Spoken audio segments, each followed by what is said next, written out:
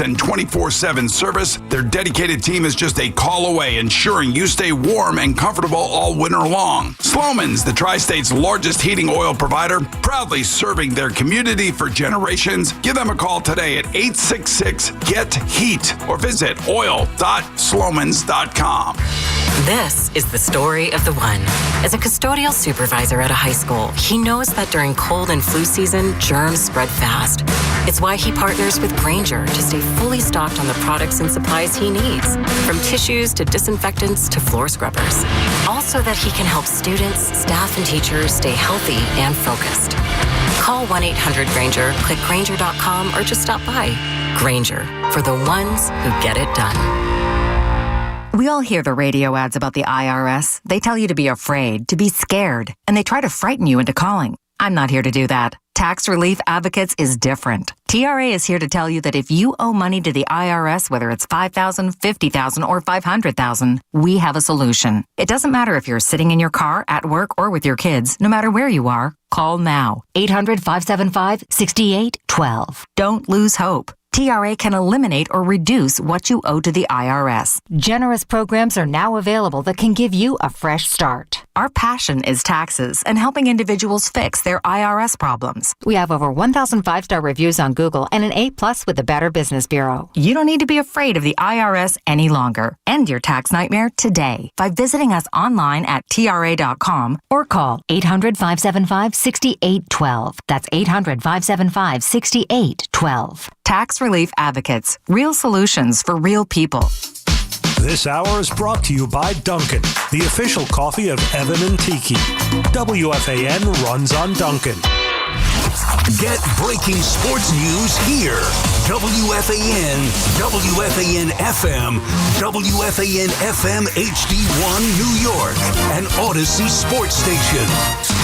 WFAN Sports Flash. Good evening at 7 o'clock. This is Rich Ackerman. Just days after being eliminated by the Blue Jays, Anthony Volpe is correcting what ailed him most of the season, reportedly having surgery on his left shoulder. The 24-year-old suffered the injury in May and played through it, contributing to a disappointing season. He had an uptick after receiving a cortisone shot. He should be ready for the start of next season. Game 3 of the American League Championship Series gets underway in another hour. The Mariners up 2-0 on the Blue Jays. Malcolm Brogdon's attempt to make the Knicks has ended with a veteran guard announcing his retirement. Aaron Glenn is sticking with Justin Fields as his quarterback. Fields himself acknowledged he could be better and more aggressive. I feel like I've been a little bit too conservative in a sense. Probably just be a little bit more aggressive. You know, I've always just been big on ball security and not putting the ball in jeopardy, but you know, it comes to a point where you just got to find that healthy balance between trying to, you know, maybe fit it in smaller windows and just letting it rip. Garrett Wilson's knee kept him out of practice today, while John Michael Schmitz didn't practice for the Giants as he remains in concussion protocol. This report is brought to you by Chef IQ and also brought to you by Volkswagen Manhattan, where sophistication meets performance. At Volkswagen Manhattan, experience premium service in the heart of New York. Visit their flagship showroom at 56th and 11th. Also brought to you by Staples, and that's what's happening. I'm Rich. Get the scuttlebutt on your favorite team, the Fan, on the Odyssey, iHeart, and TuneIn apps. It's KM to AM on WFAN. Sports Radio 101.9 FM, the Fan, WFAN. Here, let's do the same thing, but with a couple guests tonight. Another 5-hour KM to AM. Blessed to be here and have all of this time with you before you decide to go to bed. Maybe you're going to work. Maybe you're going for a drive. Maybe you got to go pick somebody up. Maybe you're going to the gym, whatever it is. If you give me 5 hours or 5 minutes, I appreciate it. Keep McPherson on the Fan. We're going to unpack everything again. Now, obviously, not much has changed since last night's 5-hour sprint, but I've got some guests coming along and some different takes and different ways to kind of, get us through the night and break stuff down. And last night, I didn't really pile on because I felt like there was a lot of piling on. I kind of hit this on Monday night when I was on late, but here we go again. Aaron Glenn. judging Aaron, as the New York Post put on the back of, I think, Sunday or Monday's paper. I'm concerned. Legitimately, I'm concerned. We're watching Aaron Glenn sink into this position like we've seen so many before him. And I hope that he'd be different. I hope that he would learn from the past. I mean, I hope he would just learn from Rob Saleh, another defensive coordinator that was from a good team and came in here. Remember Rob Saleh talking about, yeah, I'm keeping receipts. We're not the same old Jets. The instant coffee line Aaron Glenn used and Rob Saleh used, it's the same thing. It is the same old Jets. And I know Jets fans are frustrated, and I want to hear from Jets fans in this first hour because I know you're at a boiling point that you don't want to be at going into week 7. But Aaron Glenn has to recognize that. Aaron Glenn has to realize you're not going to beat the fans. You're not going to beat the media. You can't even beat any NFL teams. Like, you're never going to win that game. You might not win a game this year. We're waiting. And this is a week where you're coming home in front of those fans, in front of those media members. And if I know one thing about MetLife Stadium, if it's not going right, fans show up with bags on their heads. Fans will have signs. Fans will boo loud. It can get bad for you. It's already bad for you with the injuries that you have.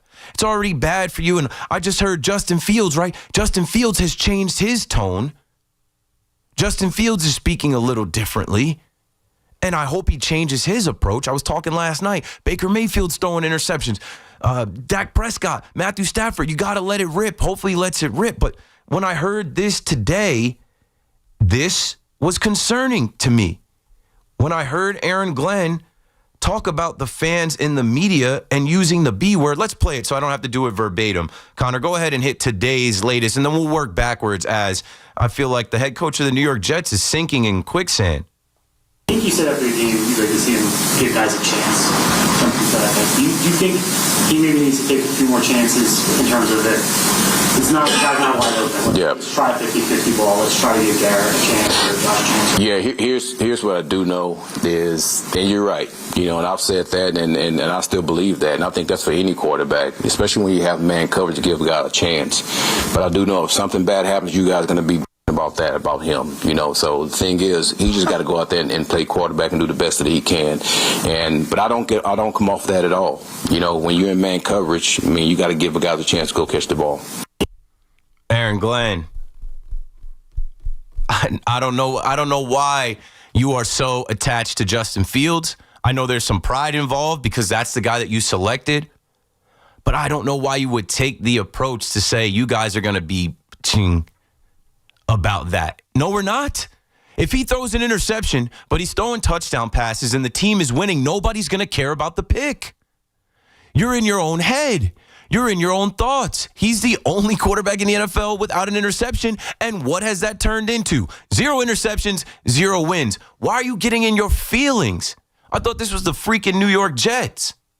Why are you so attached to Justin Fields? You need to be attached to this fan base and winning and turning this thing around. And if Justin Fields shows you in the first half, he's still taking sacks, he's not processing, he's not getting rid of the ball, you need to get off of that and go to Tyrod. There are actual Jets fans calling for rookie Brady Cook, the kid from Missouri, undrafted. People are actually suggesting Brady Cook play. You know why? Because they just want anything new. We've seen Tyrod Taylor play for like 6-7 different teams. We've seen Justin Fields now on his 3rd different team. We feel like we know as NFL fans who those guys are. We don't know who Brady Cook is from a little bit of the preseason. He's not the answer. If you think that you can say to the media things like that to take up for Justin Fields and that's going to work, you're mistaken. You got to find a way to win games. Let's work back after the game. And like, you know what? This is a tough week. You have the Carolina Panthers coming into the building. You should be able to compete with them. Maybe if the ball bounces your way, beat them. Let's go back last week. That just happened in London, the standalone London game. Your defense showed up, gave you opportunities. Special teams showed up, gave you opportunities. Your offense was not able to do anything.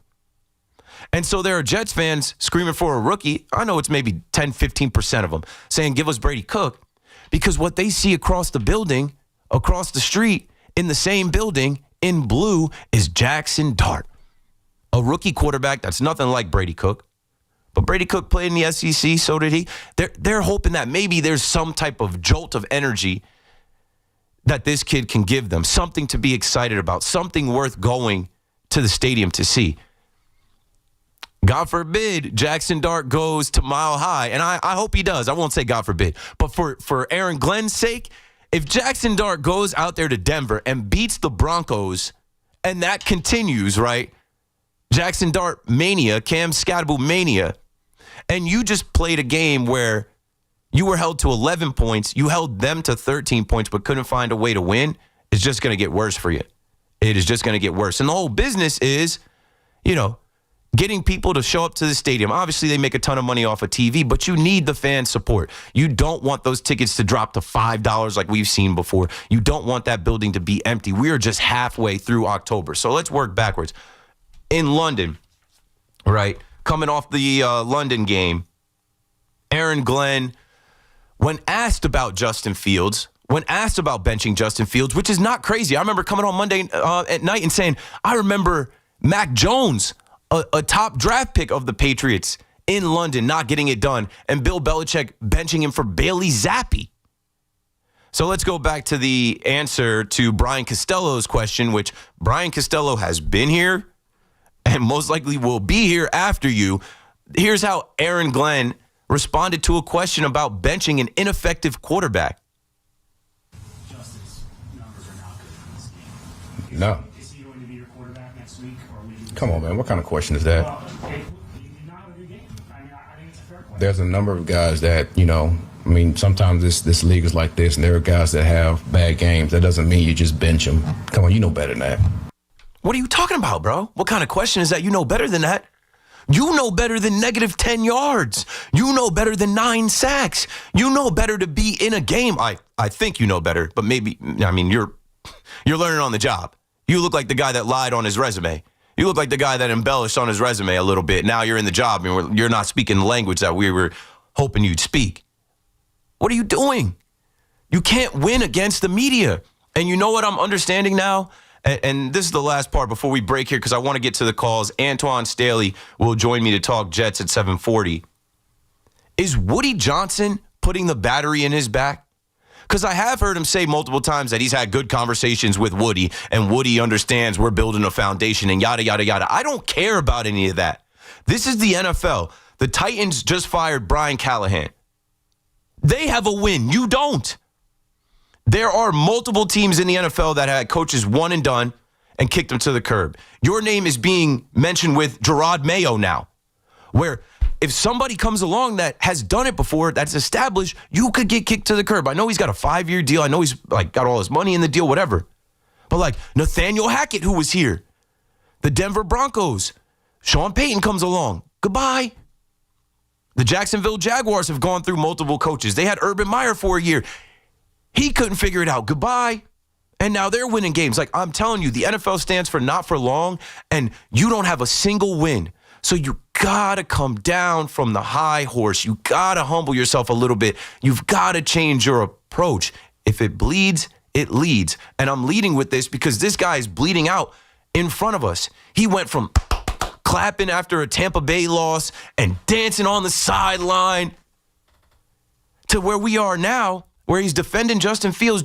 You are on the way to having a top 3 pick and having your pick of quarterback where Justin Fields will have nothing to do with anything besides this miserable year. 888-808-1019. Aaron Glenn, I feel like, has the battery in his back from Woody Johnson. I guess Woody Johnson has told him, your job is safe no matter what. We're going to see this thing through.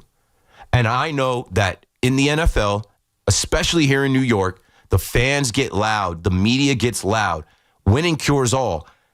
You're in a stretch right here with the Bengals coming up after this game, the Browns coming up after this game. You should be able to get a win or two.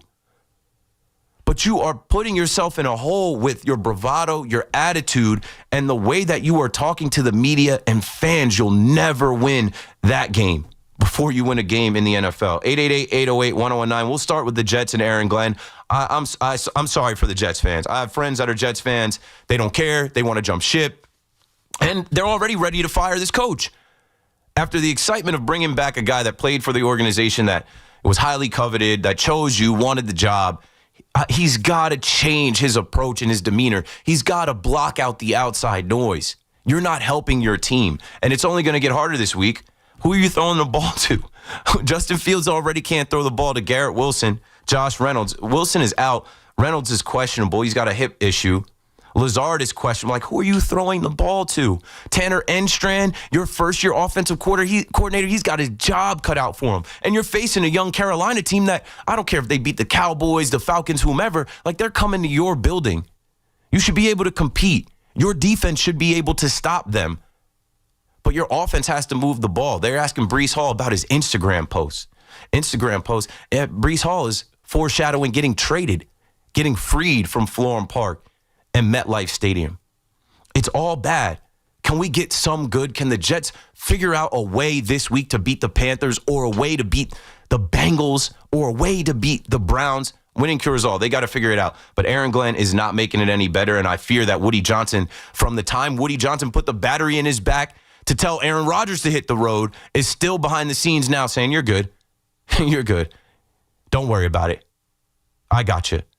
And his mind could change if the fans get louder and the media gets louder and the NFL is all pointing to the worst team in the league without a win. Keith McPherson on The Fan. Let's break it down so we can get some calls in before I bring in my first guest. Bob Papa will join us tonight. Jackson, Dart, do. We will talk to Bob Papa about the excitement that I hear in his voice calling the games and what he thinks going into Mile High to face the Broncos this week. Pat Ragazzo will join us. I know we did a lot of Yankees talk last night. I want to get into more of the Mets conversation. He broke some news last night. He was first on the scoop with the Correa news, and we'll talk about what the Mets are trying to do and need to do this offseason. And then, of course, at the end of the night, I will take the Yankees conversation as Anthony Volpe just had surgery on his torn labrum.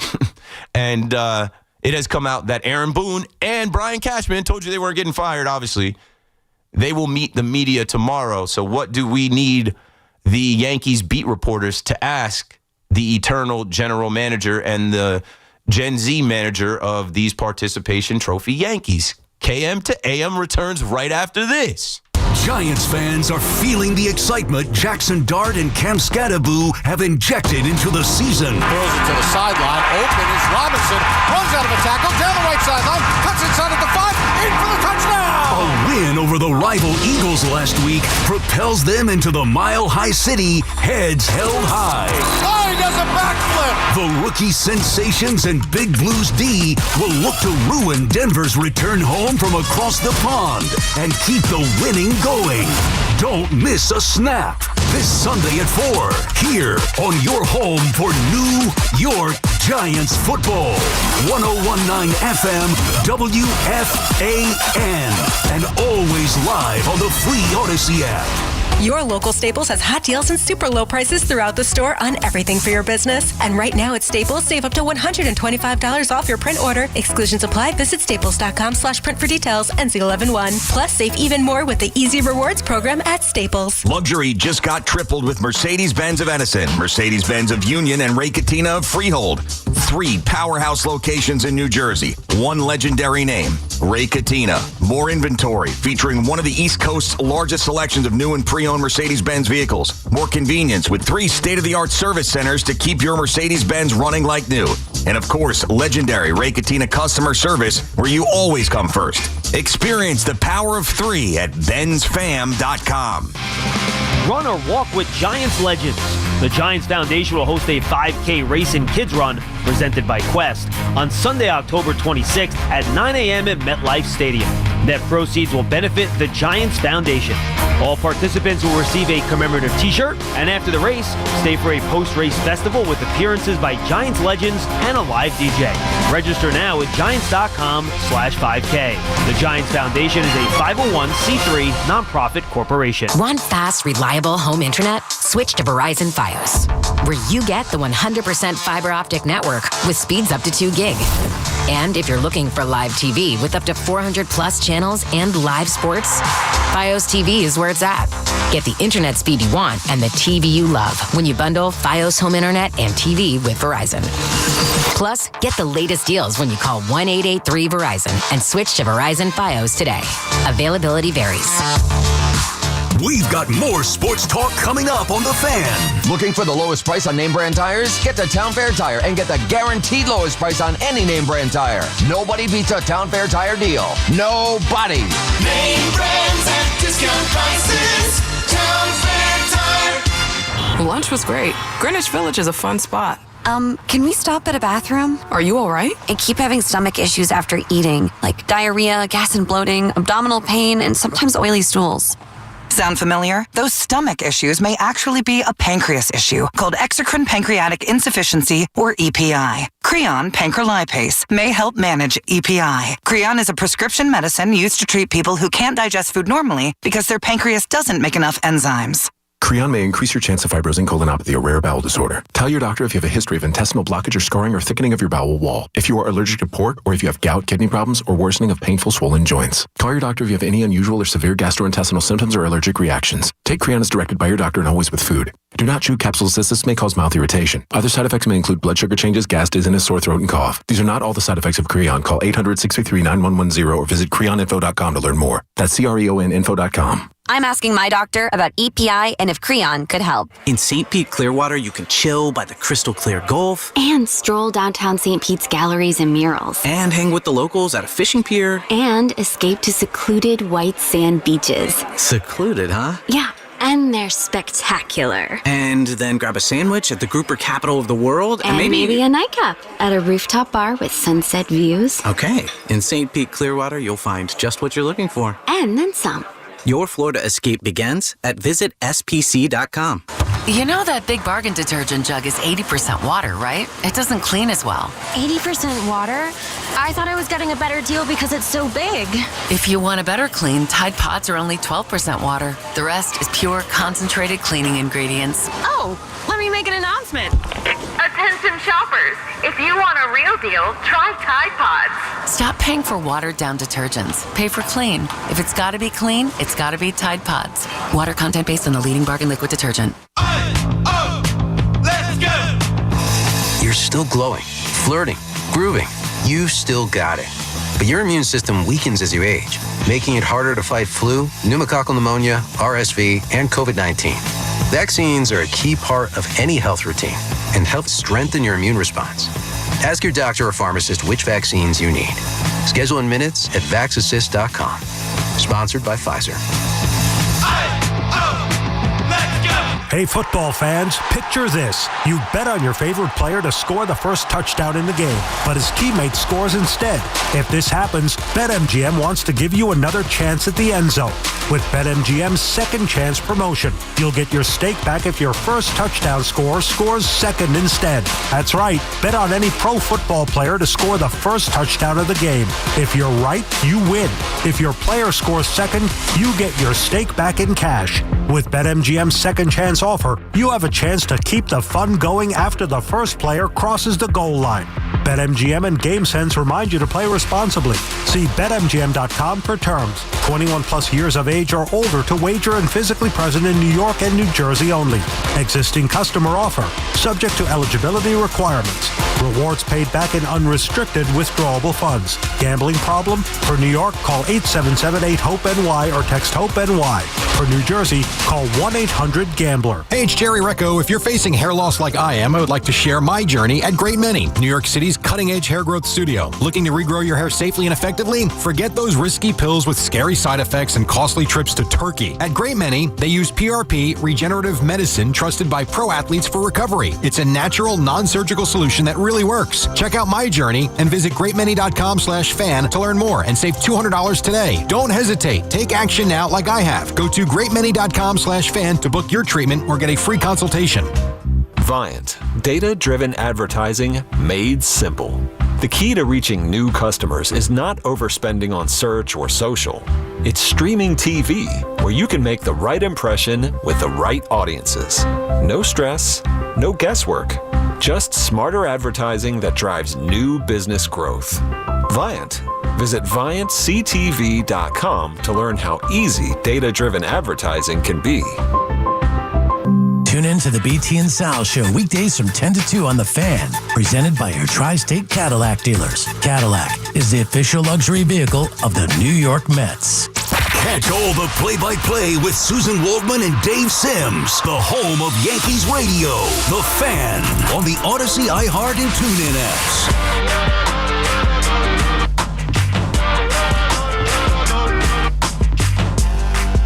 Okay, let's do it, man.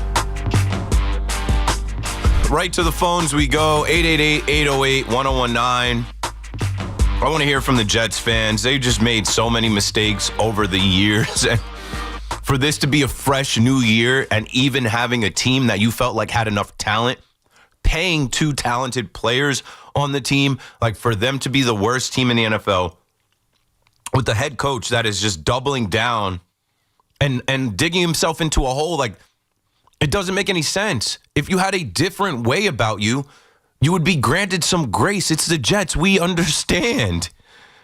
Gavin is in Woodbridge on the Fan first. What's up, Gavin?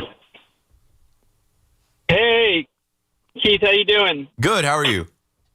I'm well. I just wanted to make a quick point. I'm not a big X's and O's guy, but I'm a big common sense guy. I watch football. Aaron Glenn, clearly doesn't know what he's doing, but at the end of halves, with 2 minutes to go, with a minute to go, like he looks lost. Everybody knows what to do. If you've played Madden, if you've watched football, everybody knows what to do at that point in the game. You're trying to get across the 50-yard line. You're trying to get in range to score points. He's a defensive-minded coach that just folded. I could not believe what I was seeing. It makes no sense. I was watching the Patriot game. Vrabel, I know he was a head coach before, but this is his first year with New England as well. Not only doesn't he know exactly what he's doing, but down to the second. They're on the 18-yard line, second down. He stops it at 19 seconds. Corrects the referee. No, I need that 19 seconds. He knows every second matters. He knows down to the second on what yard line, where they need to be, where they need to call the timeout. It's just preparation. Yeah, but it's also it's such easy stuff. Thanks for the call. He got caught with his pants down, I've been saying. He got caught in a situation where he didn't trust his quarterback, didn't trust his offense, didn't trust his offensive coordinator, and he tried to justify it by saying, I didn't want to give them the ball back. You don't have any faith in your defense. Your defense was stopping Bo Nix and their offense. What are you talking about? Like, you settle for less. You don't have a win. You have to have the most urgency. You literally have nothing to lose. You're gonna lose. I don't get it. Sean is down in North Carolina on the Fan in New York. What's up, Sean? Hey, Keith, what's up? I know you wanted to talk Jet stuff real quick, but I just want to touch on both teams, if you don't mind. Okay. I'm a Giants fan, but, man, Aaron Glenn is not Bill Parcells. Nope. He can't talk to the media like that. He's a disciple of Bill Parcells, and I understand he is trying to be Bill Parcells, but Bill Parcells won a Super Bowl before he was that arrogant. He's got a long way to go, and he's not going to make it there. Got a long way to go. Long way to go. And on the Jets, they could have drafted Jackson Dart, and they could have kept Aaron Rodgers. Okay? That's on them. And on the Giants, I'm sick of hearing about the Denver pass rush. Jackson Dart is the perfect quarterback to get around that. He's going to beat them. Yeah, I think that they got a ton of sacks. They lead the league in sacks by 10. It's going to be a challenge for them. Well, remember, Fields was just holding the ball. Right. He wasn't throwing it, man.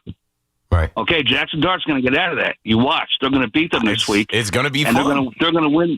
They're going to win the NFC East. All right, let's slow it down a little bit, Sean. But it's going to be fun to see Jackson Dart's skill set. I tweeted out an image today. Jackson Dart, out of all rookies, is ranked 6th in rushing yards. He's surrounded by all running backs. He's got more rushing yards than R.J. Harvey from the Broncos. He's got more rushing yards than Travion Henderson from the Patriots. And speaking of the Patriots and Vrabel, going back to the first call, Vrabel had a quote today.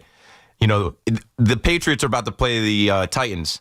And they asked Vrabel if he has any mementos from his time with Tennessee. He said the Goodwill's probably got a pretty good haul down on 8th Avenue. He left all of his Titan stuff behind and just went home. He's a Patriot. And he's a hell of a coach. And he's a coach that you fired Gerard Mayo to go get. Because look where the Patriots are right now. You need to have the Holy Trinity, the GM, the head coach, and the quarterback. The Jets have a new GM. The Jets have a new head coach. They don't have the quarterback, but they are acting like they do. You know what I'm saying? Like, in the last call said they should have drafted Jackson Dart and kept Aaron Rodgers. In some other multiverse, they could have done that, but they came in with this air of we know what's best, we know what works, and it's going to work. And it has failed terribly. George is in New Jersey next with us on the Fan. What's up, George? Hey, Keith. Thanks for having me on. So I just have to say it. Aaron Glenn has no confidence in his offense. I know he doesn't have many weapons. I know it's just Breece Hall. It's just that, Wilson that, again, I'm not a big Wilson fan. I just feel like he fumbles the ball too much. But I just think they just don't have a lot of personnel on offense. And the last thing you need is the coach not having any confidence in these guys. Right. And there's your result on Sunday with no scores. So it looked like Pop Warner football. It looked like Pop Warner football. Like we can't run a play. These are kids. They can't even get lined up right. We don't trust them to even run a play. Unbelievable. I played Pee Wees. I played high school. I just shake my head. I've been a Jet fan for 40 years. I'm 48 years old. I'm in New Jersey. I'm from Bensonhurst, Brooklyn. I've been watching this team my whole life, and it's just so frustrating to see this. And I like Glenn. I think he's going to be okay. And what the previous call said about him, trying to emulate Parcells, I get it. He's a disciple, and he hasn't achieved anything. Yes, absolutely. You can't do that. You got to just temper that and be a little bit more, professional. But I think Glenn is going to be okay. I just think they need more personnel on offense. I like when they cut Gibson. I didn't think he was good. He fumbled the ball so many times. Yeah, but he was expendable. And now, right, they haven't been able to cut anybody else, and he set that precedent, and I think we all like that. But now you're 0-6, and there's a bunch of guys to blame. There's a bunch of guys you should have cut. Thanks for the call, George. Yeah, he's not Parcells. You got to crawl before you walk. And, saying he's going to be okay doesn't cut it in the NFL. There's only 32 of these jobs. Okay is not going to cut it in New York. This week on The Fan, they wanted Aaron Boone fired. The Knicks gave fans of that team in this city a ride of their lifetimes rooting for the team that plays in Madison Square Garden, and they fired their head coach. These seats are hot, man. Gerald is in Old Bridge next on The Fan. Go for it, G. What's going on, Keith? I think at this point, I'm a Jet fan since high school, so we're going on 30 years now. I start selling pieces and give Aaron Glenn, if you could muster up 4 or 5 extra draft picks next year, with anyone. At this point, we're not winning within the next 2 years. Yeah, and you're going to be picking high every round, so why not add some more lottery tickets and sell off? Breece Hall does not want to be here anymore. People are checking on Jermaine Johnson. Everybody should be available. Garrett Wilson, Sauce, everybody. The meat of the draft is your 4th, 5th, and 6th round draft picks. So if you look at the years of when the Patriots won the Super Bowls, those are the years where they got their offensive linemen, that stuff. Those are the years where you get, a solid linebacker. I'm not talking at all pro linebacker, but you get a starting linebacker, a guy that's just a tackling machine. Even, your nickel backs or your third safeties. It's just, I don't know. I never seen an organization just consistently mess it up. Thanks for the call, Gerald. You know why they consistently mess it up? Because they don't know what they're doing from top to bottom. It starts at the top. And I think Woody is the type that thinks he does know better, does know what he's doing. But then he changes his mind a bunch, and that brings me right back around to Aaron Glenn. He might be assuring you right now, you're good. Yeah, you signed a 5-year contract. We're glad you're back. We're glad you're back home. But when it gets too loud, what pushed him to make the decision to fire Rob Saleh when he did? Because that was foolish. There was a lot of different things that we talked about why he would fire Rob Saleh. Oh, he was a dead man walking anyway. Oh, the team. That team, they had wins. That team wasn't out of contention. That team had Aaron Rodgers. That team, I don't know, man. This team has nothing positive to report. I think the only thing positive to report is Jermaine Johnson came back. You saw what Brownlee could do. The defense had some pride. They held the Broncos to 13 points. If they can do that again this week, can the offense improve? I doubt it. Who are you throwing the ball to? The tight ends? Breece Hall, the running back. Tanner Enstrand, your offensive coordinator, first-year offensive coordinator, he doesn't have much to work with. Run the option with Fields and Breece. In Morristown, we're going to Tony next. Tony, are you there? Hey, Keith, how are you? Enjoy the show. I'm good. Thanks for calling. Hey, no problem. Hey, just had a question. Want to know your thoughts and opinion, right? So basically, during the 2025 draft and going into 2025 season, we knew that Justin Fields couldn't throw the ball, but he was coming anyway, right? So we're like, all right, fine. We knew Tyrod Taylor. We knew him circling the NFL wasn't great. When Shedeur Sanders dropped in the draft, he went down, I think he was picked in the 5th round. We know we needed a viable backup quarterback at a minimum. I don't understand why the Jets couldn't have picked them up, like in the 3rd or 4th round. Definitely in the 4th round. Just want to know your thoughts on, Yeah, I mean, they absolutely could have. Thanks for the call, Tony. But what I remember is there was this air of the entire NFL is staying away. There was also this air of Shedeur Sanders is, too much of a celebrity quarterback. And if you remember Bill Parcells' book about the celebrity quarterback, they moved on from Aaron Rodgers. Why would you bring the circus that Shedeur Sanders brings into the building? There were other quarterbacks that could have been had. There were other quarterbacks that they could have drafted. But I also feel like this regime and this roster felt like they were ready to compete and contend right now. And they didn't need a rookie quarterback because they had Justin Fields and Tyrod Taylor. That would have been a waste of a pick. Why didn't they draft Tyler Warren? Why didn't they draft Teteroa McMillan? They drafted Armand Membu because they played it safe. Back-to-back years drafting offensive linemen, which is smart. I think your offensive line has some pieces that are going to be set for years, but your offense has no weapons. Tyler Warren would be a weapon. You're about to see Teteroa McMillan this week in your building. He had 2 touchdowns last week. 888-808-1019. If you're on hold, stay on hold. We are about to bring in Antoine Staley just so we have some guests tonight, just so we have a reporter tonight for the Jets that can weigh in on us or weigh in with us on the Jets as I'm talking about the media and not being able to defeat the media. I just had Antoine on, I think a week ago or 2 weeks ago. He's a Jets beat writer and columnist for the New York Daily News. He will give us some more insight on Aaron Glenn, on these press conferences, on the team and what we can expect from them, what they're going to do this week against Carolina. 888-808-1019. Let's take a break. I'll bring in a guest, and we will get right back to the phones. It's a 5-hour show. We got plenty of time. I'll be right back.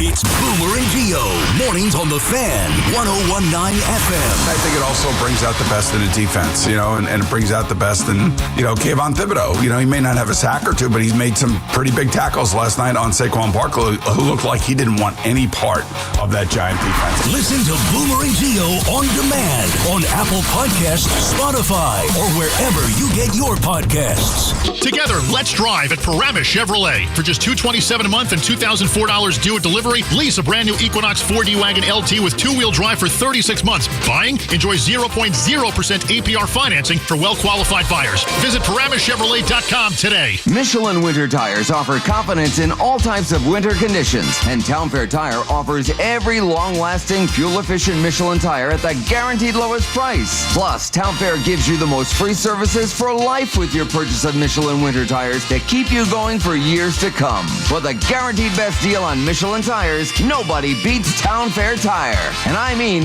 nobody. Name brands at discount prices. Town Fair Tire. Hey everyone, Boomer here. How long have I been talking about the Chef IQ Sense wireless thermometer? You know how much I love it, but check out what one of our listeners says. It's phenomenal. You want to make a brisket, you look at your phone, and your mouth starts watering when you've got 20 minutes left. Phenomenal. The Chef IQ Sense is the wireless cooking thermometer that eliminates under or overcooking your chicken, fish, or meat. Whether cooking on a stovetop, oven, or grill, the app alerts you when everything's done. Order the newly released 3rd generation Chef IQ Sense now at chefIQ.com. Sitting in the driver's seat of the Nissan Kicks is like the best seat in the house. You're in the action. And with the Nissan Kicks all-wheel drive, you can go find the best views. And with the 10-speaker Bose Personal Plus audio system, you can hear everything. Your new wheels await. Reimagine your ride with the reimagined Nissan Kicks. Now get the 2025 Nissan Kicks starting at just $21,830. Shop your local Nissan store or nissanusa.com. Starting MSRP at $21,830 for base model. All prices are manufacturer suggested retail price. MSRP. MSRP excludes up to $1,495 destination and handling charges, tax, title, and license. Dealer sets actual price.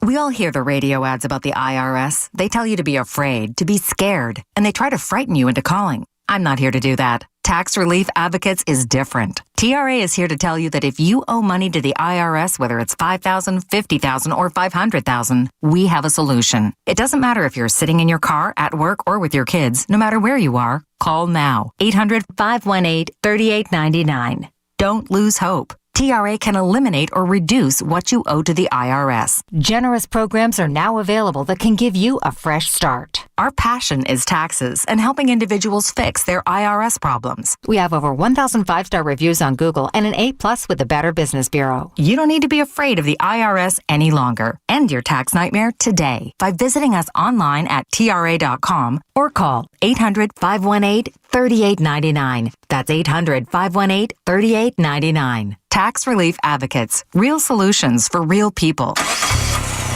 Hear that? That's the beginning of a journey powered by the confidence that comes from driving a vehicle so reliable. It's backed by a 10-year, 100,000-mile limited powertrain warranty. Where your journey ends? Well, that's up to you. Visit your local Kia dealer today. Kia. Movement that inspires. See retailer for warranty details. Always drive safely. Limited inventory available. Want fast, reliable home internet? Switch to Verizon Fios, where you get the 100% fiber optic network with speeds up to 2 gig. And if you're looking for live TV with up to 400 plus channels and live sports, Fios TV is where it's at. Get the internet speed you want and the TV you love when you bundle Fios home internet and TV with Verizon. Plus, get the latest deals when you call 1-883-VERIZON and switch to Verizon Fios today. Availability varies. Dunkin's $6 meal deal is kind of wild. You get a bacon, egg, and cheese sandwich, 6-piece hash browns, and a medium iced or hot coffee, all for $6. That's the main character meal energy you need this fall. Get it now in Dunkin' stores or order ahead on the Dunkin' app. No substitutions, participation and times may vary. Offer price varies in California and Hawaii. Limited time offer cannot be combined with other offers. Exclusions and terms apply. This is the story of the one. As a maintenance supervisor at a manufacturing facility, he knows keeping the line up and running is a top priority. That's why he chooses Grainger. Because when a drive belt gets damaged, Grainger makes it easy to find the exact specs for the replacement product he needs. And next day delivery helps ensure he'll have everything in place and running like clockwork. Call 1-800-GRAINGER, click Grainger.com, or just stop by. Grainger, for the ones who get it done. When your reputation's on the line, you don't leave anything to chance, especially your primer. Painters trust Kills primers for a smooth start, strong adhesion, and serious stain-blocking power. And now, the full Kills lineup is available exclusively at the Home Depot. Need it fast? Get same-day or next-day delivery, or order online and pick up in-store. Kills primers. Pro results, faster. The Home Depot. If you're a pro, you know. Oh no, stomach issues again? Stomach issues? Who are you? Your pancreas. I could be the real reason for your diarrhea, gas, bloating, stomach pain, or loose oily stools. I thought it was my stomach. People often do, but any of these symptoms could mean having a condition called exocrine pancreatic insufficiency, or EPI. With EPI, the pancreas doesn't release enough enzymes to break down food, but EPI is manageable. Use the symptom checker on identifyepi.com and speak with your doctor. That's identifyepi.com. Sponsored by AbbVie. Talk New York sports here. The Fan.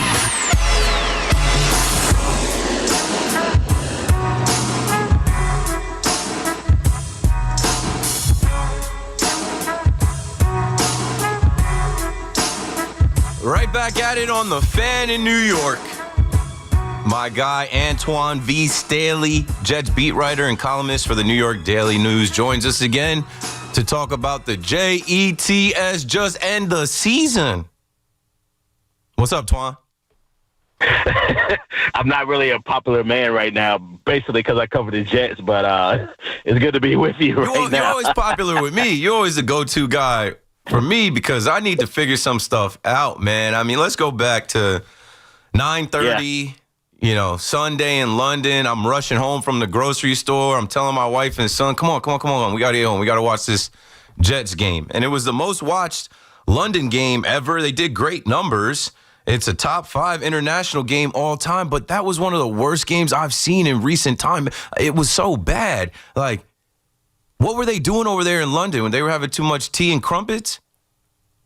No, it wasn't that. It's just the offense hasn't been consistently good all year. I mean, you go back to week 2 against Buffalo. I think Justin Fields was 3 out of 11 for 27 yards in that game. And, you look at this game, too, against the Broncos. I mean, he just basically held the ball too long. I mean, we talk about a guy that's, notoriously, wants to, run out the pocket and scramble and things of that nature. But we didn't see any of that. We just saw a guy that was really hesitant to throw the ball down the field. And, he ended up taking 9 sacks. He had as many sacks as he had completions, and it's hard to win that way when you're getting pressured and sacked that many times, especially. So, but Justin Fields talked about today how he needs to be more aggressive and wants to get the ball down the field there. So we'll see how it plays out against Carolina. But yeah, the offense has struggled. All aspects of the Jets have struggled, which is why they're 0-6 at the moment. Heading into week 7. Yeah, I feel like there was a bad omen because, in the other games, the stats were floating around, and people don't always get to watch the whole Jets game, but I keep going back to FanDuel, Dove Climbing, and I think Underdog Fantasy tweeted out, Justin Fields in 3 full games with the Jets, 266 yards, 3 touchdowns, 0 interceptions. 307 yards, 2 touchdowns, 0 interceptions. 309 yards, 2 touchdowns, 0 interceptions. And then the last line that they all wrote was, he is not the problem. Basically saying that, the Jets are over, and it isn't his fault. So then we get to that game, and it is clear that he has paralysis by analysis. He is scared to throw a pick, and they can't get anything going because he won't release the football. So I put it on him, obviously, but I also got to put it on first-year offensive coordinator Tanner Engstrand, who I'm like, yo, switch it up. Call something else. Get him out of there. Roll him out of there. Put him in the gun. Do something. I don't know. Well, let me correct you on that. I think some of the issues are on him because, you look at his stats and, you see he hasn't thrown any interceptions. I think he's fumbled twice, but he's been a garbage time merchant. Let's just call it what it is. The guy's been, he looked against the Cowboys there. He threw a lot of yards there late in the game. The game was already decided. You look at some of the other games, the Dolphins game as well. He threw a lot of yards late in the fourth quarter when the game was already decided not there. Not to cut you off, that's what I'm saying. Anybody like yourself or our listeners that watch the game, we know that those numbers they were all putting out weren't real. Men lie, women lie. Numbers do lie in garbage time when you can pad your stats. But then he finally got the game against a good defense where he couldn't pad any stats. He couldn't even get any stats, -10 net yards.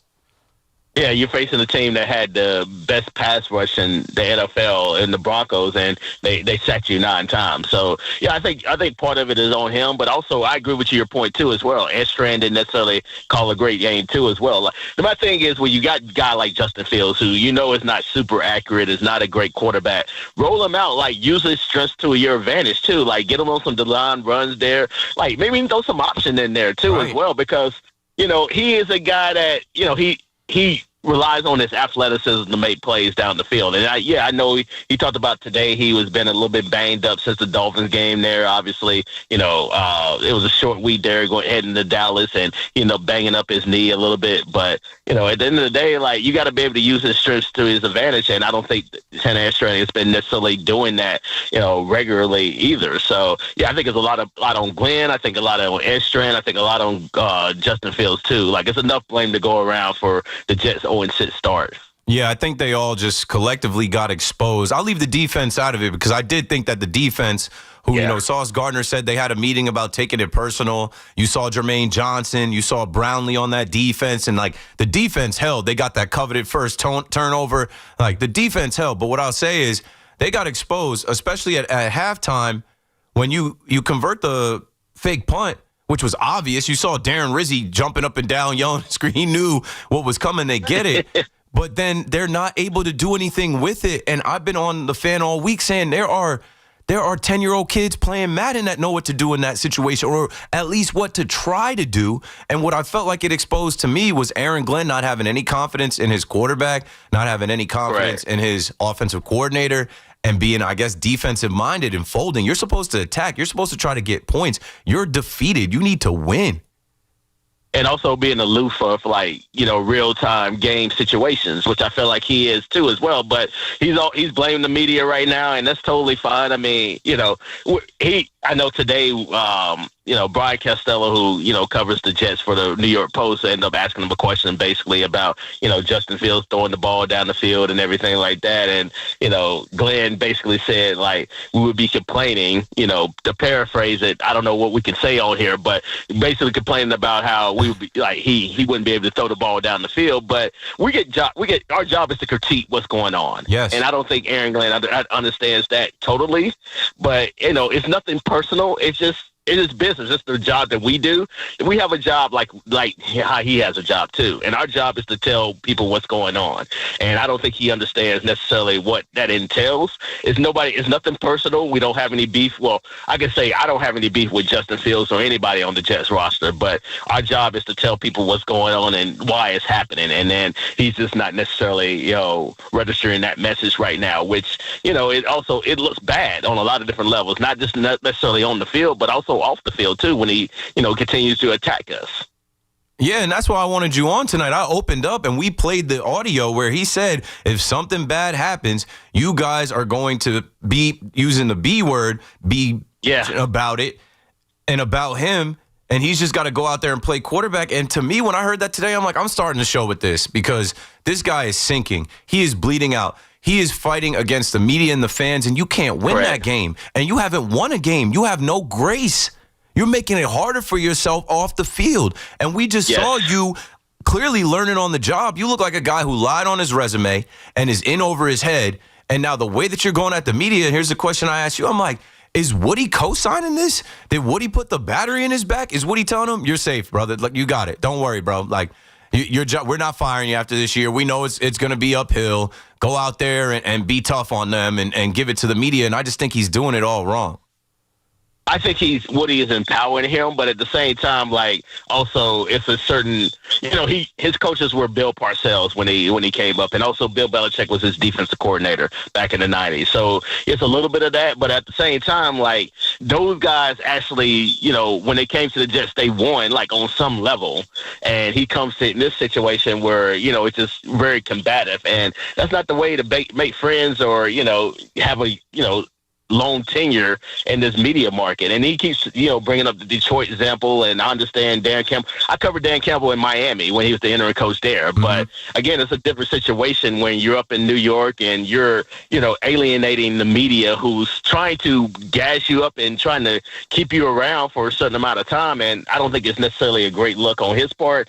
I don't think it's necessarily a great look on the Jets' part too, especially considering they're 0-6 right now. And, this is not nothing new for Glenn. Like, he came, I think the first time we really knew, like, he was very combative when he came out to be at the owners meeting back in March, and basically I asked him about Jamin Sherwood, somebody he wasn't familiar with, and obviously was the prior regime, and he basically said he was a good player. That's why we wanted to sign him, and basically said the same thing all over again. And today's press conference kind of was like similar to that when we was asking about Garrett, and basically saying that we just got to wait till the rest of the week and see how that profiles. But it's not good. It's not a good look. And, obviously, like, I don't have anything personal against Aaron Glenn. Like I say, I hope he succeeds there with the Jets. They would be good for the city and the area. But, at the end of the day, it's a results-based business, and you're 0-6, and I don't think you should be combative against anybody right now, especially asking you genuine questions what's going on with the team. Yeah, you don't have a leg to stand on. And even before we got to the games, he was combative when asked about Aaron Rodgers. He was we're going to focus on the roster. Yeah, right. It's not about Aaron Rodgers. And now look at what Aaron Rodgers is doing with the Steelers, and look at what you're doing with the quarterback that the Steelers had to start the season last year. It is all bad. So before we let you go, let's talk about the game this week. And here's what I'm saying, bro. Like, This is a distraction. This is negative energy. You have a home game. Your fans are coming into that building against a team that you should be able to compete against, maybe steal a win from. Yes. Yes. But who are you going to? Who are they throwing the ball to? How are they going to move the football? I think the defense is going to show up, but how are they scoring points this week? That's a fair question because, without Garrett Wilson and Josh Reynolds, who's also suffering a hip injury right now, I mean, it's a fair question to know, to ask, how they're going to be able to move the ball. Even with Garrett Wilson, they had issues moving the ball there. But now, without Garrett, without Josh Reynolds potentially, and basically you got Mason Taylor and a few practice squad guys and Tyler Johnson, you got to rely a lot on the running game there. That's kind of why, talk to you about, them possibly running more option, getting them off guard. You got to do something to get a win. You need a win in the worst way. You lose to the Panthers, and then you got Cincinnati with Joe Flacco, who was your former quarterback a few years ago, and he goes for 300 yards again, which he did against the Jets 2 years ago. It's going to be a bad look going into the bye week. So they need to get one of these two games. If it's Dylan Gabriel and the Browns, or maybe they get the Shedeur Sanders by that point. Honestly, so many people have talked to me about Shedeur Sanders and how he should be a Jets quarterback. And if you lose to him or lose to the Browns, that might be it. That might be the nail in the coffin, because I already took a call tonight. How come they didn't draft Shedeur while he was falling? And I went back to Bill Parcells and the whole celebrity quarterback thing. You got rid of Aaron Rodgers. Why would you bring in somebody like Shedeur with millions of followers and media attention and everything else? Well, I don't know. I don't know when they're going to get a win. I'll say this real quick before I get out. They didn't want any part of that. So yeah, I can tell you that that's point blank. They didn't want any part of that circus. And a lot of NFL teams didn't want any part of it, understandably so. But okay, so the trade deadline is November 4th, and these next couple of games will happen before then. I think there's nothing left to do but sell off pieces. Breece Hall, everybody should be available. What do you think they're going to do there? Go ahead and just prepare to get draft picks. And now I won't say tank, because I think they're going to lose out and they're going to be a top 3 team drafting anyway. But, that's the next step, to go and try and get some value for these guys, because we came into the season thinking they had guys on this roster that they could compete with. Obviously not. Yeah, I would say Quentin Williams is a guy that's been talked about a lot, and I have an article coming out in the morning about that. I think it's more of an off-season move with Quentin, because I think he's going to come up.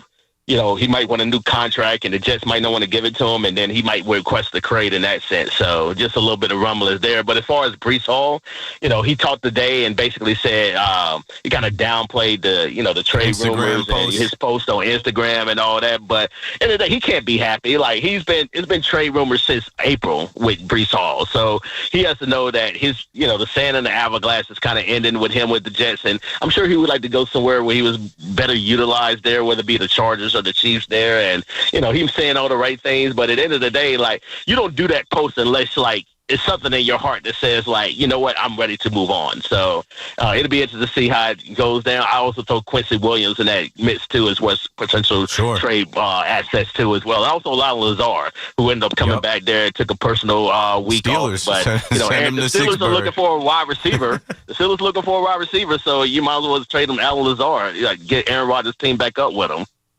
And then the last thing for you before you go, Fernando Mendoza, Dante Moore, Ty Sitt. Who are you looking at for the Jets to draft that quarterback?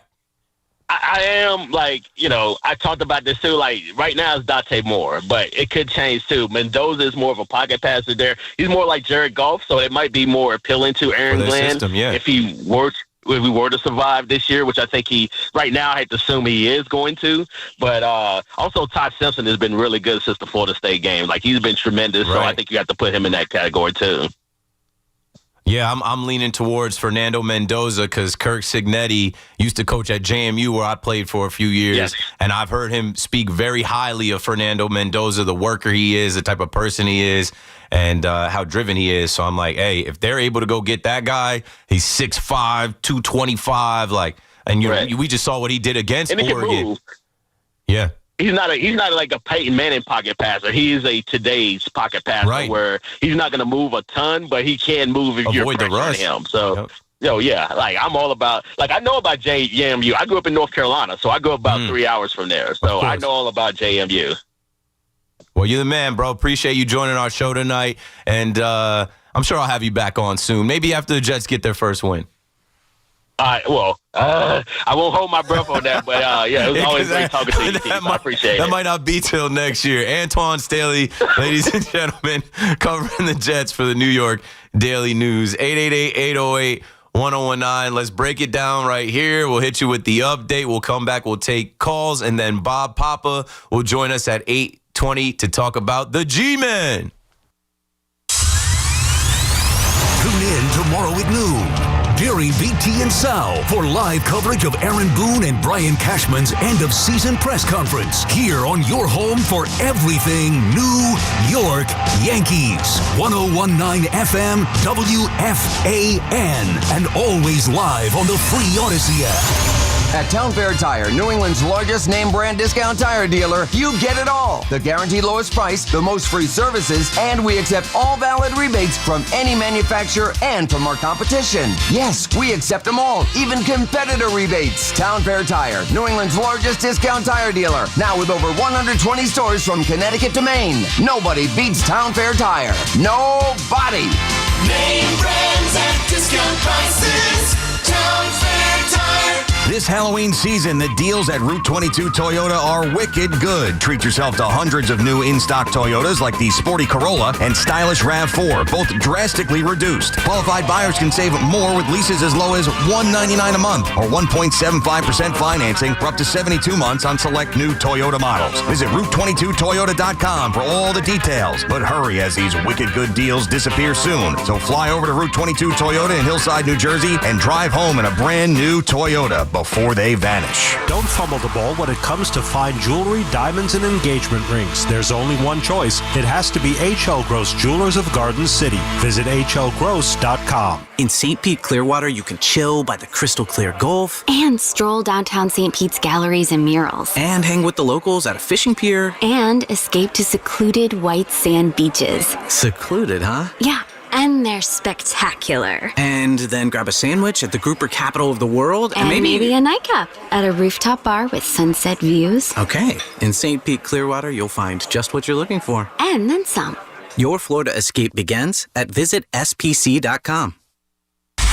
Get the latest on the Giants and Jets on WFAN, WFAN FM, WFAN FM HD1, New York, and Odyssey Sports Stations. WFAN Sports Flash. Good evening at 8 o'clock. This is Rich Ackerman. This report is sponsored by Chef IQ. Precision cooking, effortless results. ChefIQ.com. The Yankees have been quiet since the end of the season. Tomorrow you'll hear from the team's brass with Brian Cashman and Aaron Boone conducting their end-of-the-season interviews, while shortstop Anthony Volpe reportedly underwent surgery on his left shoulder after suffering the injury back in May and playing through it before getting a cortisone shot, which did lead to better results before the postseason. The 24-year-old should be ready for the start of next season. Game 3 of the American League Championship Series getting underway in a couple of moments from now. The Mariners hosting the Blue Jays, looking to build an almost insurmountable lead after taking the first 2 games of the series in Toronto. Local product George Kirby takes them out for Seattle, while the Blue Jays counter with Shane Bieber. Malcolm Brogdon is not going to be playing for the Knicks, opting for retirement abruptly. Giant center John Michael Schmidt remains in concussion protocol and did not practice, nor did Darius Slayton. That's what's happening. I'm Rich Evans. Get connected with WFAN to talk about your favorite teams. The Fan on the Odyssey, iHeart, and TuneIn apps.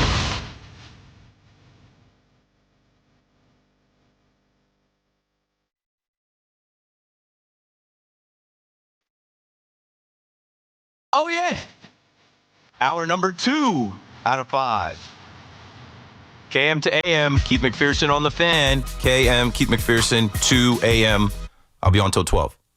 Let's get back into it. Now we're going to the phones. John out on Long Island. Thanks for holding your first. Hey, what's going on, Keith? About to watch the Blue Jays lose. Thanks for calling in. Oh, there you go. There you go. Hope they lose. Hope they lose the rest of the way. Get swept. I just want to make two. Yeah. Let's hope. I just want to make 2 quick points on Glenn. I just want to preface: I don't want to have a coach that's one and done. Right? Nobody wants to have a coach that looks one and done. It's a bad look because you don't trust Woody to go find the right guy again. I wouldn't want to do that either. Well, that's kind of my point. The 2 points I wanted to make. The first point is he's got to stop picking fights with the media. All right. He's got to stop also bringing up the Detroit Lions. Nobody wants to hear that. Right again. Okay. The Detroit Lions. Dan Campbell is the head coach. You are not the head coach. All right, that's the first thing. If he continues to do it, he's going to be talking himself out of a job. All right, that's just the way that it is. Look at Joe Judge. He basically talked himself, out of the way. Yep. The second point I wanted to make is, and you kind of alluded to it, making wrong decisions. Let's just assume the rest of the way they don't have a good season. I think they're going to end up winning a couple games because they're the Jets, and they'll screw it up somehow. Whether they get the first, second, third pick, whatever it is, they're picking in the draft. What gives you or any Jet fan any confidence that Glenn or Muji, and it's really Glenn. I don't think Muji has much power. I think it's all Glenn. I think he's the guy. What gives you any indication that he is going to get the right quarterback and or develop him?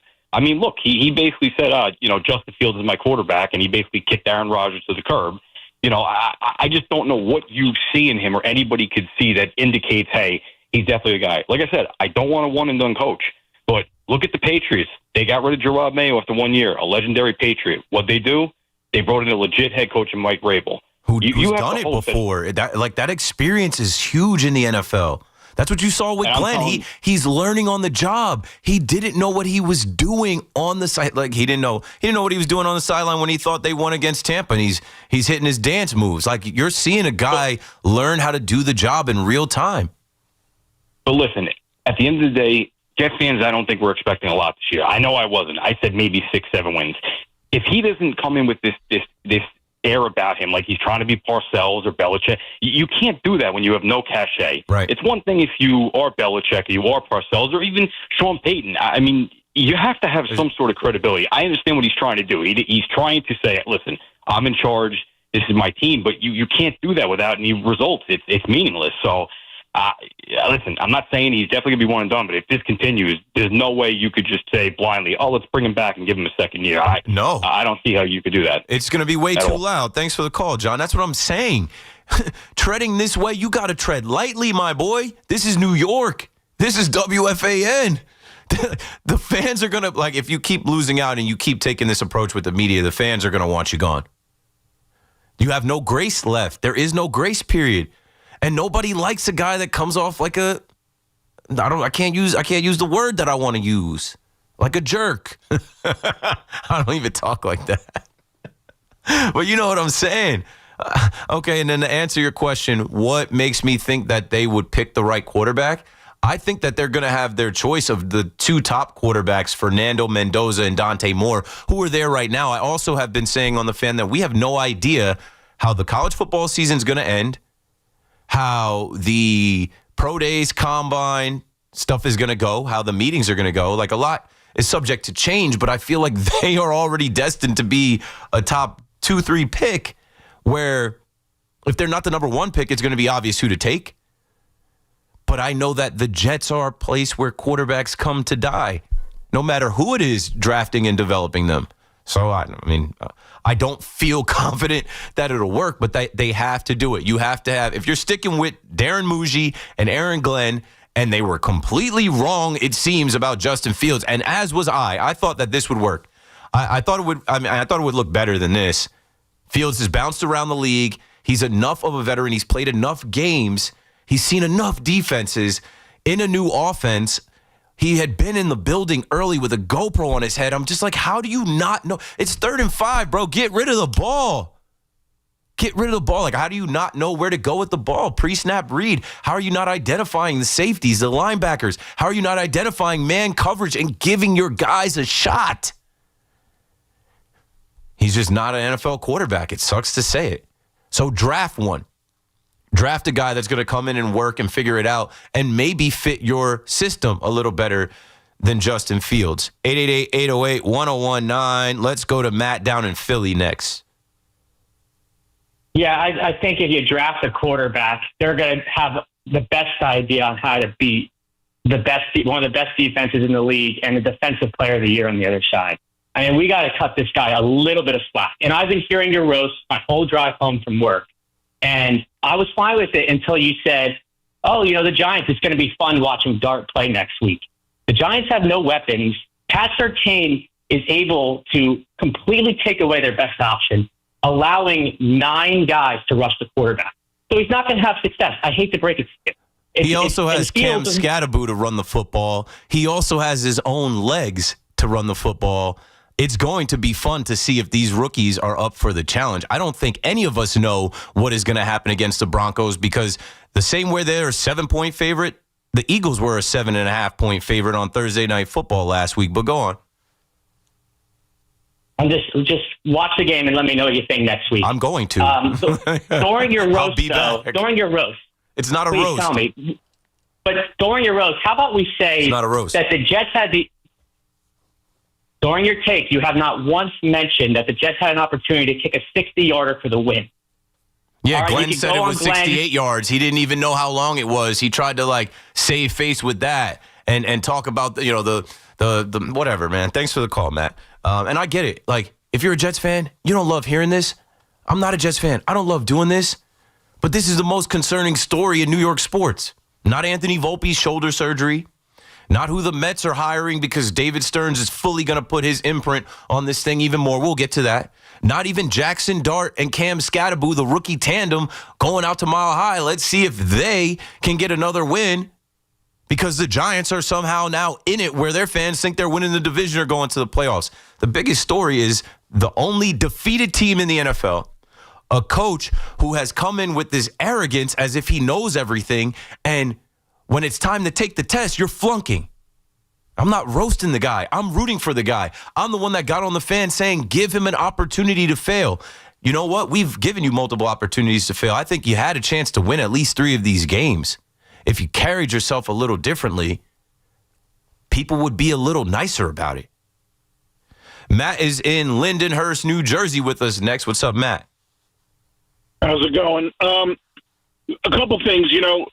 First off, if the Jets had Nick Folk last year and instead of Zerline missing kicks, they would have easily had those 3 wins. Yeah, that would have been 3 wins last year. So, but more importantly, I've been saying this since last year, this was, as soon as they signed Rodgers, going back this was the crux year. Because this was the year all that deferred money became dead money.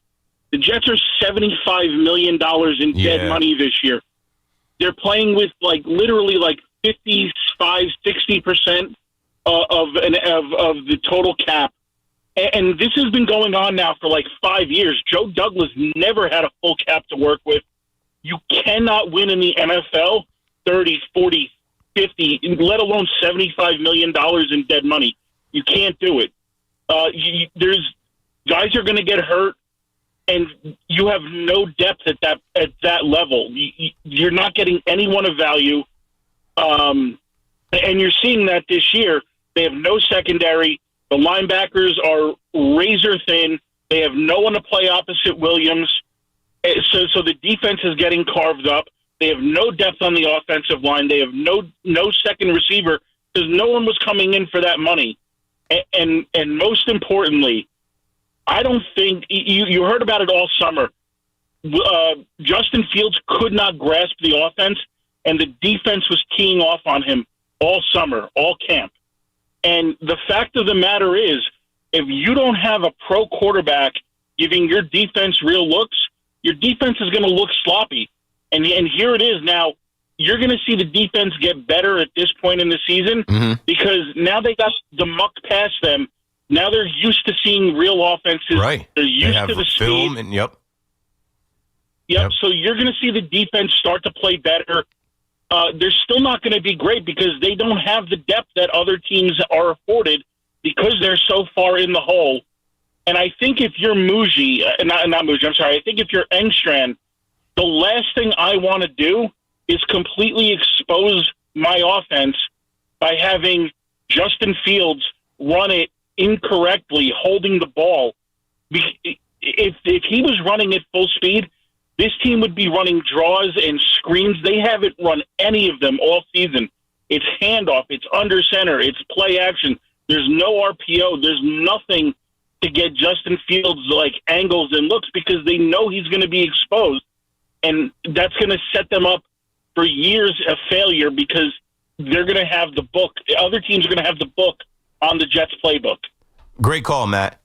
But they decided to pay Justin Fields. They decided to pay Garrett Wilson. They decided to pay Sauce Gardner. So on top of their dead cap money, all these mistakes are compounded.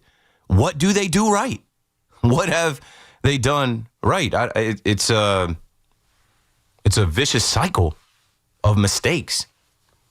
Can't get right. Can't figure it out. Like, they had the 33rd team hired. How much did they pay them? How much did they pay the 33rd team to interview 33 different head coaches and land here? Like, you can't make it up with the Jets, man. And I'm not roasting them. It's my job to talk about these things. It's my job to watch and pay attention to these things.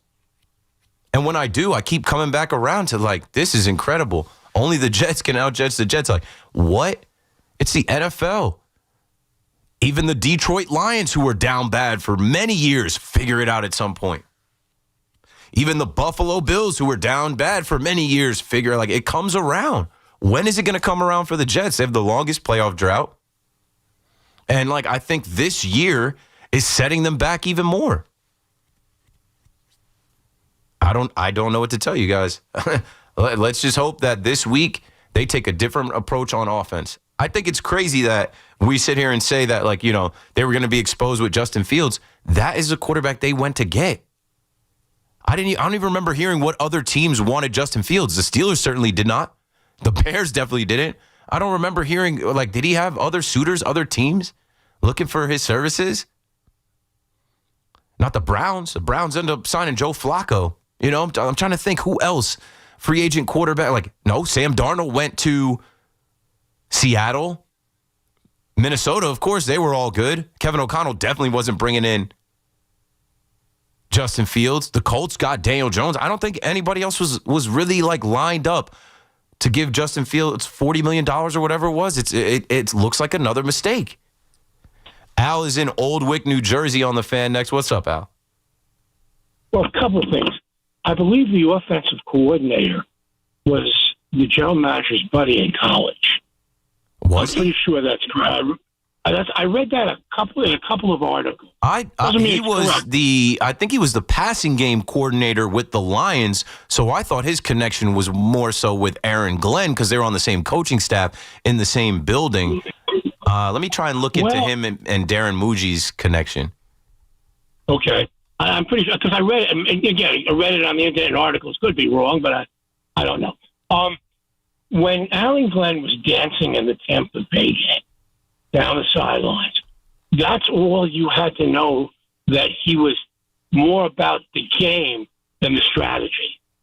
And I know he thinks Parcells had Ray Handley, and I'm thinking about the jokes about him in later life. Ray Handley was his guru, his math guru. You know, he's a probability guy. He was a statistician.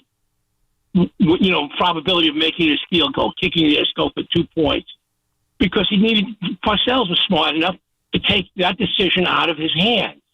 And he had one of those guys, like a bench coach, wherever he went. Mm-hmm. I think, and really, truly, if you look at, Ray Handley was terrible, obviously, head coach and God knows whatever, but he was like, he was a card counter in Vegas and all this other stuff. But if you look at him, he was a probability statistics guy. And he made those decisions. I think Aaron Glenn has to lose a little bit of his ego and say, I need a statistical guy to tell me, oh, listen, it's a good probability to go 2 points here. Yeah. When I'm up by one, and you're kicking a field goal will make him, make it. Even if I make it, it doesn't matter if I lose by 1 or 2. He needs somebody to tell him this. There's 15 seconds left in the quarter. Don't do this crazy stuff like, let's run out the ball. He mismanages the clock. Yeah, Al. I mean, and now you're making me think about, okay, he's jucking and jiving down the sideline, celebrating like the game is over. And then what happened in that game? Baker Mayfield gets the ball back, goes down and scores. They lose. You look stupid. So he's now afraid to give the other offense the ball back. Quickly, I looked it up. Yeah. In 2004, the San Diego State quarterback room included future NFL head coach, general manager, and offensive coordinator. I just mentioned Kevin O'Connell, the Minnesota Vikings head coach. He was in that quarterback room with Darren Muji, the GM of the Jets, and Tanner Enstrand, the offensive coordinator of the Jets. So they all went to San Diego State together. Would you look at that? I missed that. I didn't realize that. I thought for sure it was like Aaron Glenn, similar to, LaFleur and Rob Saleh, like them working together and being friends and saying, hey, if I get an opportunity to be a head coach, I'm going to bring you in to be my coordinator. I looked at it as Aaron Glenn taking the, heir to Ben Johnson from the Lions and saying, come along with me. It's all connected. Darren Muji knew him too. See, we got to stop with this. And I know we got a break here, Connor. Bob Pop is coming up next. I know it's not what you know, it's who you know, but sometimes that gets you in trouble just going with relationships and guys.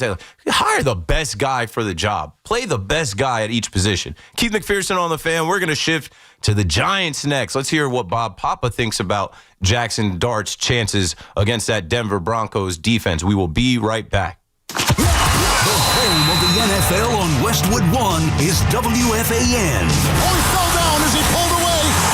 The division-leading Steelers take on the Bengals in an AFC North battle. 8:15 tomorrow night. Thursday Night Football is on The Fan, 101.9 FM, and always streaming on the Odyssey, TuneIn, and iHeartRadio app. In St. Pete, Clearwater, you can chill by the crystal clear Gulf. And stroll downtown St. Pete's galleries and murals. And hang with the locals at a fishing pier. And escape to secluded white sand beaches. Secluded, huh? Yeah. And they're spectacular. And then grab a sandwich at the grouper capital of the world. And maybe a nightcap at a rooftop bar with sunset views. Okay. In St. Pete, Clearwater, you'll find just what you're looking for. And then some. Your Florida escape begins at visitspc.com. Michelin Winter Tires offer confidence in all types of winter conditions. And Town Fair Tire offers every long-lasting, fuel-efficient Michelin tire at the guaranteed lowest price. Plus, Town Fair gives you the most free services for life with your purchase of Michelin Winter Tires to keep you going for years to come. For the guaranteed best deal on Michelin tires, nobody beats Town Fair Tire. And I mean nobody. Name brands at discount prices. Town Fair Tire. Fun is in the driver's seat at Nielsen Dodge. Get a great deal on the new Jeep, Chrysler, Dodge, or Ram you really want with zero down payment available, plus the credit help you need. Shop online at nielsendodge.com. Drive into fall event.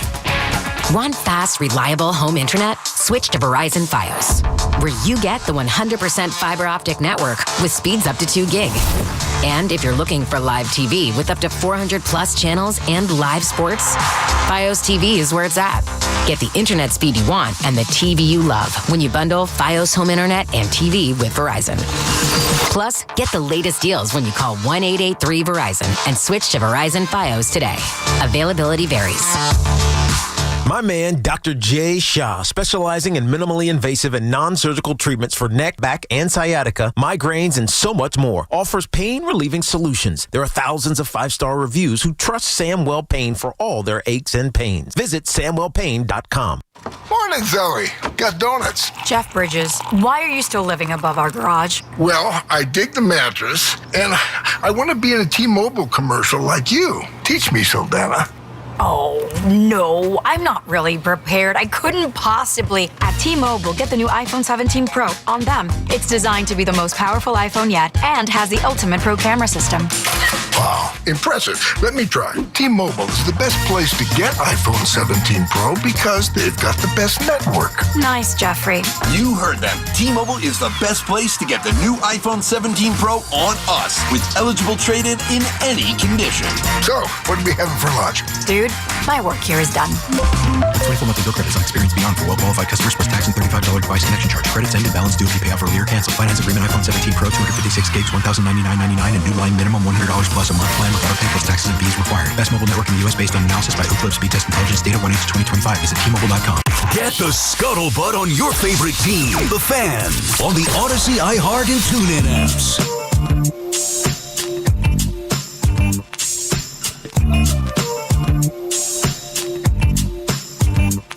Joining us right now on the Fan in New York, the voice of the New York Giants. You've heard him on with me a couple times. It's Bob Papa. Welcome back, Bob. Keith, how are you, my friend? Great. I am in here watching the Toronto Blue Jays take on the Seattle Mariners. And you might think I'm a Mariners fan. I just was pumped up over a walk with Cal Raleigh coming to the plate. So, yeah, you know where my head's at. And I know you're a Yankee fan. So how are you feeling coming off of the Yankees season ending a little bit too soon? Relieved that it ended. I got to be honest with you. Yeah, you knew we didn't have it. Because, no, it's just they don't build teams to win championships. They build teams to win 94 to 98 games, sell out every home game, be the biggest draw for their opposing teams on the road every year, get in the playoffs, get some home playoff games, and if you get lucky, you get to the World Series like you did last year, but it's really not a team built. We know what a championship baseball team looks like, and sometimes it's got to be a little boring during the regular season, but it's a means to an end, or doing all the little things, hitting behind runners, being able to bunt, getting a guy in from third with one out, moving runners along. That's boring. Yeah, So I'll they take got a I'll team take that that. excites you. I'll take that versus swinging for the fences in June and July and striking out a bunch of times and losing a ton of games and then having to cram at the end against the weaker schedule, the softer opponents, just to get back to where you want to be. But I don't know. They got to make some changes. It might be the business model. Maybe the business model is win 94 to 98. Make sure you sell out. Make sure you have a team that's going to sell a lot of merchandise and attract a lot of eyeballs, and make sure you get in the postseason, and that's good. Yeah, and I mean they have called it a crapshoot. They look at it as such, but it's not a crapshoot for the Los Angeles Dodgers. They seem to have it figured out pretty good. Yeah, exactly. Well, enough about that. I know we could go on forever. Let's talk about the G-Men. So I was at the game Thursday because our coverage here at WFAN started, and it crushed my whole shift, which was cool because I was able to go to the game and see that performance live. And, when you go to the suite level and the bathrooms and around the stadium, you can hear your call. And I don't know if it was just me. I'm like, I hear a renewed energy in Bob's voice.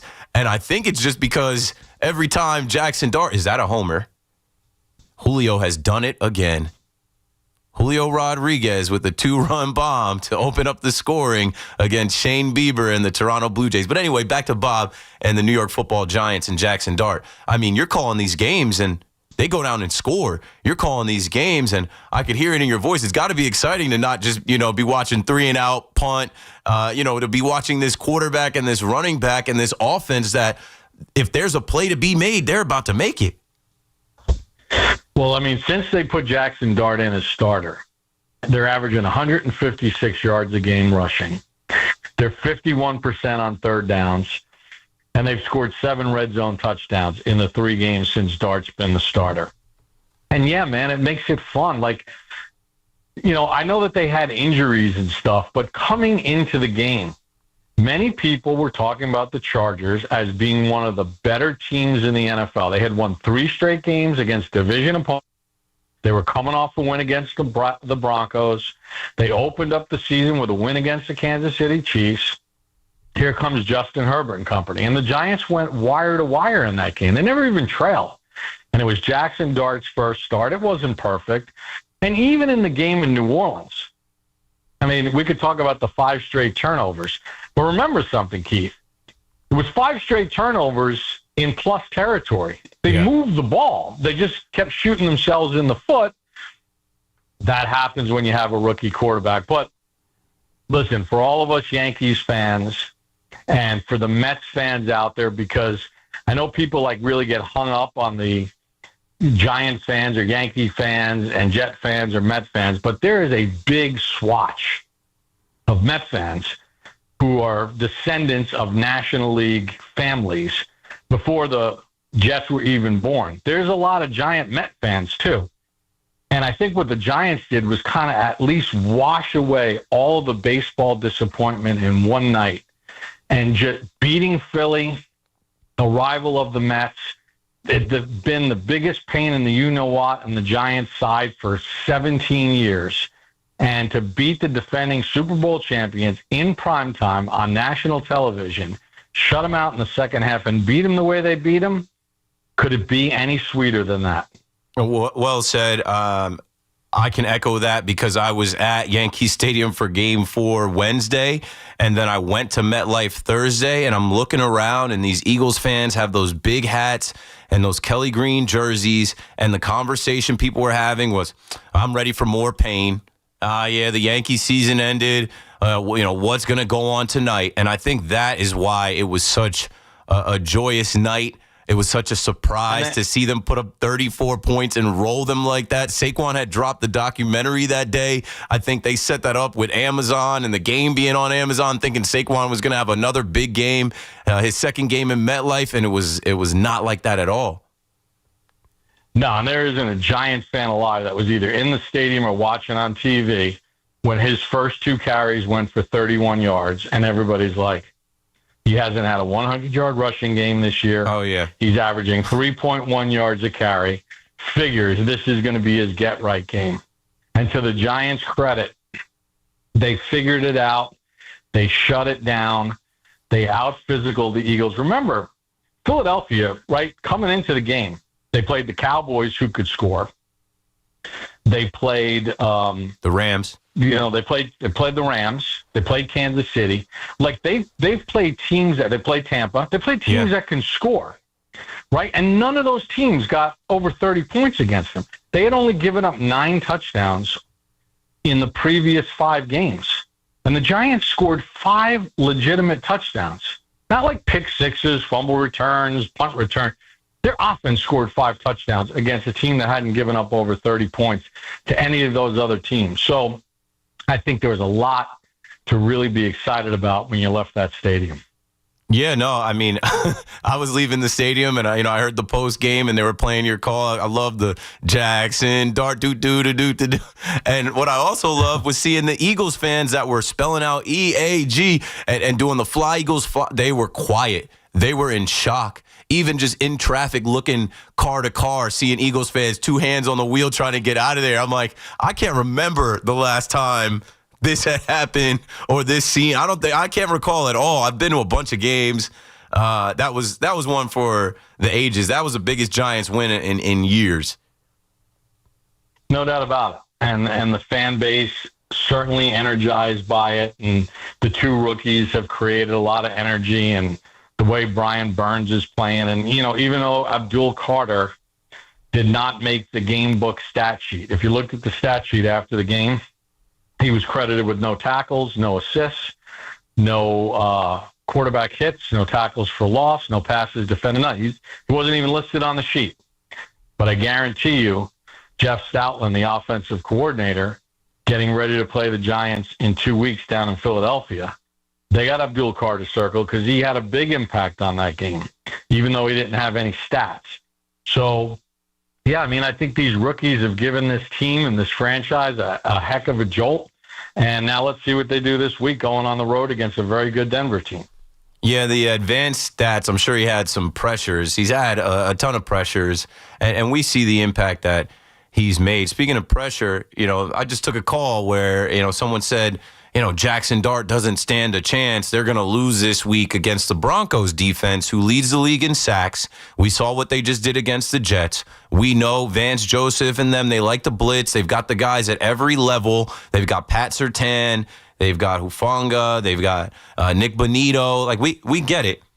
But what I've been saying is you have a quarterback now who, one, is fearless, and a running back that, like, what Cam Scatterbo did to that Eagles defense, running over Zach Bont, you have 2 kids that they even spoke about it. They weren't a part of the losing, and they are trying to establish a winning culture. And I feel like they're on extra rest, and they're going to go into that building and try to make plays. And I get it. This is a good defense. I get it. It's the Broncos. It's Sean Payton. But I'm not going to count them out based off of what I've seen against an undefeated Chargers team and then the defending Super Bowl champs. What do you think about, and not just the offense, the defense too? Brian Burns can't wreak havoc on Bo Nix. What do you think about the Giants' chances to go into the altitude against the Denver Broncos and compete this week? Well, remember, too, their starting left guard and now the backup, former Giant Matt Parrott, are both on injury reserve. So they're down to their third string left guard. I'm 100% in agreement with you. Now, am I saying that the Giants are definitely going to go there and win? Well, the odds are probably not in their favor. However, Jackson Dart is fearless, and he's not going to wilt under the pressure. That's what made him so attractive to teams in the NFL coming out of the draft, was sort of his mentality of what he had at Ole Miss. And he is, you could see it. It's infected and within the team. Look, he's done something that since 1978, there's really only 2 quarterbacks in their first 3 career starts that have led their team to an opening drive touchdown in their first 3 games as a starter. Jackson Dart and Patrick Mahomes. This is going back to 1978. Yeah. So, he's not going to be afraid. Hey, we know they're going to get pressure. We know that they're really good, but the Giants think that they'll have some answers, and if they can run the ball effectively, and over their last 3 games, since Dart has become the starter, they're averaging 156 yards a game rushing. They're 52% on third downs, and they've scored 7 of their 9 red zone touchdowns in the last 3 games. And Dart's legs and his mobility extend plays. You were at the game. There was about 7 plays the other night that could have been sacks. Russell Wilson's playing quarterback probably would have been sacks. And this is not, when I say that, I have all the respect in the world for Russell Wilson. Russ used to be able to get out of the pocket and do what Dart is doing. He's 35, 36 now. He did it for a decade. He did it good enough to get his team to back-to-back Super Bowls, go to 10 Pro Bowls, and probably go to the Hall of Fame. Father Time's undefeated. Right. And I think Jackson Dart kind of gives you those opportunities. And, Bo Nix has turned it over 5 times this year, 4 interceptions. He lost a fumble. Can the Giants just kind of keep pace in this game and play the game on their terms? And if they can play the game on their terms, they're going to have a chance to win this game late. Am I saying they're going to win the game? No. Do I understand why the Broncos are favored? Yes. But I think that this team is ready to be very competitive on a week-to-week basis. And when you beat the Chargers and you beat the Eagles, you should have a lot of confidence in what you're doing. We're on the phone right now with Bob Papa, the voice of the Giants. You hear him on the calls right here on the Fan. You'll hear him coming up this Sunday. You spoke about the injuries that the Broncos have. There's obviously injuries here with the Giants. Something I said about Jackson Dart is he doesn't care who he's throwing to. If it's Jalen Hyatt in the end zone, he's dropping the ball. And if it's Lil Jordan Humphrey activated, he's throwing it up 50-50 ball for him to get.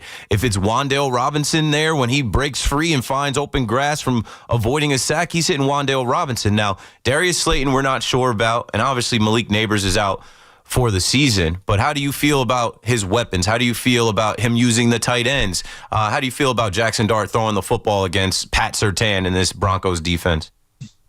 Well, Surtain's been unbelievable. And let's face it, the other corner, Riley Moss, is pretty darn good, too. Mm-hmm. And their safeties. Really, the safety, Hufanga, has been a great pickup for them. The linebackers are good. They're good on every level defensively. So that's where we get back to this run game, right? Can you run it against them? Even when they're looking to stop the run, can you stay on schedule? Can you use a short, quick pass game? Who cares if you run it for 4.5 yards on first down or you throw a hitch for 4.5 yards on first down? As long as you're in 2nd and 4, 2nd and 5, it enables you to stay on schedule, right?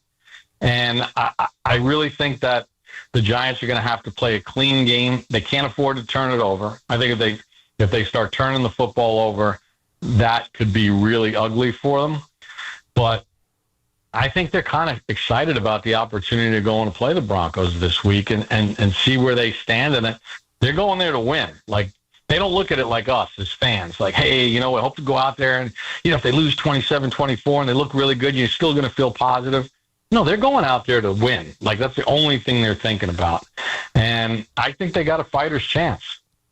Yeah, I do too. And I feel good for the Giants fans that'll sit down Sunday and know they're going to compete. This is a full-on game. We're going to watch a whole game. They're not going to get blown out. And I think these guys want to get a road win. I think going down to New Orleans, which before that game I talked about the atmosphere and the fan base and how that can be a tough building to play in, even against a Saints team that didn't have a win. And obviously they, turned the ball over and gave them the game. I think they've learned from that. And I think this Giants defense is going to have to turn the ball over. Last week we saw Cordell Flott flip the field and pretty much ice the game. That was definitely a big moment that I saw, those green jerseys getting up out of their seats and hitting the road. What do you think about this Giants defense against Bo Nix? He hasn't been that sharp. Their running game hasn't been that effective. We need Brian Burns and Kayvon and Sexy Dexy and these guys to get some strip sack fumbles as well. Yeah, they need Dexter Lawrence to play more like Dexter Lawrence. He's not off to the kind of start that we're accustomed to. And he's faced, his share of double teams like he always does, but he's also been singled up a lot. And I think they need him to be a little bit more of a wrecking ball. But just like going back to the offense quickly, one of the things I like about little Jordan Humphrey is he catches the ball with his hands. And that was illustrated on the jump ball. Conversely, like the week before against New Orleans, on the 2 deep balls to Slayton, he's trying to body catch it. Yeah. Like, sometimes you got to go snatch that thing, and it's got to be your ball, right? And I think and Jackson Dart's going to have more confidence in little Jordan Humphrey because he knows he's going to go attack the football. And you're right. Can the Giants not allow Denver to get their run game going? They got 2 good backs in Dobbins and Henry, the rookie.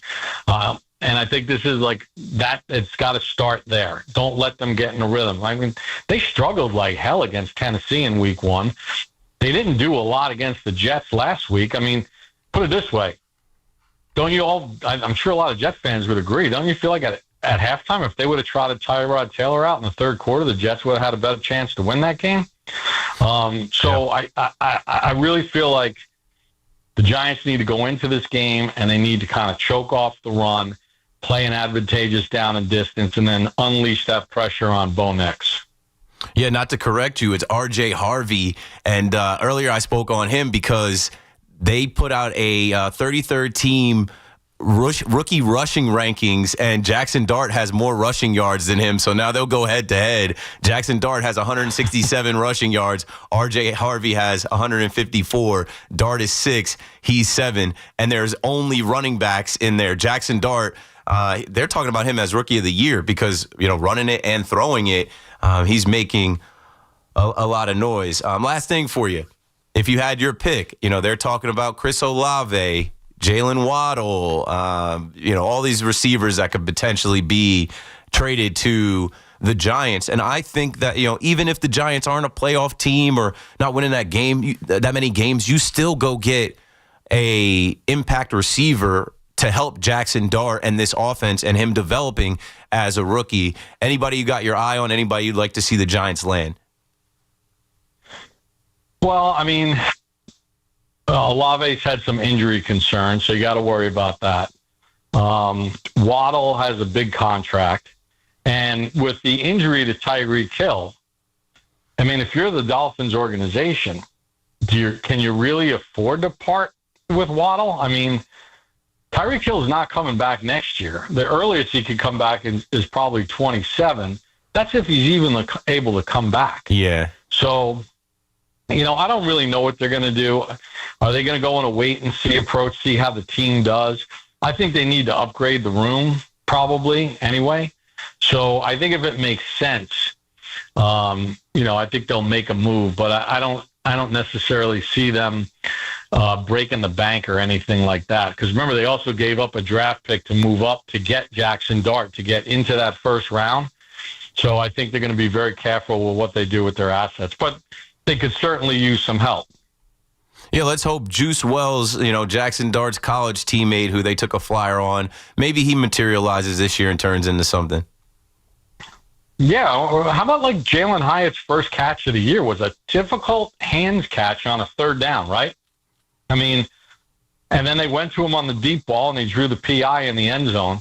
Maybe with Jackson Dart, they can get a little something going and get a little bit more production out of him because they need all hands on deck. Without Neighbors, I mean, it has to be a collective group that lifts that receiving room because Neighbors is such a difference maker, and none of the guys in that room are, a Malik Neighbors. That's just being fair and honest.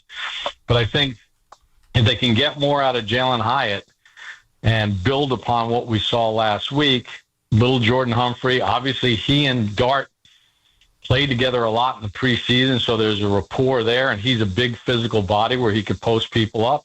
And if Slayton can come back, it could be a lot of fun. Yeah, I think it is going to be fun. It's just fun to know that the season is still very much on. You've got some young energy. You've got some things to be excited about. Bob, you're the man. Thanks for joining us tonight. All right, Keith. Enjoy the baseball. I will. That's Bob Papa, the voice of the New York Giants. Again, you'll hear him on the call. And like I said, I was listening to Bob call some of the game, and then even in the post game, they were playing some of the highlights. And I'm like, man, this is good. This is what you want. This is fun. You want to hear that excitement. We all love football. The NFL is king. Nobody wants to go through losing every single season. Offense is struggling. Other teams coming into your building and embarrassing you. And I think last week was a huge win for the Giants. And I think they have all the confidence in the world that they can compete with anyone. They just beat the defending champ. So why can't they go into Mile High, compete? And if the ball bounces a certain way, maybe the game goes their way. 888-808-1019. Wide open for calls. I have one more guest that will join us at 9:20. Pat Ragazzo will talk Mets with me. If you would like to speak with me, call up now. When we come back, I'll plant a couple seeds, for the Mets and the Yankees conversation. That'll probably take us through the rest of the night. Keith McPherson on the Fan. Don't go anywhere. I'm coming right back. It's BT and Sal, middays 10 to 2 on the Fan, 101.9 FM. Mr. Mara sticking with Shane and Dable, letting them draft their own guy and having them go at it. And now this is the reward from taking that risk where they got their guy, and even though it started out slow this year, they made the decision to go to their rookie, and immediately you've seen a difference for 3 weeks. A significant turnaround. Listen to BT and Sal on demand on Apple Podcasts, Spotify, or wherever you get your podcasts.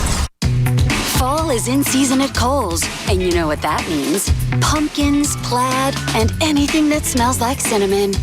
This week, take an extra 20% off decor, home furnishings, bedding, and more. So whether fall is your entire personality or you're just a casual pumpkin enthusiast, the deals at Kohl's are here for your seasonal style. Select styles, some exclusions apply. 20% offer ends October 19th. See store or Kohls.com for details. Sitting in the driver's seat of the Nissan Kicks is like the best seat in the house. You're in the action. And with the Nissan Kicks all-wheel drive, you can go find the best views. And with the 10-speaker Bose Personal Plus audio system, you can hear everything. Your new wheels await. Reimagine your ride with the reimagined Nissan Kicks. Now get the 2025 Nissan Kicks starting at just $21,830. Shop your local Nissan store or nissanusa.com. Starting MSRP at $21,830 for base model. All prices are manufacturer suggested retail price. MSRP. MSRP excludes up to $1,495 destination and handling charges, tax, title, and license. Dealer sets actual price.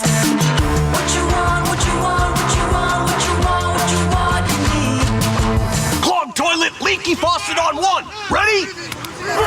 Uh-oh, you got a plumbing problem blitzing through the line. Time to audible and call in the pros. Roto-Rooter is your go-to defense for clogs, leaks, and any plumbing fix. Call the right play and download the Roto-Rooter app and easily book an appointment and receive exclusive service discounts. Touchdown! Don't get sacked by plumbing issues. Call in Roto-Rooter, your MVP for plumbing solutions.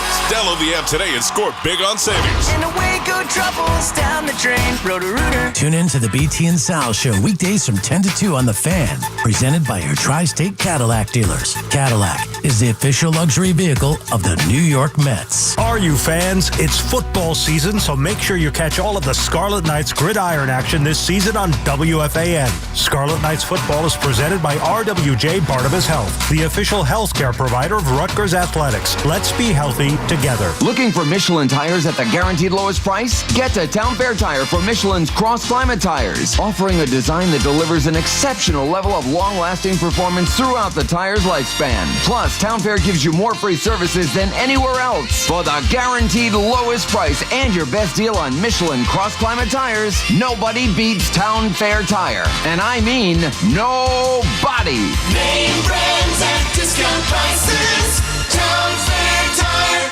Hey everyone, Boomer here. How long have I been talking about the Chef IQ Sense wireless thermometer? You know how much I love it, but check out what one of our listeners says. It's phenomenal. You want to make a brisket, you look at your phone, and your mouth starts watering when you've got 20 minutes left. Phenomenal. The Chef IQ Sense is the wireless cooking thermometer that eliminates under or overcooking your chicken, fish, or meat. Whether cooking on a stovetop, oven, or grill, the app alerts you when everything's done. Order the newly released third generation Chef IQ Sense now at chefiq.com. At Audi Manhattan, experience best-in-class service in the heart of New York. Visit their Audi flagship store today, conveniently located on 55th and 11th. Audi Manhattan, where luxury meets excellence. Let's go! You've still got it, but your immune system weakens as you age, making it harder to fight flu, pneumococcal pneumonia, RSV, and COVID-19. Ask your doctor or pharmacist which vaccines you need. Sponsored by Pfizer. We asked parents to share their journey of adopting teens. They changed who I am because I can't see life without them in it. Visit adoptuskids.org to learn more. Brought to you by Adopt US Kids, the U.S. Department of Health and Human Services, and the Ad Council. Hey, New Yorkers! Fast, reliable internet can be yours when you switch to Fios. For a limited time, combine Fios home internet and one line of mobile for just $69.99 a month. Get unlimited welcome for $50 a month with autopay plus taxes and fees when you bring your phone. And add Fios 300 megabytes per second for $19.99 a month with autopay, mobile plus discount, and bonus discount. Visit your tri-state area Verizon store today to get this limited time offer and switch to our reliable 100% fiber optic 5G network. Fios, for eligible new Fios internet and mobile customers. Both the $15 monthly discounts for Fios and Bring Your Phone applied over 36 months. Mobile and home discount enrollment required. $99 Fios setup charge applies. For unlimited welcome, unlimited 5G and 4G LTE may be temporarily slower than other traffic in times of congestion. Domestic data roaming at 2G speeds. Luxury just got tripled with Mercedes-Benz of Edison, Union, and Freehold, New Jersey. 3 powerhouse locations, 1 legendary name. Ray Katina. More selection, more convenience, and more ways to drive excellence. Experience the power of 3. Visit benzfam.com. Life can change suddenly without any warning whatsoever. When you're sidelined due to a debilitating personal injury, it's crucial to have a trusted team on your side. The Rothenberg Law Firm has over 50 years of spectacular courtroom experience, ensuring that you're not facing those obstacles alone. Winning and collecting billions for our clients, we are committed to helping you recover whatever you deserve. The Rothenberg Law Firm, 1-800-624-8888. Be lawyer for injured ones. InjuryLawyer.com. Catch all the play-by-play with Susan Waldman and Dave Sims. The home of Yankees radio. The Fan on the Odyssey, iHeart, and TuneIn apps.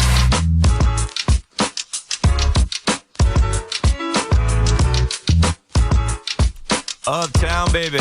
Uptown. But obviously, I'm downtown. Here at The Fan in New York. It's nighttime, so it's me, Keith McPherson, talking to you on the phone, bringing in some guests, watching some baseball right now. Tie game. Just as I celebrated on the phone with Bob Papa, Julio Rodriguez, going yard. Chicks dig the long ball. We've been having that conversation all week, right? The Mariners hit a lot of home runs all season. The Mariners have been hitting a lot of home runs in the postseason. The Mariners have the guy with the most home runs, Cal Raleigh. And Julio Rodriguez, who had a big contract and not exactly the last 2 years that they have wanted out there, but he's shining in this postseason. But as soon as You start to celebrate. The Mariners going up 2 innings later. Andres Jimenez returns the favor. And we've got a tie game out there at T-Mobile Ballpark in the Pacific Northwest. And this is a good one. I'm watching this one closely. Obviously, as a Yankee fan, being defeated by the Toronto Blue Jays, division rivals, who mocked the Yankees. Of course, you want them to lose. I want them to get swept. But, you're just watching for little things. Like right now, Vladdy is up. And after Vladdy absolutely was seeing red when scorched earth tore up the Yankees, stopped pitching to him, I was screaming. I'm like, oh, what's up with Vladdy now? Vladdy gets a hit. And I think he had been 0 for. I think Vladdy had been 0 for so far in this series. That's his first hit. And he almost hit it out. I'm giving you this live. He just hit the ball off the wall in left field. That almost and he's fired up now. Yeah, Vladdy's awake now. Yeah, you better wake up now. They took 2 games in your building. You got to take 2 games in their building. 888-808-1019. Here's where we start to talk about baseball. But this is WFAN. We talk about baseball all the time. Because in this town, we have 2 baseball teams with high payrolls and high expectations, higher expectations than the payroll, if you could believe that. Pat Ragazzo will join me to talk about what the Mets are doing, the changes with their coaching staff, Carlos Mendoza, what he needs to do to keep his job, and what David Stearns needs to do because we assume he's going to keep his job for years to come. And I think he's building out this team for years to come with an eye on the future. There was plenty of times where I talked about, I don't think David Stearns has the approach that the fans have. The fans approach this season like, hey, we were in the NLCS last year. We were 2 wins away from going to the World Series. We had Juan Soto. That's the bar. We expect to get back there. Expect to get back there? The Cincinnati Reds took your spot in the dance. An all-time embarrassment. So what do you do to clean that mess up? What does Steve Cohen want his president of baseball operations to do to ensure his fans that they will get postseason games in 2026? Juan Soto will be 27 in his prime. You have to get Juan Soto to the postseason. That's the whole point in getting Juan Soto, right? His postseason prowess. When other guys are squeezing the bat too tight, Juan Soto is just a regular, game in June. Wasn't he player of the month in June? Yeah, he turned it on just a little too late to make the All-Star team. But, speaking of squeezing the bat too tight, there are Mets fans online that tell me if Juan Soto was in the Yankees lineup, they beat the Blue Jays. Doubt it. Because the Blue Jays beat the Yankees by 15 runs. You mean to tell me Juan Soto was going to drive in 16 runs? But the Yankees have a lot to do in this next 2 years of a window before they match the longest drought in franchise history, before they say goodbye to Aaron Boone, because if you lose these next 2 years, it makes no sense. I don't care if he goes to back-to-back World Series and loses. If he doesn't win a chip, it makes no sense to bring him back. You definitely will need a different voice. Aaron Judge will be old. Cole will be old. Stanton is already old. It's time to push their chips all the way in. I cannot wait to hear what type of tone Aaron Boone and Brian Cashman take with the media tomorrow around midday. I believe BT and Sal will have coverage at like 12 or 12:30. I'll check the time. I can't wait to hear what questions they ask. Before Evan and Tiki had that on their show today, I had in my notes, if you're a Yankee fan, what questions do you want asked? I have a question. Why do you guys always misdiagnose injuries, lie and try and cover it up? And then after the fact, it's like, oh, yeah, Rizzo was actually concussed. Oh, yeah, DJ had a hip issue. Oh, yeah, Judge had a rib thing. And then it ended up being, Volpe played from May 3rd. I remember watching that Saturday game against the Tampa Bay Rays. They stopped the game for at least 10 minutes. He heard something pop. So you mean to tell me you ran that kid out there, a 24-year-old kid who grew up in this area, diehard Yankee fan that you got to kill him before he's going to just bow out and say, I'm hurt, I can't play. He finished that game. It's negligent. It's irresponsible. And honestly, it doesn't make any damn sense why the Yankees ran Anthony Volpe out there hurt for 4 or 5 months. 888-808-1019. Moose is in Jamaica with us on the fan. What's up, Moose? You're Keith. What it do? You're, Let's go M's. Quickly on Volpe. What happened? Let's go M's. Let's go Mariners. If the Yankees, I'm watching the game, but if the Yankees don't win, like what dub is it for us? Honestly, there is no dub for us. Is it saving face? No, there's no dub for us. We're in Cancun. We're being trolled and mocked. I can't open my phone without somebody sending me a meme or adding me in a comment. Like, you would think I play for the Yankees the way my online interactions go. I'm flattered, honestly. I don't get to play. We have a 1,000 on base percentage at the Tiki Bar. But anyway, so yeah, quickly on Volpe, like, bro, like, not only did he said he heard something pop, they relocated his shoulder on the field and then had him in the lineup the next day. No, they left him in the game. He didn't even get subbed out of the game. They didn't even bring somebody in. Like, what are we doing? Like, and you said, what, 2 years ago, you're going to reevaluate how you're going to, you overhauled the medical staff, yeah. What? ¿Qué pasó, kid, okay? No comprende, no habla inglés? Yeah, I don't know. ¿Cómo? Honestly. So, what? Anyway, so, but quickly, the other point I wanted to make so you can get to your other calls, what's his name? The sideline guy for Fox. Yeah, what's his name? Not Tom Verducci, the other dude. Ken Rosenthal. So the Yankees, with all the money coming off the books, the reduced salary for Stanton, have approximately $70 million to work with. Mind you, the surplus in pitching, the stacked farm system pitching-wise, and certain prospects that didn't show any promise besides Spencer Jones hitting-wise, but do have value with other teams. Don't be, and now Volpe going under the knife. It's a 8 to 10 month injury, so he may come back in July or August. He'll be ready. He'll be ready for opening day. He'll be ready sooner than that. I guarantee it. No, they said for position players, torn labrum surgery. I don't know. I just got a feeling it's not going to take that long for him.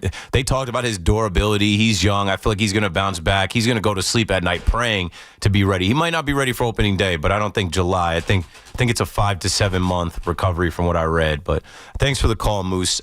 What you're alluding to is that the Yankees will have money to go all in. If they do want to pursue a Kyle Tucker, if they do want to add a shortstop, if they do want I don't expect them to. I don't expect anything. My expectations are so low. And that's a good way to not be disappointed. Keep your expectations low. Keith McPherson on the Fan. It's about to be 9 o'clock. We got to go to the break. Marco will hit you with the update. I've got calls coming in on Volpe, and we're going to talk Mets. Don't go anywhere. I'm coming right back. Tune in tomorrow at noon. Gary, BT, and Sal for live coverage of Aaron Boone and Brian Cashman's end-of-season press conference here on your home for everything New York Yankees. 101.9 FM WFAN and always live on the free Odyssey app. Looking for the best value on new tires? Get to Town Fair Tire. We honor every valid manufacturer's and competitor rebates and give you the guaranteed lowest price. Nobody beats Town Fair Tire. Nobody. Town Fair Tire. New York City is delivering for you every day, everywhere. With a $755 million investment in the expansion of a universal after-school program, allowing over 184,000 New York City students to participate. With better schools building brighter futures, NYC is delivering for families, making this the best place to raise yours. Find out more at deliveringforyou.nyc.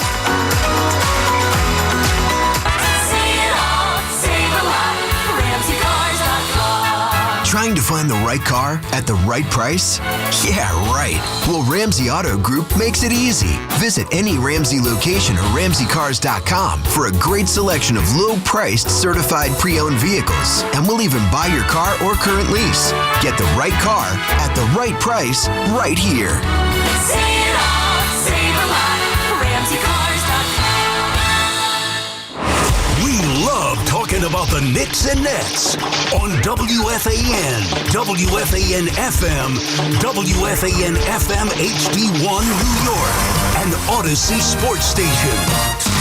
WFAN Sports Flash. Good evening at 9 o'clock. I'm Marco Belletti, and this report is sponsored by Chef IQ. Precision cooking, effortless results. ChefIQ.com. Well, the Blue Jays don't want to go home. They fell into a 2-0 hole. Julio Rodriguez with a 2-run shot for Seattle, but the Blue Jays have come storming back. A 5 spot in the third inning. Andres Jimenez got everything started with a 2-run shot. Dalton Varsho with a 2-run double as they've gotten to George Kirby for 5 runs through 3 innings on 6 base hits. They lead at 5-2, bottom of the third in Seattle, looking to cut the ALCS to 2-1. Shane Bieber throwing for Toronto. Jets continue to search for answers. Aaron Glenn has been steadfast that Justin Fields is his quarterback, and for Fields, he admits he's got to take some more chances. I feel like I've been a little bit too conservative in a sense. Probably just be a little bit more aggressive. You know, I've always just been big on ball security and not putting the ball in jeopardy, but you know, it comes to a point where you just got to find that healthy balance between trying to, you know, maybe fit it in smaller windows and just letting it rip. Meanwhile, Jackson Dart remains the toast of the town, but despite 2 impressive victories, it's the loss in New Orleans that sticks with him. Yeah, I mean, obviously it's, you know, we should have won the 3 in a row. You know, it's something that I look back on, and, you know, if we don't have, I mean, we could have won that game if we had 4 turnovers, but, you know, definitely just trying to learn from those experiences, learn from the good and from the bad of each of those games, and just trying to prepare for each week. And Malcolm Brogdon abruptly retired after 9 seasons, despite being looked at as an important bench piece for the Knicks. Start of the regular season just a week away. 57 degrees, clear skies, Central Park. That's happening. I'm Marco Belletti. Talk New York sports here. The Fan.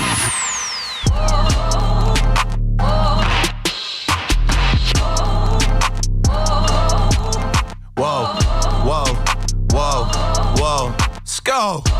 Inside the 9 p.m. hour as we roll along here, another 5-hour KM to AM. Shout out to everybody in the chat. I feel like the chats are more live later. Like right now, it's 9 o'clock, and during baseball season when we started doing the nighttime live streams, they really wouldn't start till after 11. And, I mean, there's, 86 people watching right now. It fluctuates between like 86 to 100.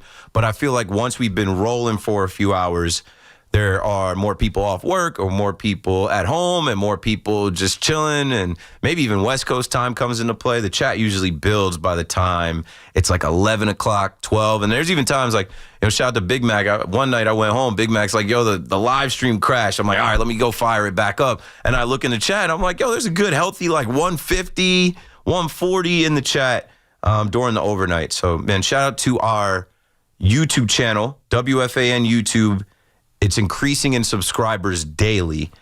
It was not like this 4 years ago when I first came in. We are approaching 90,000 subscribers. So if you want to stare at me and talk to random people in the chat, go for it. WFAN on YouTube. Just hit search, and you'll see the live circle, the red circle. And this show is streaming live, and then obviously on the Odyssey app and the radio and everything else. I'm in here watching the Toronto Blue Jays, who after Vladdy hit one off the wall in left field, Dalton Varsho hit one off the wall in right field. There was a wild pitch, and then Varsho with a bases-clearing double, and now the Blue Jays are up 5-2.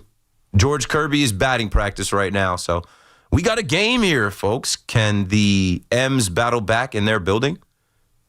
I'll keep an eye on that, but I've now opened that can of worms, which is the New York Yankees, which is supposed to be the mecca of baseball, the elite upper echelon, and here we go again. This Anthony Volpe story with Anthony Volpe getting surgery on his shoulder. You mean to tell me this young man went out there every day, and I get it. I get why he didn't pull himself out of the lineup. I get why, like, he's living his dream being the shortstop of the New York Yankees. He's trying to prove himself. No pain, no gain. He's champing it out. But sometimes you got to save a guy from himself. And I feel like it was negligent. I feel like it was irresponsible. And it was just plumb dumb. He wasn't performing well. It'd be one thing if it's Judge. Like, I understood them kind of slow playing Judge. And they've done this so many times. It's literally on brand for them. They don't want to tell you Garrett Cole's got something going on. But with Volpe, he's young, and he was getting booed, and he was getting heckled, and he was struggling, and he struck out 150 times, and they just allowed that, man. Eric is in Massapequa on the Fan next. What's up, Eric? Hey, Keith. To touch on what you were just saying, I was a real harsh critic of Volpe throughout the year. And, he's 23, 24. I cannot believe that Boone and Cashman allowed this kid, and exactly what you said, he's living his dream, allowed this kid to continue to go out there with a torn labrum. Let people like me call up BT. I've called up you. Let, all these sports heads just crush this kid. All for 4 months straight? How could they just let him just go out there like that? I cannot understand it. Not to mention, they traded for two guys who can play shortstop. So I like you said, I really hope a reporter says to them, why on earth did you let somebody with a torn labrum continue to play all season? Like, I work construction. When there's something hurting, like, it's not so easy. Swinging a bat and throwing a baseball with a torn labrum is insane to me. I cannot understand how they let this we were happen. wondering why he couldn't hold on to the bat. And, maybe that also had something to do with all of the errors and just, the double clutching and, just even having a little pain. They always say, If you remember, there was one day he threw from shortstop to first. It was 68 miles an hour, and everybody was like, whoa, what was that? How are those not, red flags? But they're just this all stems from Cashman being so arrogant and not wanting to tell anybody anything, continuing to do the same thing he does every year, which doesn't work. That's why we lose every year in the playoffs. I don't understand how this guy... They're going to be asked about it. They're going to be asked about it tomorrow. Thanks for the call, Eric. And, I think we do owe Volpe a little bit of an apology. I tried to defend the guy. It's just dumb because if they would have just came out and said he was hurt and stopped this, we wouldn't have got that far. And even I went back to check the box score. It was May 3rd. The Yankees are in first place. They were 19-14. They had other options. What's crazy to me is Volpe didn't come out of that game. And that game featured Oswaldo Cabrera at third, Yorbit Vivas at second. Pablo Reyes came into that game to play second base. You could have put Oswaldo at shortstop. You could have put Pablo Reyes at third and had him ice up. Give some treatment, something. I don't understand. Explain it to me like I'm 5. Why a struggling player in Anthony Volpe, who at the time was batting .208, had an error in that game. They stopped that game. He said he heard something pop. What did you gain from running him out there every day? And he just got worse and worse and worse. It doesn't make any sense. It's stupid. Brian Hoke put out, here's what Brian Cashman said on September 12th about Volpe's shoulder, which required 2 cortisone injections. Does Anthony Volpe need surgery after the season? Brian Cashman said, as of right now, no, but I wouldn't rule it out either. They'll just repeat imaging and see where he's at. As of right now, there's no surgery recommended. There's not even an IL recommended. Okay, so that was September 12th. A month later, what changed? Is this another game within a game? How long is he going to be out? Are they going to pivot to another option? Or are we going to go with Caballero and Cabby versus Cabby, Cabrera versus Caballero for the shortstop spot? This is the New York Yankees, bro. They're supposed to have the best doctors. They're in New York with all of the doctors and hospitals. I don't know. It's stupid to me. Peter's in Wilbraham, Massachusetts on the Fan. Hello, Peter. What's going on? I want to start off by saying, I think you're completely right. The Yankees mismanaged this whole injury thing with Volpe. It's kind of a disgrace. But, I got to ask, do you think if this guy was healthy, he would be a difference maker on this team? An actual difference maker? Because I'm talking, prior to his injury, he wasn't really playing difference maker. Did he ever have that many errors? Did he ever have that much of a problem fielding routine ground balls, throwing the ball to first base? That was irregular this year. Now, I know he struggled at the plate, but he won a Gold Glove. He played good defense, and that's why we accepted him being, a 200 hitter, a barely 700 OPS, not even. Exactly. That just goes back to the mismanagement of Cashman and Boone and these guys. That's why I think Boone's got to go. If I'm a reporter, I'm asking Cashman maybe. Did it ever cross your mind maybe new coaching, not just, fire the first base coach, because that's what he does. Yeah. Maybe the higher manager. I mean, it's nothing. Yeah, firing Travis Chapman is nothing. And honestly, firing Harkey, who has been there forever, like, what message is that sending? I think it's just it's just sending a message that, like, there's no lifetime contracts, but Cashman has one. Thanks for the call, Peter. 888-808-1019. And you wonder why there are Yankee fans that hate the organization. You wonder why there are Yankee fans with legit trust issues. You wonder why there are Yankee fans that say, I haven't watched, I don't go to the stadium. They're never going to win anything with Cashman and Boone. Let's go to another Peter. Peter in Lawrence on the Fan. How you doing? Hey, Keith, how are you? I agree with you. And I have two questions. Is Brad Ausmus's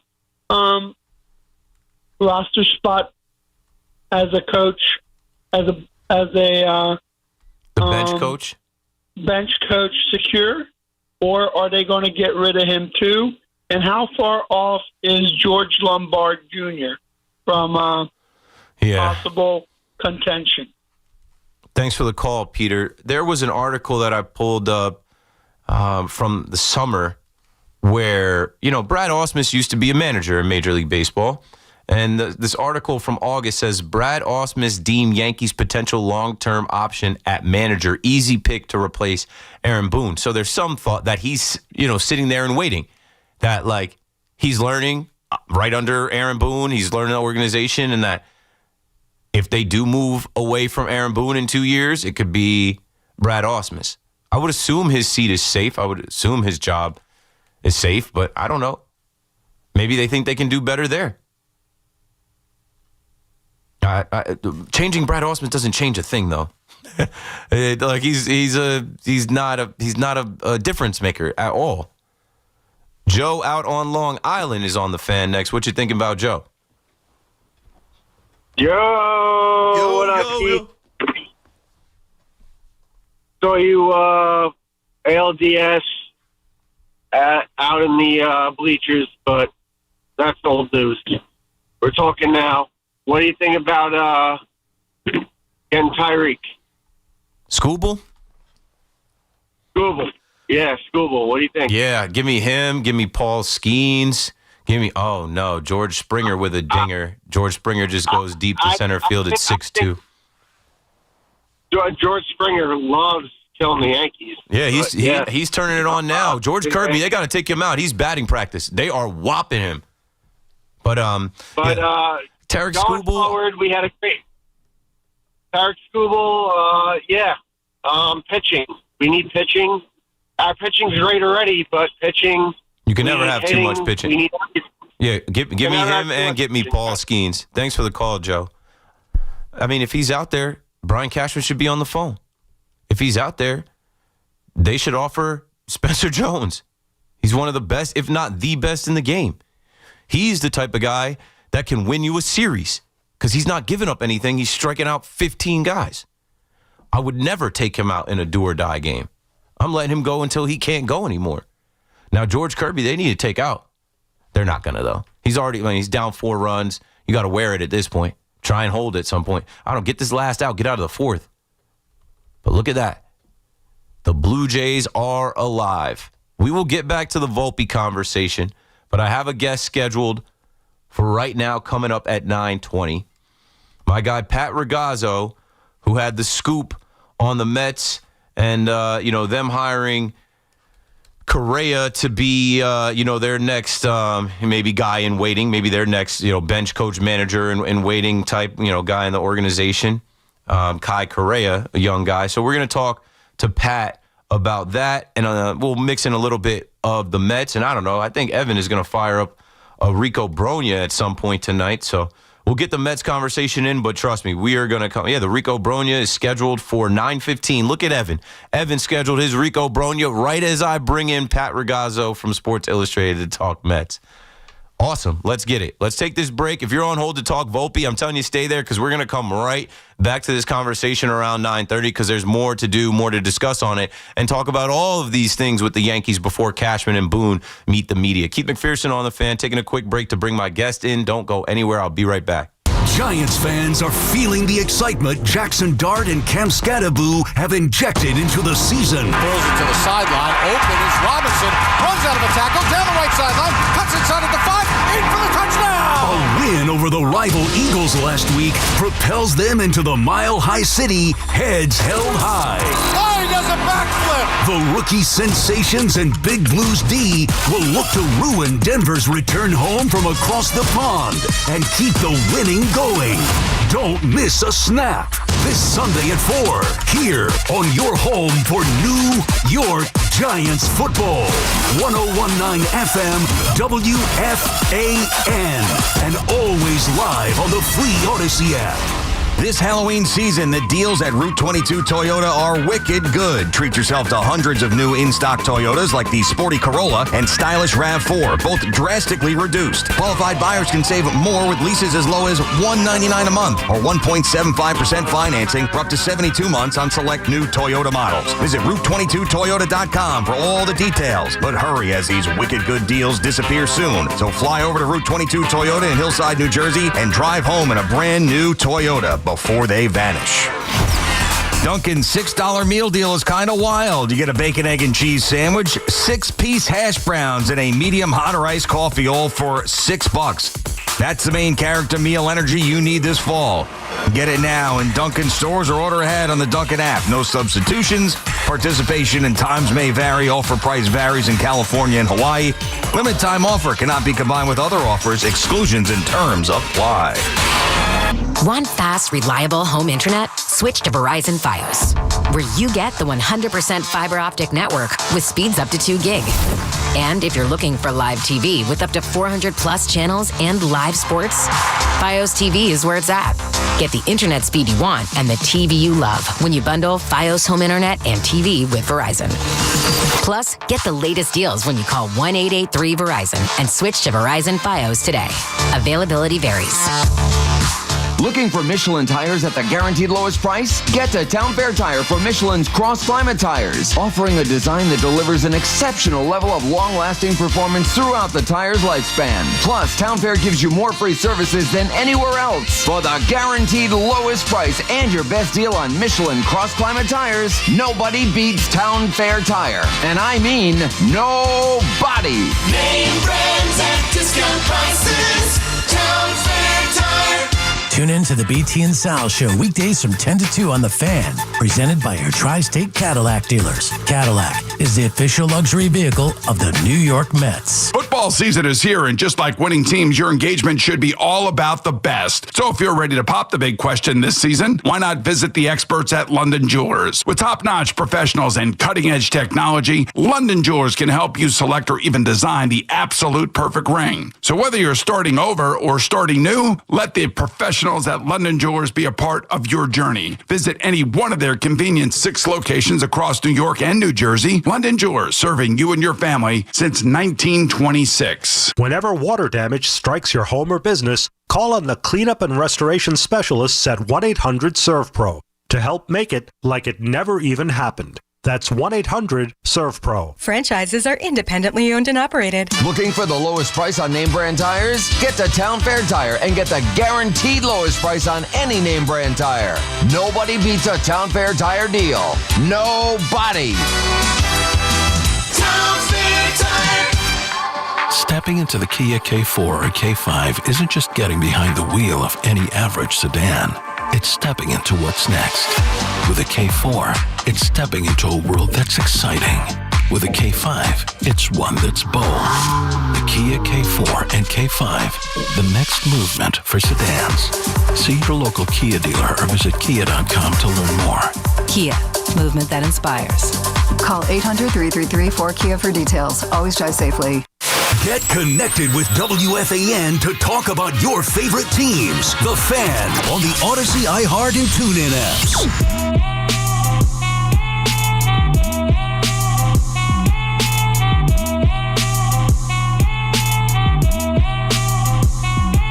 Joining us right now on The Fan, my guy, no joking, straight out of Hoboken, like me too, Pat Ragazzo, Mets beat reporter for Sports Illustrated. He broke the story on Kai Correa. We're going to talk a little bit about that and some offseason plans and moves for your New York Mets. Pat, are you there? I'm here, Keith. How you doing? Thanks so much for having me back on.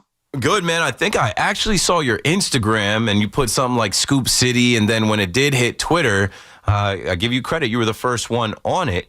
And obviously now we're in this offseason where, moves are starting to be made. People are calling up other people. There are different interviews and things going on. So tell us what you know about Kai Correa and how you think the Mets and David Stearns landed on bringing him in. Well, yeah, with Kai Correa, this was a sneaky good hire. He's 37 years old, highly analytically driven coach, and he's known as a defensive whiz, and he played a big role in getting Cleveland to the playoffs, helping get Cleveland to the playoffs the last 2 seasons, where he spent time as the Major League Field Coordinator, Director of Defense, base running, and game strategy. And before that, he was the bench coach for Gabe Kapler for 4 seasons with the San Francisco Giants, and actually even served as the interim manager for a few games after Kapler was relieved of his duties in 2023. So Kai Correa, it's a different direction and total opposite of the veteran John Gibbons, who was Mendoza's bench coach the past 2 seasons.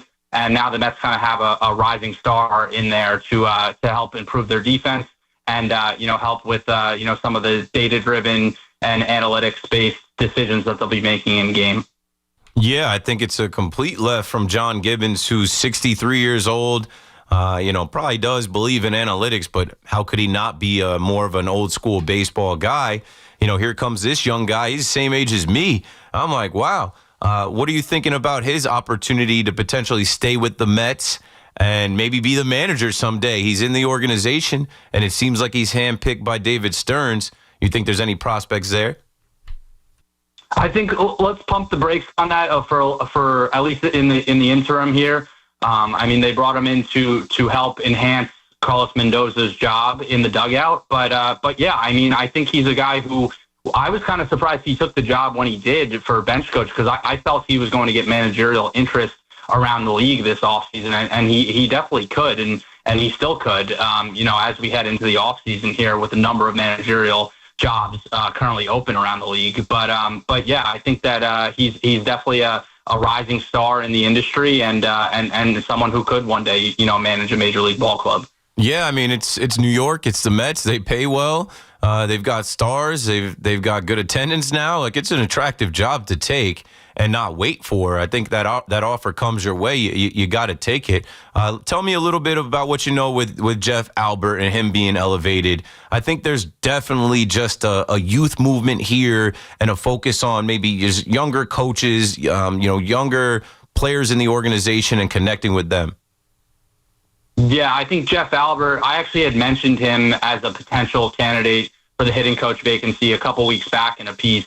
And it's now come to fruition that he's been named the director of hitting for the big league program for the Mets. And, look no further than the Mets now having the #1 farm system in baseball and a number of top position player prospects who are coming off great seasons, such as Jet Williams, Carson Benj, Jacob Reimer, AJ Ewing. So the proof is in the pudding there. They did a great job with Albert overseeing the minor league hitting department and development system, and yeah, he's got a much earned promotion, and of course he has the experience as well. He was the hitting coach for the St. Louis Cardinals from 2019 to 2022. Spent time with the Houston Astros as their assistant hitting coach before that. And he's a guy who he's performed well in his role with the Mets the last few seasons, and he's earned his chance to make an impact at the big league level. Now, I got to pump the brakes on Kai Correa or whatever and the next manager for the Mets, but not for nothing. This is the last year of Carlos Mendoza's contract, and we can't act like his seat isn't hot. Like, I've been talking about the Mets, and I'm like, this offseason, the coaching hires and the moves that they make to add to this team could decide the fate of Carlos Mendoza. They absolutely have to make the postseason next year. And Carlos Mendoza wasn't able to stop the ship from sinking. He wasn't able to rally the troops. He was not able to get those guys to go on enough of a run to save the season. Do you think he'll be able to have a command of the clubhouse enough to save his job coming up in 2026? Well, first of all, I totally agree with you, Keith. If the Mets get off to a slow start here, his seat's going to be blazingly hot to start the season if they don't get off to a good start. And you're right, if they don't make the postseason, there is a legitimate chance that he's not going to be back, following 2026. So, I think that he's known as a good communicator in the clubhouse. He showed his leadership in 2024, helping, turn the Mets around and bring them all the way to the NLCS. I think he does have a good hold on the clubhouse, but there's no question that this is New York and this is the New York Mets, and they had a $342 million payroll and missed out on the playoffs last season, and it can't happen again. Otherwise, heads are going to roll, and it's going to start with him. We're on the phone right now with Pat Ragazzo, Mets reporter for Sports Illustrated. So, speaking about the team, I said during the season, and I keep saying it, I don't think the Mets are good enough right now to let Pete Alonso go anywhere. He's just too much of a face of the franchise, a power bat, a leader. I don't care what anybody says about him in the clubhouse. Like, he leads by example. He's been there through all these different iterations of the organization. Like, what do you think the chances are that they do pay him? I don't think anybody's giving him a 7-year deal. But when you have the richest owner in the sport, you're supposed to be in a position to keep a guy like Pete Alonso in the Mets uniform.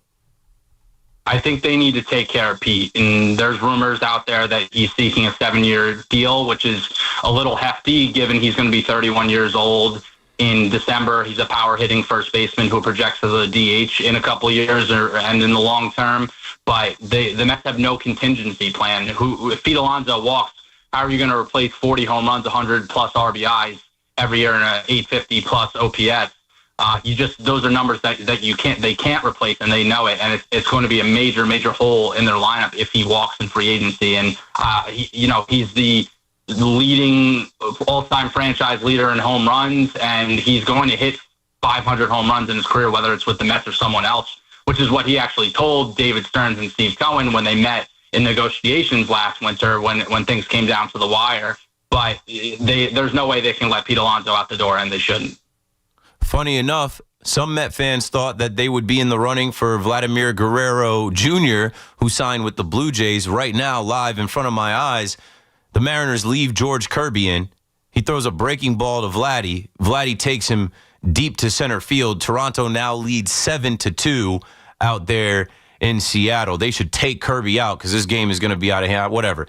But, back to the Mets. So, if they were, and they were asked about this. I remember Steve Cohen even speaking about Vladdy. I remember Vladdy opening day coming to Citi Field and Met fans applauding him. So I feel like the Mets got to make another big move. And when you look at the 2026 free agents, of course, there's Kyle Tucker out there. Of course, there's Cody Bellinger out there. But what do you think about them going after another Scott Boras client in Alex Bregman and bringing him into Citi Field and paying him the money he's looking for? He's postseason proven. Well, you're right. Bregman's postseason proven. He's a great clubhouse guy, a leader. I think he's a culture changer. He's definitely someone who would greatly enhance the Mets culture and their clubhouse chemistry, which is what they lost a lot of when they let Jose Iglesias go. And I think Bregman and Alonso would make this Mets team a serious World Series contender. And Steve Cohen's proven that he's not playing around in the money and resources he invests in this team. And you got to do something where you go over the top and just do operate as if you're the Los Angeles Dodgers, who have championships to show for it in the last few years. That's the type of move that it would be if they were to bring in Bregman and bring back Alonso and already have Juan Soto and Francisco Lindor. I think that, it'd definitely be a wise move on the Mets' part this offseason. Yeah, last thing for you, Pat. I mean, you mentioned the Dodgers, and we're seeing the Dodgers pitching right now. 2 years ago, they go get Yamamoto. He's a World Series champion.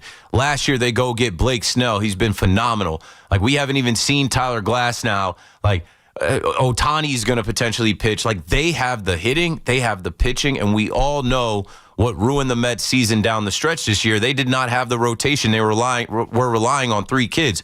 Do you expect them to add starting pitching at this at the winter meetings or at this offseason, even though David Stearns is a guy whose philosophy is he doesn't like to spend or give big contracts to pitchers?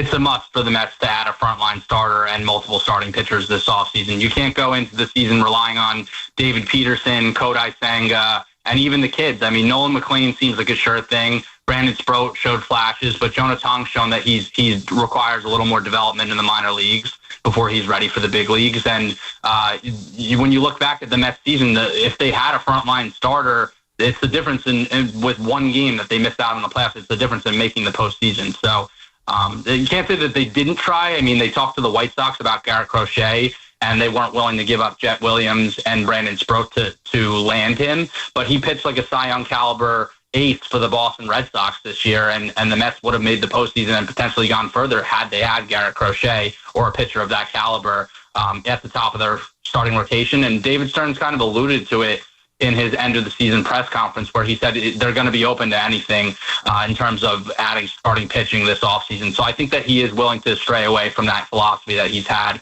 and shown in Milwaukee and with the Mets the last few years. I could definitely see the Mets adding a frontline starter this winter. Yeah, tough lesson to learn, but I believe David Stearns is a smart guy. He's learning about this New York market and what needs to be done, and I think him and Steve Cohen together, they're going to do what needs to be done. Pat, you're the man. Thanks for joining us as we get cooking here and the season ends and we get closer to winter meetings and that time where it really starts to kick up. I'll definitely have you back on again. Sounds great. Would love to. Thanks so much, Keith. Again, that's Pat Ragazzo. Follow him at Ragazzo Report on X. He is the Mets reporter for Sports Illustrated. He broke the news on the Mets signing Kai Correa. Okay, Dan and Sal, you guys held, and we're going to get back to the Volpe conversation because there's just still more to unpack about, okay, how long is this recovery? What does this mean for the New York Yankees at the shortstop position? What does this mean for Anthony Volpe and his career? Can he bounce back from this down year? Why did they do this? What was the motive in doing this? I just already know. I'll tell you what I think we're going to hear from Boone and Cashman tomorrow, and I'll start to also hit you with some questions that I have as a Yankee fan, as a New York sports radio host that watches the game and covers the team and just has a lot of questions and concerns and some issues with the Yankees after another failed season. Keith McPherson on the Fan. We're halfway through another 5-hour show. We're going to start hitting the baseball talk the rest of the way. And, of course, we'll take your calls on the Jets and Giants as well. And I got my eyes on the ALCS Game 3 as Toronto has waken up against George Kirby. We're talking sports on the Fan. Don't go anywhere. We'll be right back. It's Evan and Kiki. Afternoons on the Fan 101.9 FM. The Eagles, the defending champions, are the best team in the NFC. The Giants beat them. And so there's two victories at home against two of the best teams in all of the NFL. That's encouraging. Listen to Evan and Kiki on demand on Apple Podcasts, Spotify, or wherever you get your podcasts. Westwood One presents Today in Women's Sports. The first rankings for the upcoming college basketball season have been released. Defending champ UConn has the top spot, and they're followed by South Carolina at number 2. The Gamecocks and head coach Don Staley won their program's third NCAA title in 2024, and they lost in the national championship game last season. South Carolina heads into this new campaign with a loaded roster, but they'll be missing senior forward Chloe Kitts, who tore her ACL. Despite the tough news, Staley still has big expectations for her squad. We're unafraid to go into the season without Chloe. You're not going to see us. We're not going to skip a beat. We'll make adjustments, and somewhat glad it happened at this time where you don't have to make adjustments mid-season.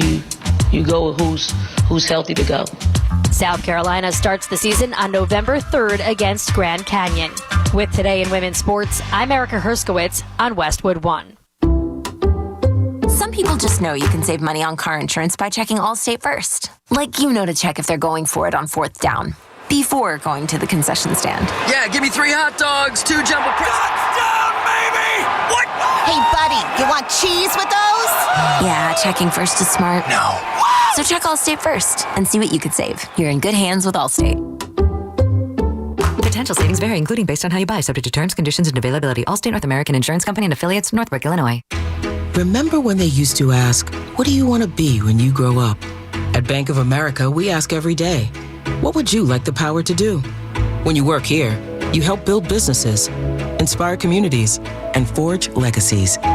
And now we've raised our U.S. minimum wage to $25 an hour. So the opportunity to do more also comes with competitive pay. Learn more at bankofamerica.com/25. Bank of America. Proud to be an equal opportunity employer. We have reached the age where things just cost more. Cars, phones, life insurance. Your blood pressure is up. Your weight is up. You're one to talk. I have type 2 diabetes, so I'm getting dinged just like you. Thank goodness for Big Lou. Big Lou! Big Lou can get term life insurance rates for a 50-year-old male with type 2 diabetes or high blood pressure, or maybe he's on anxiety meds for just around $200 a month for $1 million of coverage. Oh, you got to say that again. Go ahead. Okay, I'll say it. Big Lou and Term Provider could get a 50-year-old man, a little dinged up, $1 million in life insurance for around $200 a month. Call Big Lou. Big Lou! He's like you. 800-555-2085. That's 800-555-2085. Don't put it off. If you're overweight, diabetic, have high blood pressure, you gotta call Big Lou. Gotta. 800-555-2085. Write it down. 800-555-2085.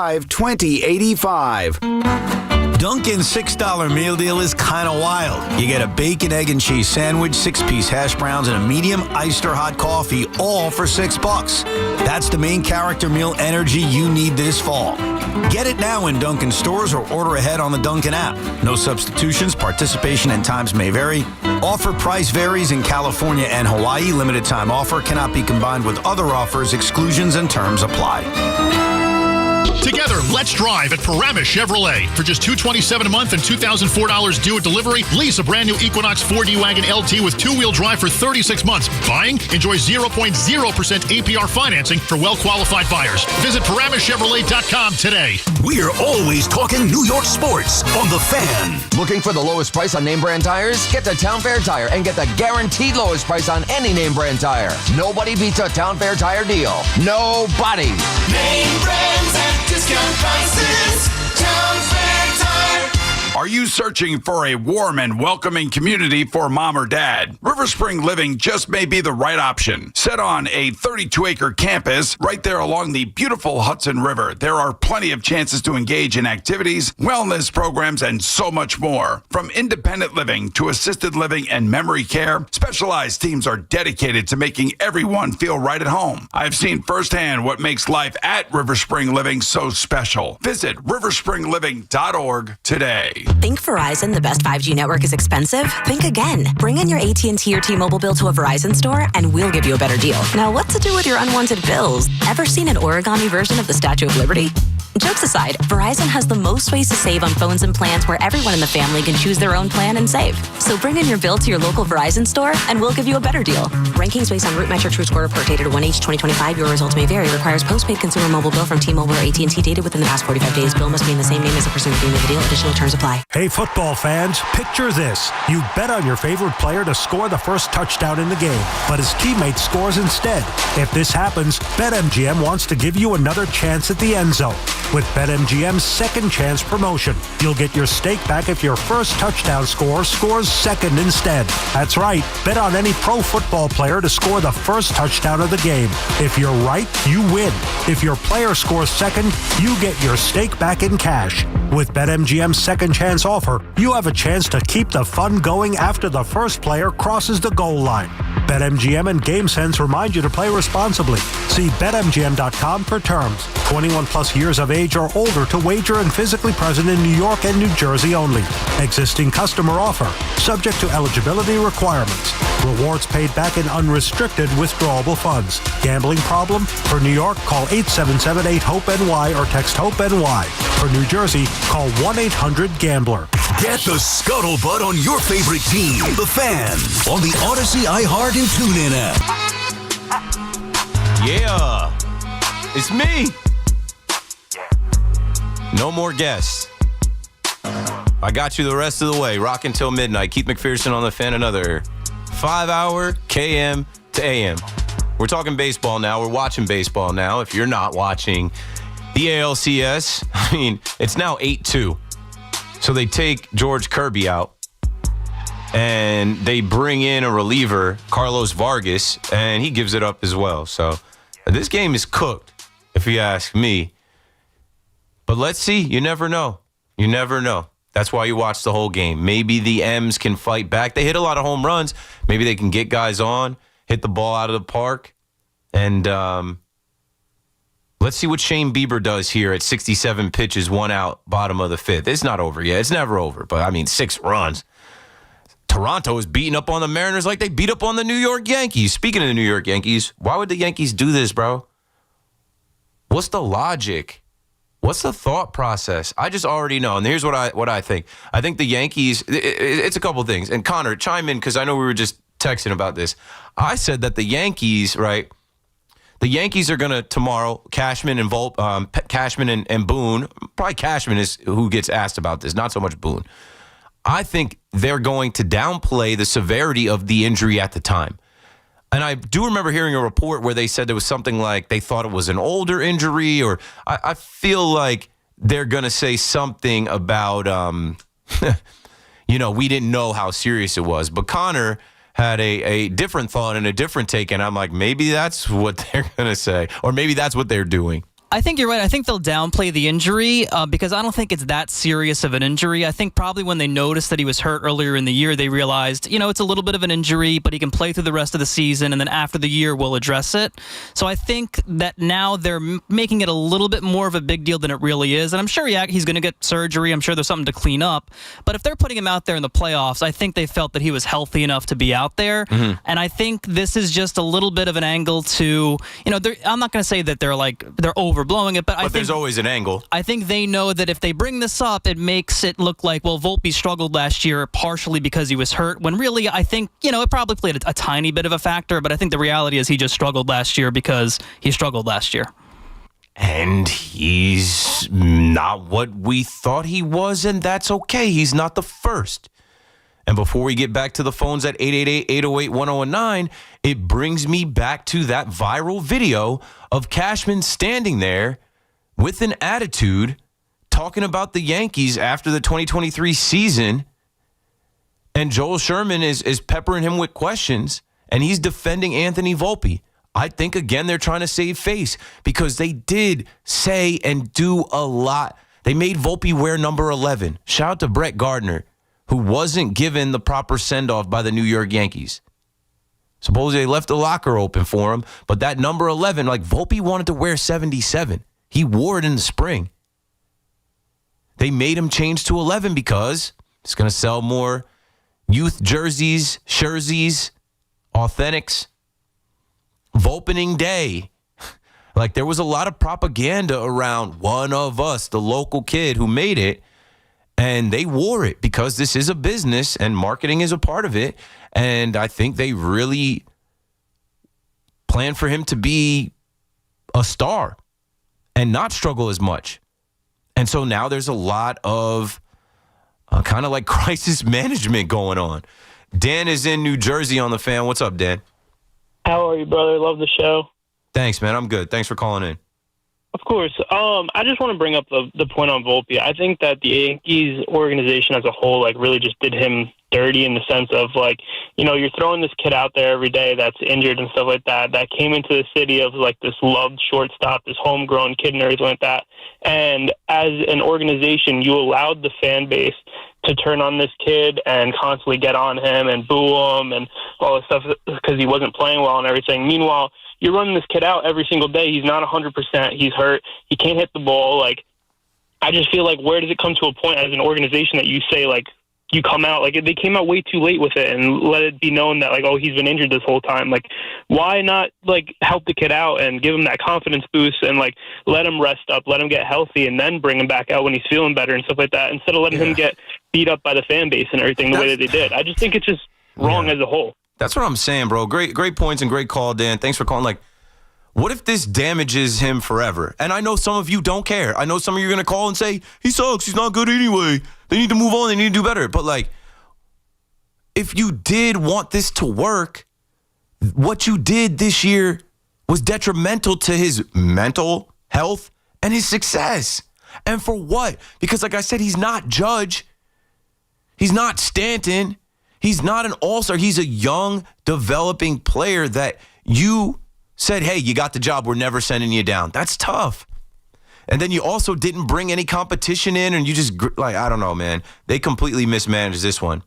And then the other part of it is, when you think about how many trades they probably passed on because they felt like they had Anthony Volpe at least. And then also, before we even saw Volpe, they brought up Oswald Peraza. He literally started games in the 2022 ALCS. What goes on? Can I get a seat in the room? Can I be in some of these meetings? Because I don't care. I'll raise my hand and be like, no, stop. This is stupid. Sal is in Upper Freehold on the Fan. What's up, Sal? Hey, man, thank you for taking my call. Love the show. 3 really quick points. I'll roll through them. Number one, the front office of the Yankees, their egos are just so big, and they just do not want to admit that they were, kind of ever wrong about Volpe, that maybe he didn't have what it takes. Like you said, they didn't bring in any competition. Number two, were you at the Giants game last Thursday? Because I'm pretty sure I saw you in, the box suite area, and I told my dad, I'm like, I think that's Keith McPherson, but I didn't want to go up and say, hey, are you Keith? Oh, man, you know what? I should have said, what's up? And third, and probably most important for the call, guess who I saw at a restaurant called Quality Italian in the city tonight? Volpe? Anthony Volpe. No, Aaron James Judge tonight. Oh, wow. I've never seen Judge, out in the wild. That's crazy. Dude, I was rattled to say the least. He walked in, I got my buddy next to me. He's just sitting at a restaurant in New York City. Judge just had an article where he said he can't even leave his apartment anymore. He can't do that. He's sitting 20 feet across from me in this restaurant. I go to my buddy, I'm like, is that Aaron Judge? He's like, oh, my God, it's him. Dude, I was fanboying so hard over Aaron Judge. I mean, he eventually got up and left because I think there was a lot of people taking pictures of him. So I do get that. But, dude, it was wild seeing him. Yeah, that's great, Sal. You saw me in the suite. You weren't sure. I was pretty sure it's me. You saw Judge. Is that Judge? Yes. Both of us have very distinct looks. But one is a lot easier to find than the other. I'm a regular dude. You see me, I'm in the parking lot. I'm at the tailgate. I'm at the Savvy Seeds tailgate. I'm in the suite. We're doing content. I'm easy to spot. Judge, I swear, I just was reading an article or something came up about Aaron Judge not being able to go out in public at this point. I got to find it. I feel like I just was reading something about that. I know he talks about how on the road, he doesn't go out because, he doesn't leave the hotel. Because as soon as he goes to the hotel lobby, it's, Judge, he's the MVP. He's the face of baseball. But that's crazy. Yeah, and it all goes back. And this is something I know we are regular people. But, when you're wrong, admit you're wrong. I've done a lot wrong in my life. And when I was young, I would try to lie. I would try to pretend. I try to act it wasn't as bad as it is. And then I learned to be accountable. And then I learned to be a man. And just accept when you make mistakes and you do wrong and own it. The Yankees never have to do that. They're above everything. But they make so many mistakes and they do so many of these things, and it always comes back to bite them in the ass. And we're like, yo, what are you doing? What? We think better of you. We think very highly of your decision-making. Maybe you don't. I don't know. I don't know, man. Bobby's in Belmore on the Fan. What's up, Bobby? Yeah, Anthony Rizzo 2.0. But anyway. But Rizzo, DJ, I could keep going. This has happened a bunch of times with the Yankees, either misdiagnosing an injury or covering up an injury. Judge, Cole, and then being like, wait, what's going on? Now, what really injured me was that conversation you had with that beat reporter. You mean to tell me that the Mets turned down Crochet for Sprout and some guy named Williams? I don't know which is worse, that or the Jared Cole 2017 refusal of the Yankees to trade him for Antoine Frazier. Bobby, you don't remember? So when Garrett Crochet was with the White Sox 2 trade deadlines ago, I believe he told the White Sox and the rest of baseball he only wanted to be traded to a team that he could sign long-term with. So the Mets were rumored as the front runner because they have Moneybag Co. They have Steve Cohen. They're like, okay, the Mets are going to be the front runner to trade for him because they can give him whatever contract he wants. Why didn't Cohen overstep Stern on that? I don't understand. Well, it came out. Let me see if I can find it. They want to pay long term, maybe. I don't know. Shout out to Sleeper Mets. On September 29th, rumor, and this is per John Heyman, the Mets could have gotten Garrett Crochet, but it would have cost them Brandon Sproat, Jet Williams, potentially more, and so they weren't going down that road. That's ridiculous. Let me get to it one more point before you hang up on. Now, Snell and Yamamoto, you know what their stats are in the postseason? 5 runs, 40 innings. I've watched, Okay, and they haven't given up anything. Yamamoto gave up that first swing homer, and then he didn't give up any. He gave 2 hits up. He complete game, and then Snell too. They took Snell out, but he probably could have kept going and pitched the complete game. Yeah, Yamamoto had 1 bad game against Philly, but 5 of the 6 have been awesome. Now look at the Yankees. Well, Dan Fried. You know what their ERA was? They gave up 8. This was the highest Yankees ERA in any postseason ever. It was 8 something. 16 runs. Yeah, 16 runs, 17 innings. That's like it was a 9 ERA. So a 1 ERA as opposed to a 9 ERA. So, I mean, and from 60, and it was probably $5 million less they spent. $5 million more the Dodgers spent. They spent 60 on Snell and Yamamoto, and the Yankees spent 55 on Rodon Fried. Now, I told you about and Fried. Snell deferred some money, so they're not even getting hit for that right now. All the money that the Yankees spent on Rodon and Fried, they got to pay that each year. Yeah, and Fried, I told you the last 3 years, before this year, he was not good in the playoffs. He got a lot of people called the fan to tell us, Met fans specifically calling to tell us, like, hey, he's got some shaky postseason numbers. But what do Yankee fans say back? He's a World Series champion. He pitched in Game 6 of the World Series.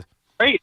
Oh, he pitched great in that game, 2021. But ever since then, he hasn't been the same pitcher. Now, I understand the Yankees after the Cole and Soto, leaving.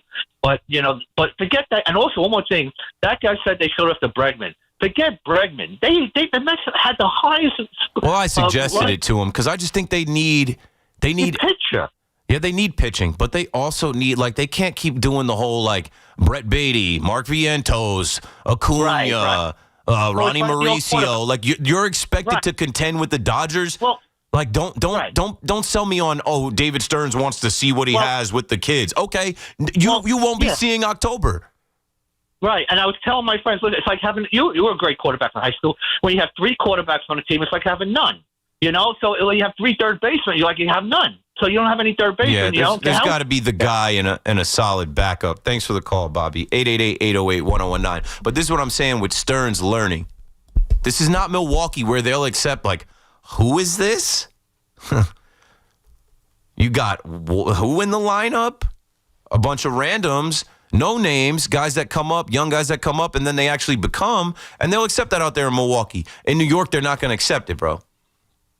Not when the Mets are supposed to be big brother now. Not when the Mets have a seat at the big boy table now. Not when the Mets have the richest owner in the sport now. Not when the Mets have the biggest contract in the sport. We're able to land Juan Soto now. Now you got to do things like the top of the league does things. You have to be in every conversation for the top hitters and pitchers. Sorry, David Stearns, your philosophies that you applied in Milwaukee, they don't work around here. They don't work around here. Chris is in Bay Ridge on the Fan. What's up, Chris? Hey, Keith, how's it going? Good. Now we're talking baseball. We're cooking a little bit. Yeah, I wanted to join the Volpe talk, but I think we screwed him since we started comparing him to Derek Jeter from the start. But anybody would be. Every closer that we've ever had. Clay Holmes has 29 scoreless innings. He passed Mariano. Then what happened after that? Were you listening to BT and when A-Rod was on? No, I missed it, but what part of it? I did go back and hear some parts of it. When he was talking about Volpe and how he needs to swing and what type of player Volpe needs to be. Yeah, but he was talking about continuity. They had a first baseman every day. This year we're flipping in and out of first baseman. Right. The 2009 team had such continuity. Everybody knew where they were in the lineup. Everybody knew what was going on. And I don't think we've had that since 2017. I mean, that conversation we were having in 2023 when we were looking at the Texas Rangers, and we were looking at how those guys played every single day. Marcus Semien played all 162. Those guys were in the lineup in the same spots every single day. And then we examine the Yankees, and we're like, why do you have all these platoons? Why do you have a different lineup every single game? You have a new leadoff hitter every single day. Because you don't have one. You have options, but you don't have actually one. Thanks for the call, Chris. Trent Grisham as your leadoff hitter. Come on, bro. Yeah, it worked enough in the regular season, but it damned us in the postseason because he's not a leadoff hitter. And when the lights are brightest, guys revert back to who they truly are.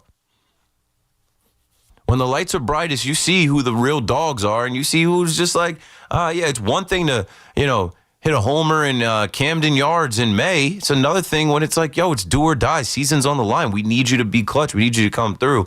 There were too many guys striking out and folding. Too much of that in the lineup. These next 2 years, the Yankees need to go all in and stack the deck with a roster of guys that we can go to war with for the next 2 years and try to win a World Series. Who is the best team in America? I'm watching the two best teams in the American League. And both of these teams are going to look different next year. And the Yankees swept Seattle in Yankee Stadium. And the Yankees should have played much better against Toronto this year. So what I'm saying is neither one of these teams scare me. The Mariners got Caleb Ferguson, remember him, on the mound right now because they're cooked, down 9-2 in their building. You know how pumped up those Mariners fans were? If you follow me on Instagram, and I know we got a break here, Connor. I'm rambling a little bit, but this is what we're supposed to do. It's a 5-hour show. It's just me. On Instagram, check my story. I said, what? There was a post from MLB Elite's hottest ticket of the postseason. If the Mariners win Game 3, Games 4 and 5 will be the priciest tickets in team history. Game 4 is going to be $355 to get in. Game 5, $343. I said, under $400 to get into the ALCS? Keith McPherson on the Fan. Don't go anywhere. We're coming right back. Tune in tomorrow at noon during BT and Sal for live coverage of Aaron Boone and Brian Cashman's end-of-season press conference here on your home for everything New York Yankees. 101.9 FM WFAN and always live on the free Odyssey app. Rock and roll will never die, and neither will the low prices. It's the Rocktober Savings Event at Nielsen Dodge. We've turned up the volume on Rocktober Savings on any new Jeep, Chrysler, Dodge, or Ram. Lease a new 2025 Jeep Grand Cherokee Limited 4x4, just $199 a month. Or lease a new 2025 Jeep Grand Cherokee L Altitude X 4x4, just $224 a month. We're rocking out the deals with zero down payment available. $1,500 overbook value for any trade. If you need credit help, we're here to make it happen. And of course, great deals. On Route 10 in East Hanover, online at NielsenDodge.com, a proud member of the Nielsen Auto Group.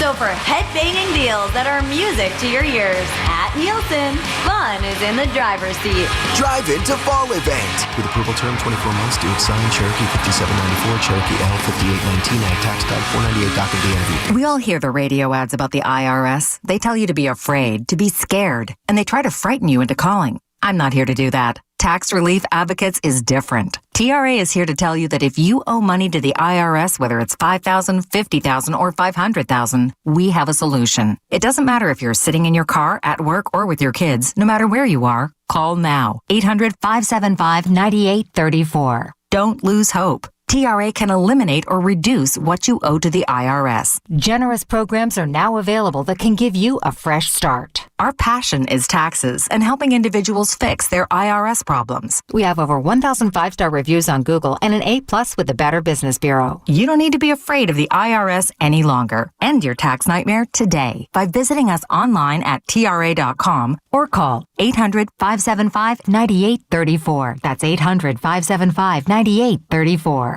Tax Relief Advocates. Real solutions for real people. Now would be a great time to clean out your garage and donate that old car to Cars for Kids. See how easy it is. Call today, 1-877-CARS-FOR-KIDS or online at carsforkids.com. Wake up with Boomer and Gio. Mornings 6 to 10 on WFAN, WFAN FM, WFAN FM HD1, New York, and Odyssey Sports Station.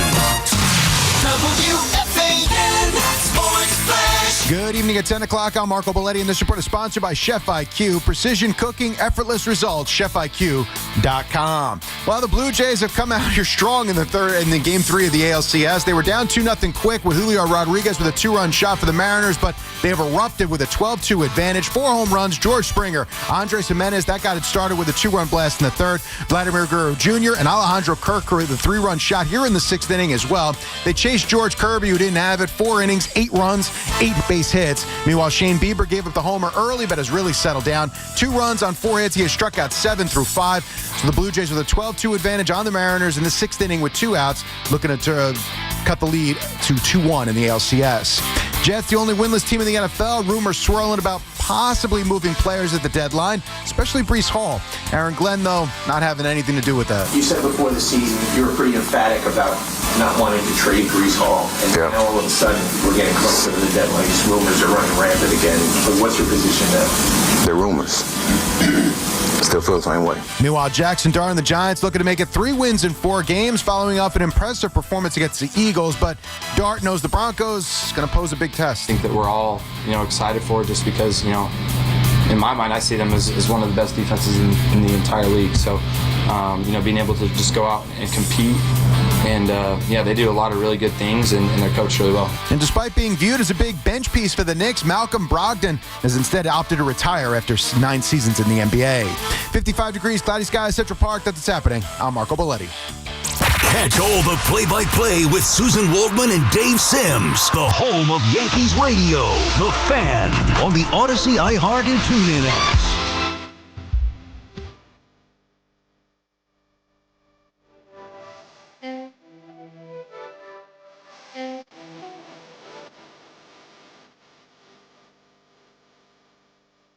I'm here. Just watched Alejandro Kirk hit a 3-run home run.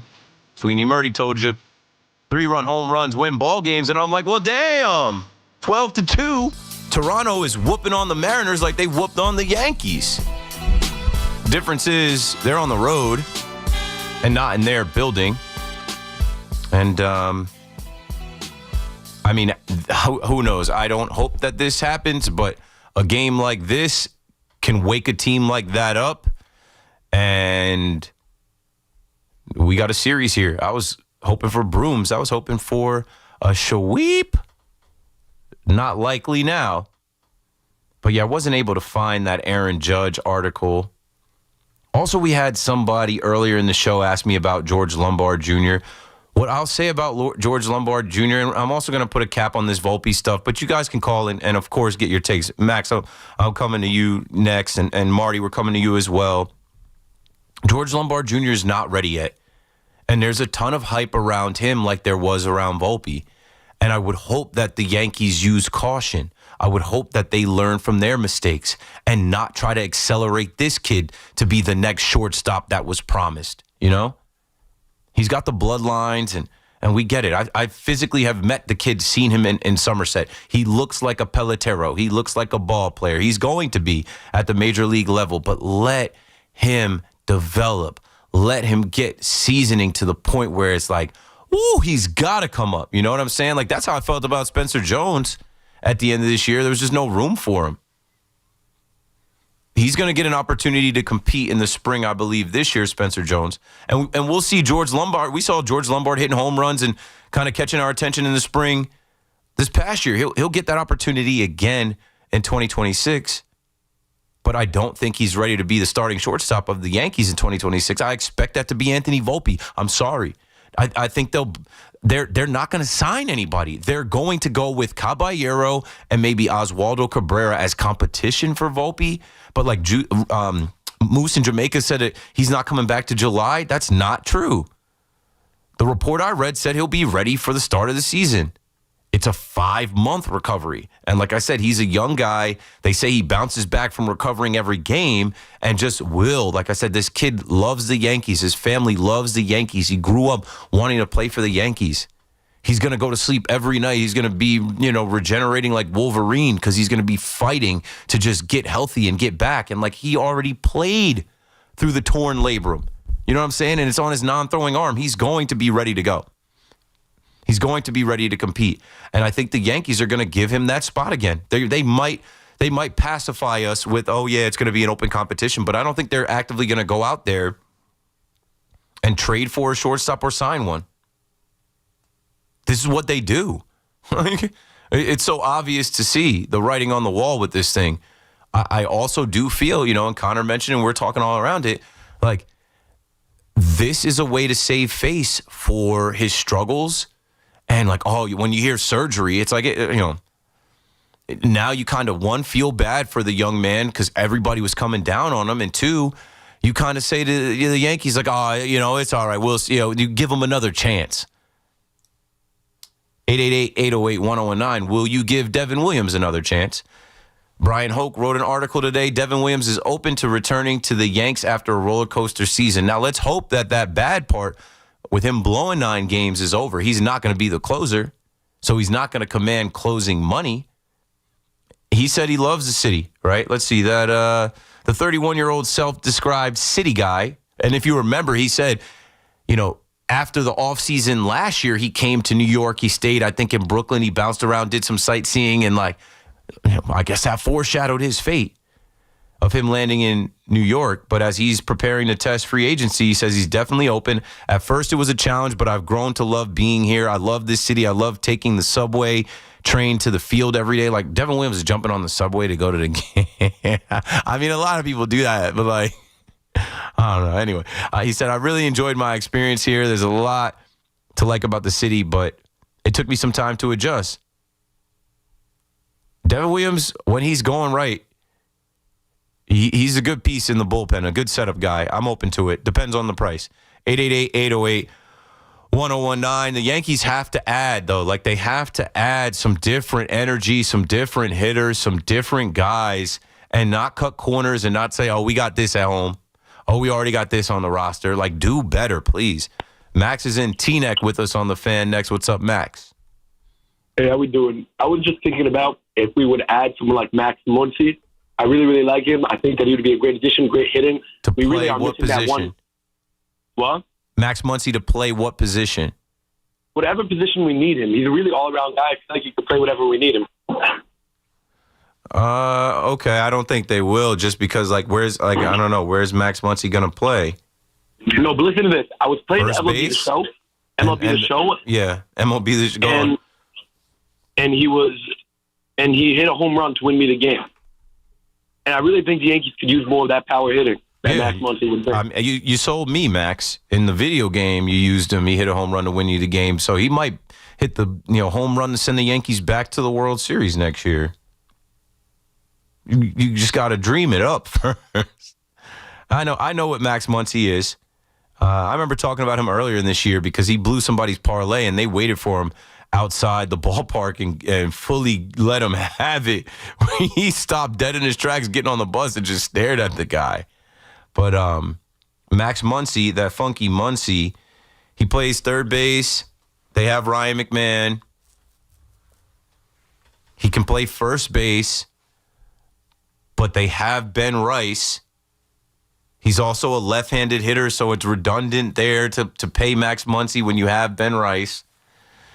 He's 35. I don't think Max Muncy. I'm sure he was great in MLB The Show. They're not signing Max Muncy. Anyway, 888-808-1019. I opened the show tonight talking about Aaron Glenn, talking about how he is sinking into what has sank so many other Jets coaches, how he hasn't won a game. He does not have any grace left, and he needs to take a different approach, especially with 3 games that the Jets should be able to compete in and maybe win 1, dare I say 2.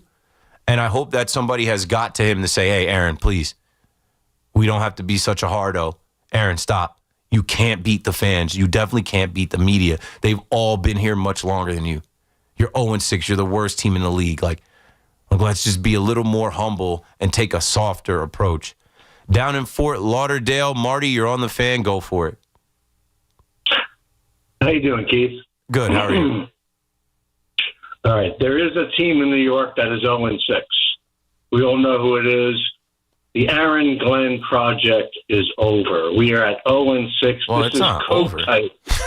But it's coat tightish. Rich coat tight. Let me just finish. When is the last time the New York Jets were in two AFC championship games? When was the last time the Jets were really relevant? Rex Ryan, who is now being shopped around by the Miami Dolphins. Now, why doesn't Woody step up to the plate and get this guy for the next 10 years? They interviewed him. They passed. Why don't they hire him? He's going to be gone. We have nobody. No, you have Aaron Glenn. He signed to a 5-year contract. You also have Darren Muji. This is who they landed on after doing their due diligence and a very thorough search that included Rex Ryan. But those two things you just said are why I'm no longer a Jet fan, because Woody is running this thing into the ground. Yeah, he can't figure it out. I understand. Thanks for the call, Marty. I get it. Like Rex Ryan is on ESPN basically laughing at the Jets. But we were laughing at him the way that he was campaigning for that job. Damn near begging for it. You know, going on national television and saying what he would do. Now, I honestly believe he would have got a win and been in better standing than Aaron Glenn, but they didn't want to double back. Don't double dip. Don't take the X back. But the Aaron Glenn situation is far from over. Didn't Justin Fields just say there's 11 games left? Oh, this is frightening. There's 11 games left. He's going to coach all those games. And I believe, and this is something else that I said in my open, I feel like Woody's putting the battery in his back. I feel like you would not be so cavalier. You would not be so confident and like so secure. And like what he said, it's talking about like, oh yeah, if Justin Fields makes a mistake, you guys are going to be bitching about it. Like, bro, what? Like, Jets fans have a lot to complain about. And you're part of it. I feel like Woody's telling them, you're good. We've been doing this a long time. We've been at the bottom forever. We're used to it. The media's tough here. It's New York. He's even probably telling them, look at the Giants. The Giants found a quarterback, running back, a couple good players. They won a couple games. The media treats them way different. They're always piling on us. Go ahead. Give it back to them, Aaron. I don't think that's wise. I don't think that's wise because they could lose every single game. I don't think they're going to lose every single game. It's the NFL, but they could. And then it gets loud. Then it gets really loud. And then like Black Monday comes and fans are going to be like, yo, fire him. He's the only coach in the league that didn't win a game. They went defeated. We took 10 steps back. We just set the franchise back another 5, maybe 10 years. Get him out of here. And when your fans get loud like that, that starts before Black Monday. That starts in your building. And what I was saying with Aaron Glenn is like, bro, you got to chill. You're coming home now. I know it was a home game in London, but like you're going to be at your building now. You want those Jets fans excited. I know it's going to be hard. You want those Jets fans cheering for you, rooting for you, behind you. And if you go out there and the first drive is 3 and out, there's moans and groans. If you go out there in the second drive, Justin Fields gets sacked twice. There's, oh, boo. And if you go out there and you can't score points, fire, Glenn, like that, like those things start.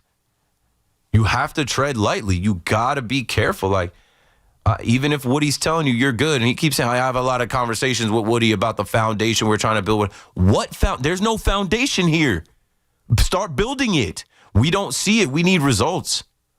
We need results. So now we're back to talking about the Jets. Who are they throwing the ball to? And everybody and their mother knows they're going to run the ball with no receivers. So if I'm Carolina, I'm just putting 8 in the box. Go ahead, Justin. Go ahead, Brees. And then, like, does Mason Taylor scare you? Does Andrew Beck scare you? Arian Smith? Maybe. I don't think so. This is the NFL. The Panthers are coming off beating the Dallas Cowboys, who you couldn't beat. And, like, Rico Dowdle, run, Rico, run. Tedero and McMillan, like, they've got guys. They've got playmakers. Bryce Young looks like a different quarterback. Second year under Dave Canales. So, I don't know, man. It's just bad. I don't want this for the Jet fan. I don't want you guys to feel this way. I don't want you guys to to go through this struggle because, like I said, we all love football. The NFL is king, and when Sunday comes around, man, you try to clear your schedule. You try to either go to MetLife and watch the game. You're tailgating. Like, that's the best part of being a Jet fan. The tailgate, as soon as you enter the building, womp, womp, womp. And I'm not trolling. I'm not roasting. I'm not joking. It sucks. I got a lot of friends that are Jets fans. It's funny because I've gone to a bunch of Giants games. I've gone to Jets games in the past. It's like, who wants to go to a 1 o'clock like Jets game? Jets Panthers, or like they host the Browns coming up. Like, it starts to get miserable. It starts to get miserable. And then, I mean, after this little stretch here, and like this is a vital stretch. You have the Panthers who you could compete with, and if your defense shows up the way they did in London, who knows? Then you have the Bengals with Joe Flacco. Come on, you can't get to Joe Flacco. I know they got Jamar Chase. I know they got T. Higgins. But, like, it's Joe Flacco, bro. He's washed. And then Dylan Gabriel. If you guys saw Dylan Gabriel trying to play quarterback in the NFL against the Steelers, he looks like a peewee football player trying to play. Like, if you can't beat them, that Browns defense, one of the best defenses in the league, though, going up against your non-existent offense, like, they'll figure it out. But this stretch of these 3 games, you got to get at least 1 win. I think it's not crazy to say you could get 2. And that's got to happen before you go to New England and face the Patriots, where Tom Brady just mocked you as his statue goes up. And he says the statue's here for Jets fans to throw beers at as they're leaving after another loss, or something stupid like that Tom had to say to get a cheap laugh. And then by the time you face the Ravens in Baltimore, Lamar will be back. I don't know. After the Lamar game, Jeff Ulbrich and that Falcons defense comes here. And that Falcons defense just gave Josh Allen trouble again. And you know what? Their offense ain't too shabby with Michael Penix Jr., Bijan Robinson, Drake London. Like, it doesn't get any easier than these next 3 games that the Jets are about to have. So Aaron Glenn, as the face of the franchise, the organization, the head man, I just feel like you got to take a different approach. Let's go to Dave in Lindenhurst next on the Fan. Hello, Dave. Hey, Keith, how are you, buddy? Good. Thanks for calling. Thanks for having me. Just want to piggyback on the last caller, with his Rex Ryan's comments. I don't know if he forgot, yes, we had some, great years with Rex Ryan, but I don't know if he forgets, the bad years we had with Rex Ryan. Like the time, he put, Mark Sanchez in the Snoopy Bowl in a meaningless preseason game, and the guy tore his shoulder. It wasn't good on the way out. It wasn't good for him with the Buffalo Bills. There's a reason why he hasn't been able to get back into the NFL and get a job. I think he joked on air about, I'm getting a call right now, like the Miami Dolphins. But, like, why would them? I guess they could. I won't say why would they. But the Miami Dolphins, there are other options than to bring in Rex Ryan. That'll be his 3rd team in the division. Right. And, it never really usually works out with your exes anyways. Right. You're not supposed to double back. You're supposed to learn from that. No. Don't make the same mistake twice. Yeah. So I understood them not going to Rex Ryan. And it's also modern day NFL football. It is not 2010. Right. The game ethic has passed him. I'm sure he's willing to adapt and change his, ways, but who knows if that's going to happen, and honestly, as a Jets fan, it's been tough. I blame my dad. I've been, I'm 35. I've been a fan since I'm 5 years old. It is what it is. I know you're a dad. I've been watching these. I got a 10-month-old. I've been watching these games every Sunday, and it's like, oh, my God, I feel bad for this kid because you're going to make him a Jets fan? That's already locked in? Your dad passed it to you. You're going to pass it down to your son? Yeah, I get it. He's going to choose who he wants to, But he's going to be influenced. You got family that, wear Jets gear, and they go to Jets games, and it gets inherited. Thanks for the call, Dave. I get it. I'm not doing that. But, like, to each his own. And I understand there's like almost like a badge of honor, and even like hey, we had to go through it. You got to go through it too. This is a Jets household. And that's why I say I want better for y'all. I want better for New York sports, period. We deserve better. We've got all these teams, and it just always is embarrassing. Whether it's the Rangers not being able to score at home, the Mets not being able to score in the one game that they need to qualify to the poll. They could have literally avoided all of the mocking, all of the trolling, all of the, Things that come with an epic collapse. If they could have scored some runs against the Miami Marlins, it's just misery. The Yankees, a bullpen game in the Bronx against a bullpen that you just scored a bunch of runs off of, but you can't get anything going facing elimination. It's stupid. It's frustrating. You know, the Giants running Russell Wilson out there. At least you got Jackson, Dart, Keith McPherson on the fan. I'm running out of time. I got like 90 minutes left. So let's get back to the calls on the Mets, on the Yankees, on the Jets, on the Giants. And, this ALCS game is over. But let's keep doing the thing. Don't go anywhere. We'll be right back after this. The home of the NFL on Westwood 1 is WFAN. Oh, he fell down as he pulled away. Hits the net. The division-leading Steelers take on the Bengals in an AFC North battle. 8:15 tomorrow night. Thursday Night Football is on The Fan, 101.9 FM, and always streaming on the Odyssey, TuneIn, and iHeartRadio app. Luxury just got tripled with Mercedes-Benz of Edison, Union, and Freehold, New Jersey. 3 powerhouse locations, 1 legendary name. Ray Katina. More selection, more convenience, and more ways to drive excellence. Experience the power of 3. Visit benzfam.com. Want fast, reliable home internet? Switch to Verizon Fios, where you get the 100% fiber optic network with speeds up to 2 gig. And if you're looking for live TV with up to 400 plus channels and live sports, Fios TV is where it's at. Get the internet speed you want and the TV you love when you bundle Fios home internet and TV with Verizon. Plus, get the latest deals when you call 1-883-VERIZON and switch to Verizon Fios today. Availability varies.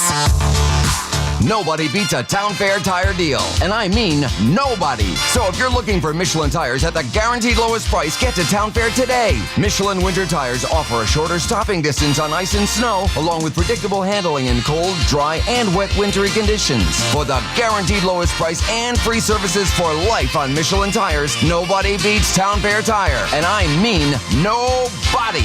Name brands at discount prices. Town Fair Tire. If you're injured in an accident, the Rothenberg Law Firm is on your side. A legendary team that has won billions over 5 decades. The Rothenberg Law Firm. 1-800-624-8888 or injurylawyer.com. I'm Piera Palazzolo, VP of Digital Marketing for the American Management Association, a company focused on the management training skills needed to enhance the careers of business professionals. We did our research when it came to the best companies for website development and chose AmericanEagle.com. And we couldn't be happier. AmericanEagle.com worked closely with us to understand the front and back end requirements needed to launch an e-commerce website that could handle the complexities of running thousands of seminars nationwide. Our robust new website and improved SEO saw immediate increases in site traffic and web revenue. If you're in need of managerial effectiveness and success, visit our website at amanet.org. If you're in need of a website that provides an unparalleled consumer experience, I highly recommend AmericanEagle.com. Transform your business today. Dial 877-WebNow1 for a free digital consultation with AmericanEagle.com. Tune in to the BT and Sal Show weekdays from 10 to 2 on The Fan, presented by your tri-state Cadillac dealers. Cadillac is the official luxury vehicle of the New York Mets. At Paramus Chevrolet, we understand that a car is more than 4 wheels. It's an extension of who you are. Hey, it's Mike Tandarella, General Manager of Paramus Chevrolet. Because everyone has unique taste, we stock a large variety of certified pre-owned automobiles. So you're sure to find something you absolutely love. And it gets better. Enjoy our exclusive Paramus Chevrolet VIP Plus program. A lifetime of complimentary oil changes, courtesy shuttles, and loaner car availability. Visit us in person or online at ParamusChevrolet.com. Nobody beats a Town Fair tire deal, and I mean nobody. So if you're looking for Michelin tires at the guaranteed lowest price, get to Town Fair today. Michelin winter tires offer a shorter stopping distance on ice and snow, along with predictable handling in cold, dry, and wet wintry conditions. For the guaranteed lowest price and free services for life on Michelin tires, nobody beats Town Fair tire, and I mean nobody. Name brands at discount prices. Town Fair Tire. Hair everyone, this is Boomer Esiason, and I'm here to tell you all about United Healthcare and their Oxford products. They've served me well for 41 years, and I've been very happy with the coverage that I've received. In fact, they're not only my insurance carrier, United Healthcare also supports my foundation in our quest to find a cure for cystic fibrosis. So when you play pro football, you learn pretty fast that you can't win without teammates you can rely on. The same is true for your health plan. And that's why Oxford plans from United Healthcare include all kinds of benefits for your employees, like $0 deductible options, virtual care with $0 copays, and the ability to earn up to $700 a year just for taking healthy actions. Care for your employees and savings for you? You'll get that too. Check out Oxford now with more ways to help your employees and bottom line stay healthier. Contact your broker or visit uhc.com/Oxford to learn more. Oxford insurance products are underwritten by Oxford Health Insurance Incorporated. Dunkin's $6 meal deal is kind of wild. You get a bacon, egg, and cheese sandwich, 6-piece hash browns, and a medium iced or hot coffee, all for $6. That's the main character meal energy you need this fall. Get it now in Dunkin' stores or order ahead on the Dunkin' app. No substitutions, participation and times may vary. Offer price varies in California and Hawaii. Limited time offer cannot be combined with other offers. Exclusions and terms apply. Are you fans? It's football season, so make sure you catch all of the Scarlet Knights gridiron action this season on WFAN. Scarlet Knights football is presented by RWJ Barnabas Health, the official healthcare provider of Rutgers Athletics. Let's be healthy together. One world-class brand, one legendary name. Raketina Lexus. Discover Raketina Lexus of Freehold and Raketina Lexus of Monmouth, where they proudly sell more Lexus vehicles than any other Lexus dealership in New Jersey. Experience luxury the way it was meant to be. As a mom, comforting my family is what I do best. Vicks Vapor Stick provides soothing, non-medicated Vicks Vapors in an easy-to-apply stick, and it dries fast, so there's no mess. I use it to comfort myself and my family. Thanks, Mom. Vicks Vapo Stick, soothing comfort for the whole family. And try Vicks Vapo Shower Max for steamy Vicks Vapors when you need more comfort for yourself. Use as directed. Hear that? That's the beginning of a journey powered by the confidence that comes from driving a vehicle so reliable.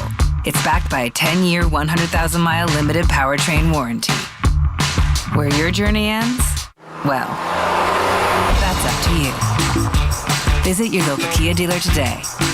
Kia, movement that inspires.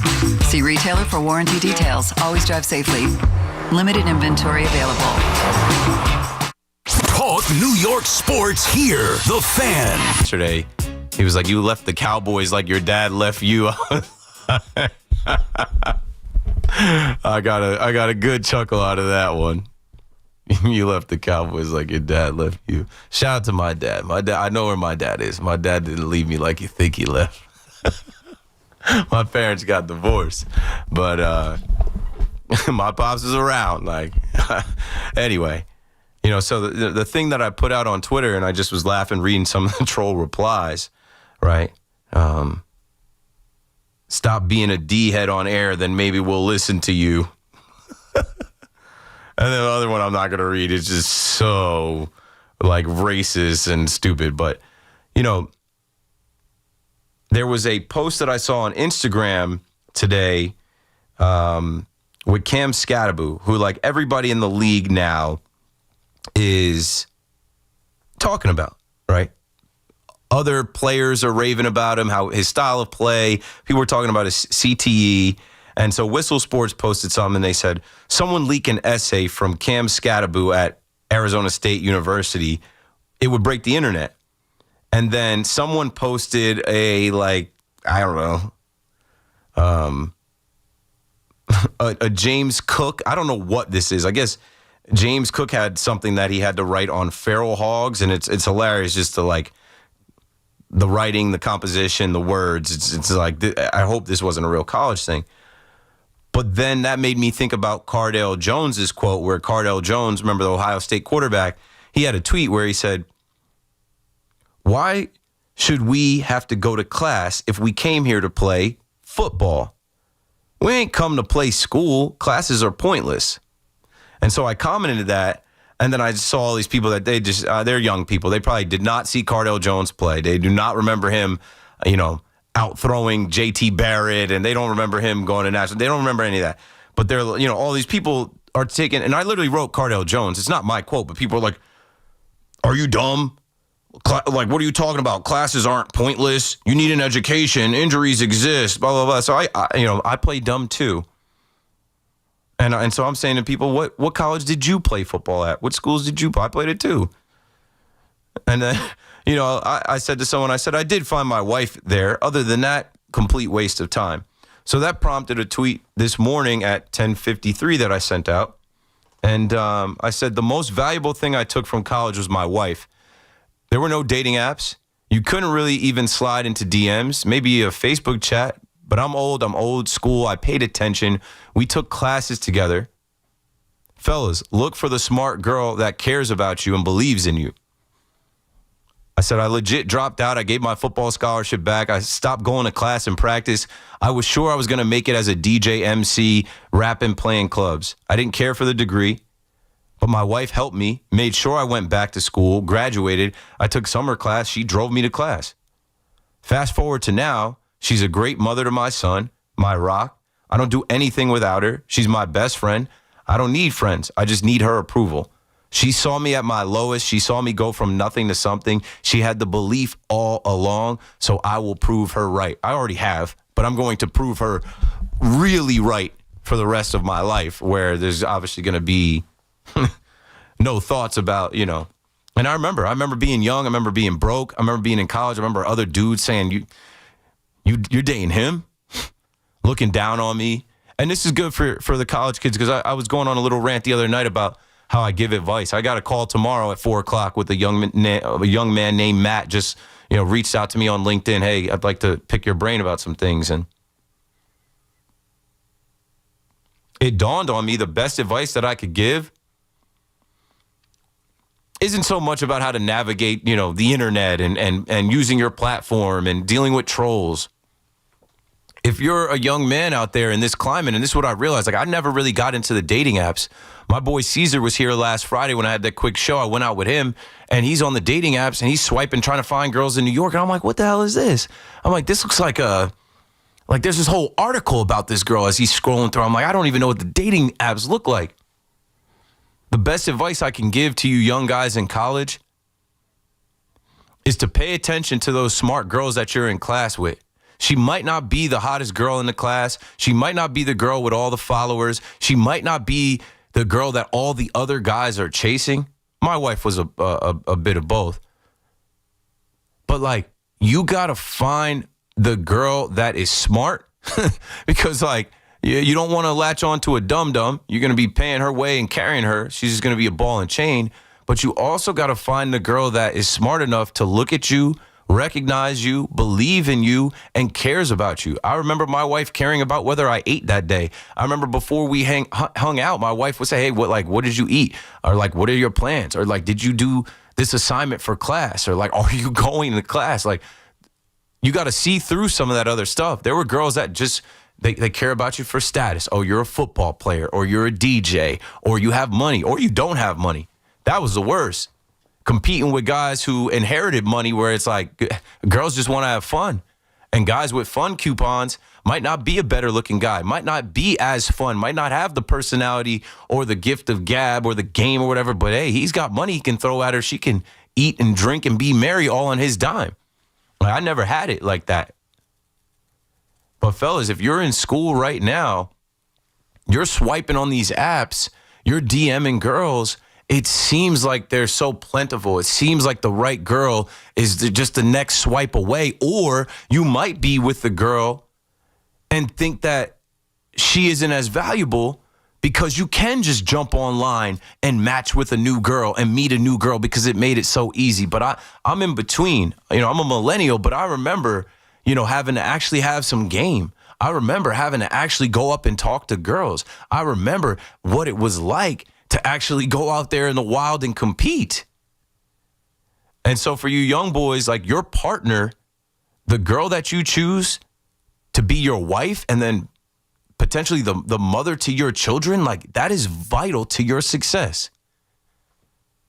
Keep your eyes open in school for the smart girls. Keep your eyes in school for the girls that are career-oriented.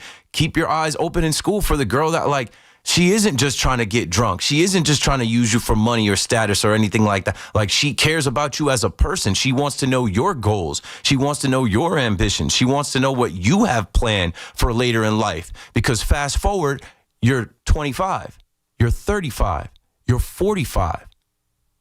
You're going to need that partner in your life, your better half. 888-808-1019. So there's my dose of, I guess, advice and real life stuff as we get back to, you know, going back and forth on Aaron Glenn and the Jets and Anthony Volpe situation and what the Mets are trying to do this offseason. Thanks for holding. Let's get John and Cherry Hill on the phone next. What's up, John? Hey, Keith. How you doing? Good. Just talking through some stuff. Right, so, 5 hours to do so. Yeah, I got a couple Jets points to bring up. Reference some stuff that other callers talked about, so just give me a few minutes here. Couple callers talking about Rex Ryan, right? Yeah. Something that I was thinking about, when Rex came over, he brought some good players from Baltimore with him, some actual leaders, good defensive players like Bart Scott for the linebacking core and Jim Leonard back in the secondary. Now, both those players during that time, they were very solid NFL players, Pro Bowl players, you know, not Hall of Famers, but very good players around the league. Glenn didn't bring anyone over from that Detroit defense or in Detroit anywhere. Mm-hmm. So that kind of raised a red flag for me when we brought him in free agency and stuff. And I was thinking, like, wow, Rex had his followers, right? And he was able to implement the culture he wanted in the locker room with that veteran leadership. That's astute. That's a smart take. Yes, that helps. And we're missing that on this current Jets team. This team is just filled. I mean, yeah, we got some good pieces, right? But they're, lack of better words, they're losers. They've been losers their whole careers in the NFL, right? They've only been Jets, a lot of them. And earlier we were talking about the dead cap hit and how many mistakes Joe Douglas and the Jets had made where, like, they couldn't go out and get another really good receiver. They couldn't go out and get some of the better corners, like some of the guys that they signed. Like, you're talking about the Ravens, and, like, Stevens comes over here. Like, he hasn't been a plus. Andre Sisco was with the Jaguars. All they did was lose. I'm trying to think of whoever else is here. It's not so easy to do right away. Maybe in the next couple of years they'll be able to do some of that, but that is a great point as far as, like, if you have a culture and you have a way, a style of play that you want implemented, you need to bring some guys over to install that boots on the ground where you can't necessarily always be, like, you know, in practice, running plays, in the locker room. Like, the coach can't actually be like Bart Scott is. Right. So that was like my first point, how we didn't really see that from Glenn bringing in his guys, right? The next thing I want to talk about was if Glenn, you know, like we were talking about these next three games, right? Very winnable games, or at least they should be winnable games.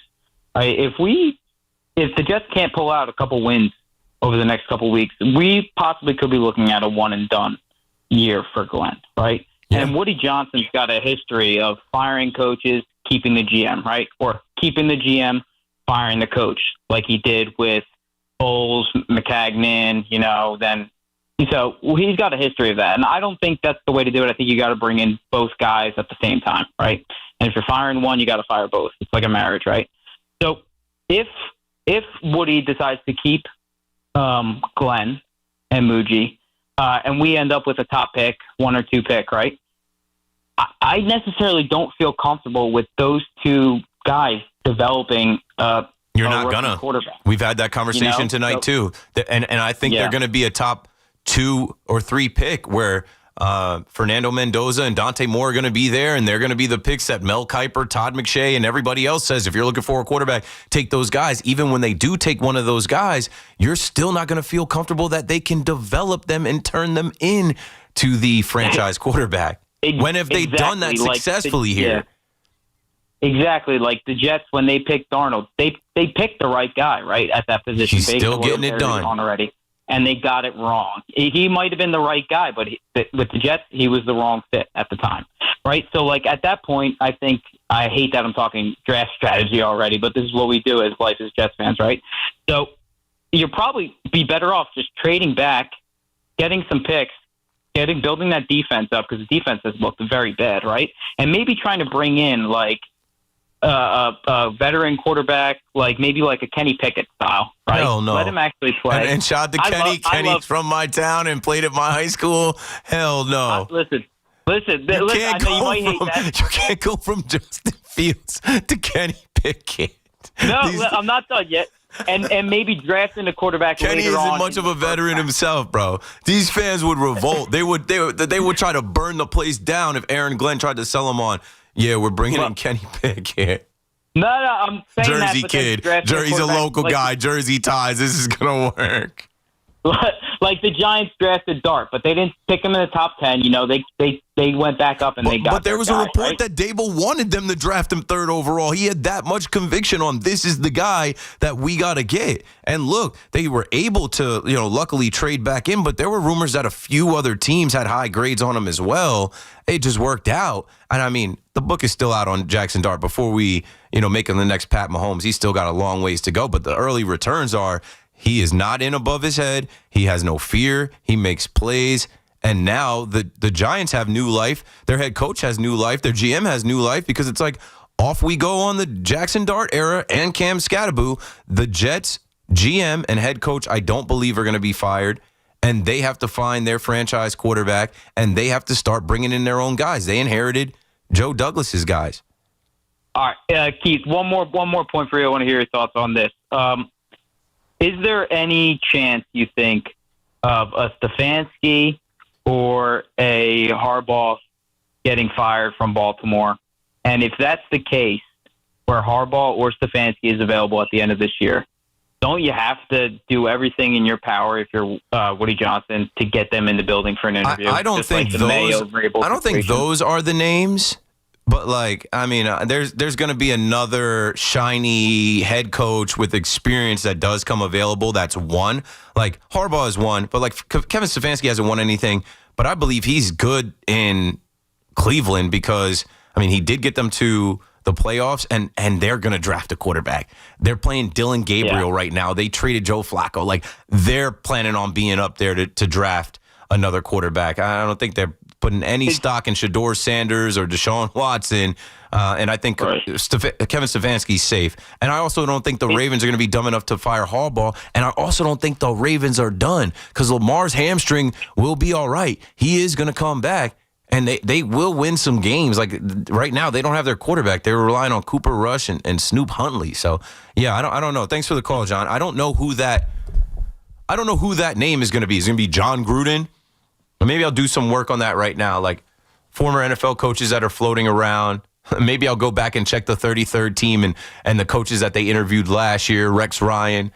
But, who is the coach that's going to be the apple of the Jet fans' eye, assuming Aaron Glenn loses out or wins one game, and they're saying, no, we need an experienced coach. You made a mistake again, going to a first-year head coach, a defensive-minded coach in an offensive league.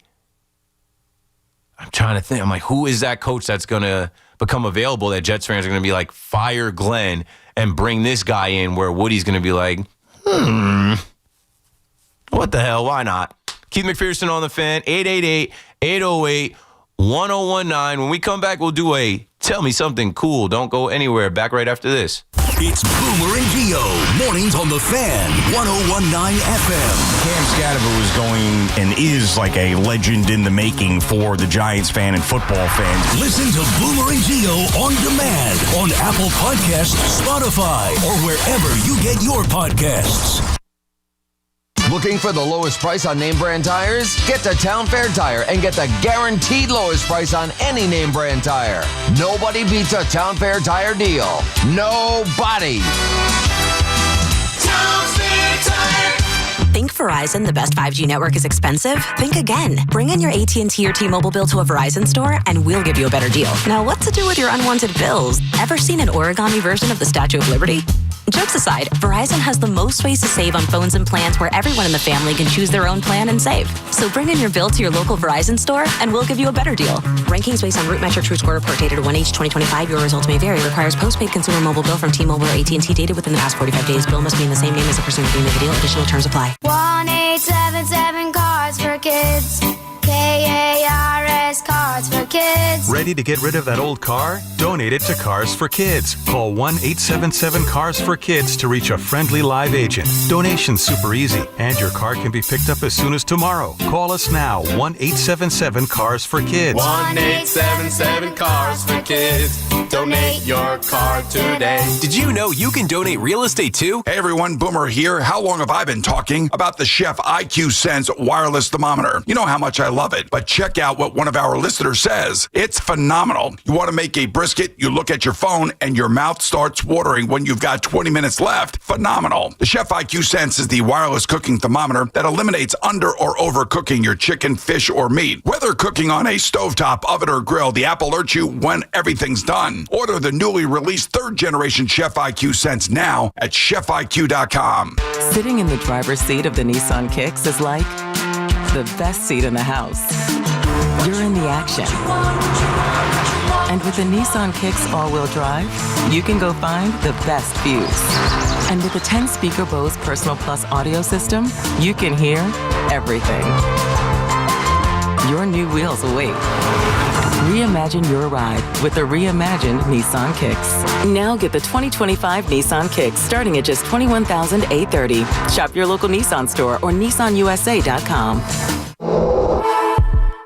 Starting MSRP at $21,830 for base model. All prices are manufacturer suggested retail price. MSRP. MSRP excludes up to $1,495 destination and handling charges, tax, title, and license. Dealer sets actual price.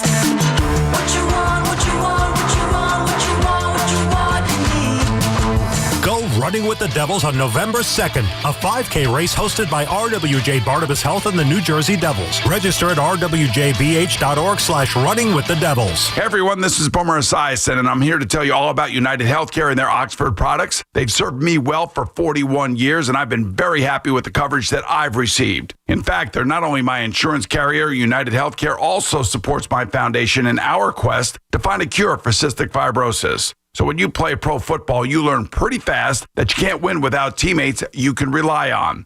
The same is true for your health plan. And that's why Oxford plans from United Healthcare include all kinds of benefits for your employees, like $0 deductible options, virtual care with $0 copays, and the ability to earn up to $700 a year just for taking healthy actions. Care for your employees and savings for you? You'll get that too. Check out Oxford now with more ways to help your employees and bottom line stay healthier. Contact your broker or visit uhc.com/Oxford to learn more. Oxford insurance products are underwritten by Oxford Health Insurance Incorporated. Dunkin's $6 meal deal is kind of wild. You get a bacon, egg, and cheese sandwich, 6-piece hash browns, and a medium iced or hot coffee, all for $6. That's the main character meal energy you need this fall. Get it now in Dunkin' stores or order ahead on the Dunkin' app. No substitutions, participation and times may vary. Offer price varies in California and Hawaii. Limited time offer cannot be combined with other offers. Exclusions and terms apply.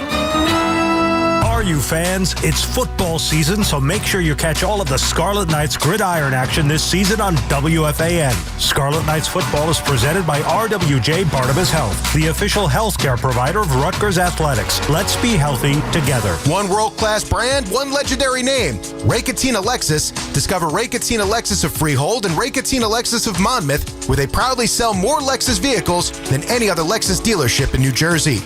Experience luxury the way it was meant to be. As a mom, comforting my family is what I do best. Vicks Vapor Stick provides soothing, non-medicated Vicks vapors in an easy-to-apply stick, and it dries fast, so there's no mess. I use it to comfort myself and my family. Thanks, Mom.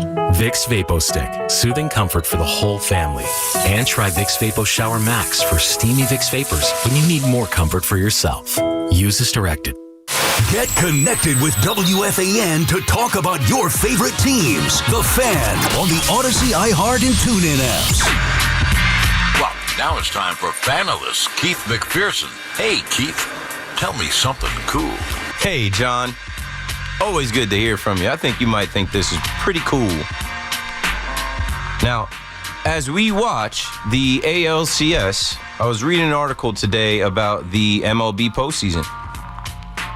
The MLB postseason TV ratings have hit their highest ratings in 15 years. The Division Series games average 4.17 million viewers, up 17% from last year, and the best such figure since 2011. There are people that try to tell you baseball is dead or dying. There are people trying to tell you that nobody watches baseball anymore. There are people telling you that baseball is going to lock out and kill itself, and they're in a terrible spot. That is cap. That is a lie. That is false. Somebody's watching these games, and somebody is going to these games, and baseball's in a healthy place. You know what would be really healthy for baseball? The Yankees getting back to winning World Series, because there's mostly Yankee fans everywhere, right? And for the Mets to get to the postseason, that would have helped too. I think more people would have tuned in to watch Mets versus Dodgers than Reds versus Dodgers. But yeah, I thought that was good. Up 17%. The Yankees-Blue Jays ALDS matchup averaged 7.65 million across both Canada and the U.S. Canadian viewership is not part of the U.S.-based figures from Nielsen. Within Canada, though, the average of 3.65 million per game was up 10% compared to 9 years ago when the Blue Jays were in the ALDS. So it's up. It's positive. It's a plus. They better figure it out. I don't think they're going to lock out. I don't know what they're going to do. I don't know what the Yankees are going to do. I don't know what the Mets are going to do. Let's get back into talking about it because baseball is all year round. You know, before you know it, like it is October 15th. In 10 days, it is October 25th. So then all you have is November, December, January, February, 5 months until the Yankees are on Netflix opening their season in San Francisco against the Giants. 5 months. It's the shortest offseason. It comes quickly, too, because like these guys are going to keep playing past the 25th. Like the World Series won't end until Halloween. And then you get into November or whatever.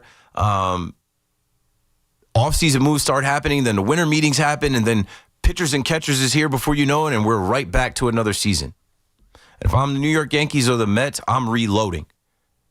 If I'm the Yankees or the Mets, I am disappointed with how this year turned out. Both took a massive step back. For the Mets to go to the NLCS and then miss the postseason after adding Juan Soto, it's despicable. It's unacceptable. For the Yankees to go to the World Series, lose Juan Soto, pivot, add all of these good players, make all these moves, they should have won their division. And in this American League where a lot of people felt like they were the best team in the American League, to not be able to get past your division winners, the Blue Jays, and get embarrassed like that? Shame. The Mariners bounced back a little bit. Cal Raleigh homered. Randy Arozarena homered. Still down 12-4. The game is over. Like Kirby gave the game up. 13-4. I didn't even see that. I guess the Blue Jays added on another one. Like I said, the Blue Jays are whooping on the Mariners like they whooped on the Yankees. Let's see what Phil in Sheepshead Bay is thinking about. Phil, you're back on the fan. All right, Keith. Listen, I want the end of mediocrity. David Stearns has to open his eyes. And as far as pitching goes, we have Ranger Suarez out there. We have, I believe, Joe Nolan from Minnesota. There's a couple of decent pitchers that are better than mediocrity. And I think he should go after them. And Stevie Cohen got to open his mouth and say, hey, look what happened this year. I think he will. Pick up some real players, you know? I think he will. He didn't want to have to write that apology. His wife came out and said something, I believe, like they felt it. The ownership felt it because Steve Cohen has talked a big game about winning World Series, winning multiple World Series, slaying negative Mets fans' thoughts about the team, and this was by a most negative outcome. I mean, just thinking about Frankie Montes, how did he convince him to go after him? I put that on Scott million Boras. on the minus side. I'd say Scott Boras is not your friend. You think Scott Boras is your friend? He's playing you. That's what happened there. Yeah, exactly. I don't know what they were thinking signing Frankie Montas. Now, I have one more person I want to ask you about, Keith. Mm-hmm. You remember the Yankees had a third baseman, Miguel Andujar. Yes. And then he went from Oakland or Sacramento, whatever they call themselves, over to Pittsburgh, then Cincinnati. Yep. He always had, he hit pretty well, but they were shuffling him back and forth. Yeah, they put him in left there field. and I think he's a viable guy to pick up. For the Mets? He has experience and he can hit. For the Mets, why not? Yeah. He's already proven it in New York, and he actually knows how to play left field now. When the Yankees threw him out there, he was looking like Jason Dominguez. I mean, considering some of the guys they got there, I mean, he's a big improvement. So I'm going to leave you with that. You have yourself a good evening. Okay? Thanks for the call, Phil. Yeah, why not? But, like, I don't know. I mean, you need bats, but, like, pitching. The Mets learned a hard lesson this year that you can never have enough pitching. And it's not a strategy to, hope that the kids can get it done. Hope is not a strategy. That's a Steve Cohen line. Stack the deck. There's a bunch of guys out there. Bring in Nestor Cortez. He's another guy, former Yankee, that's proven it here. Jack Flaherty's looking for a home. He's a World Series champion. How about you go after Jack Flaherty? I'm scrolling through some guys now, looking at the starting pitchers that are on the Jordan Montgomery. A reunion with Chris Bassett. He's got back problems. You don't want to do that. I don't know. They got to do better. Zach Gallen. Go get Zach Gallen. The Diamondbacks didn't want to trade him. I don't know. If I'm Steve Cohen, I'm telling David Stearns, come up with a new philosophy. Come up with a new way. We did it your way for 2 years. The first year wasn't even your philosophy. That was Grimace. That was Candelita. That was the Rally Pimp. It was Hawk Tua Girl. The Playoff Pumpkin. All that, bro. That wasn't you. That was Lindor. Should have won MVP, but no one can win an MVP over Ohtani. Year 2, look what happened. Griffin Canning gets hurt, and you don't have enough. You didn't have enough from the start. We all knew. And it's funny, right? As we got a break here, and I'm coming up on my last hour, open mic time. Anything we haven't talked about, you can bring it to the table. They fired Jeremy Hefner, and all we were talking about in the beginning of the year was, oh, look what he did with Luis Severino last year and Jose Quintana last year. And then the Mets chose not to bring those projects back that actually worked. And then in the beginning of this year, they had the lowest ERA in baseball. We were raving again about Hefner's laboratory. And then they fired him. So what's up with the lab? I don't know. 888-808-1019. Keith McPherson on the Fan talking sports. I'll be right back. Tune in tomorrow at noon during BT and Sal for live coverage of Aaron Boone and Brian Cashman's end-of-season press conference here on your home for everything New York Yankees. 101.9 FM WFAN and always live on the free Odyssey app.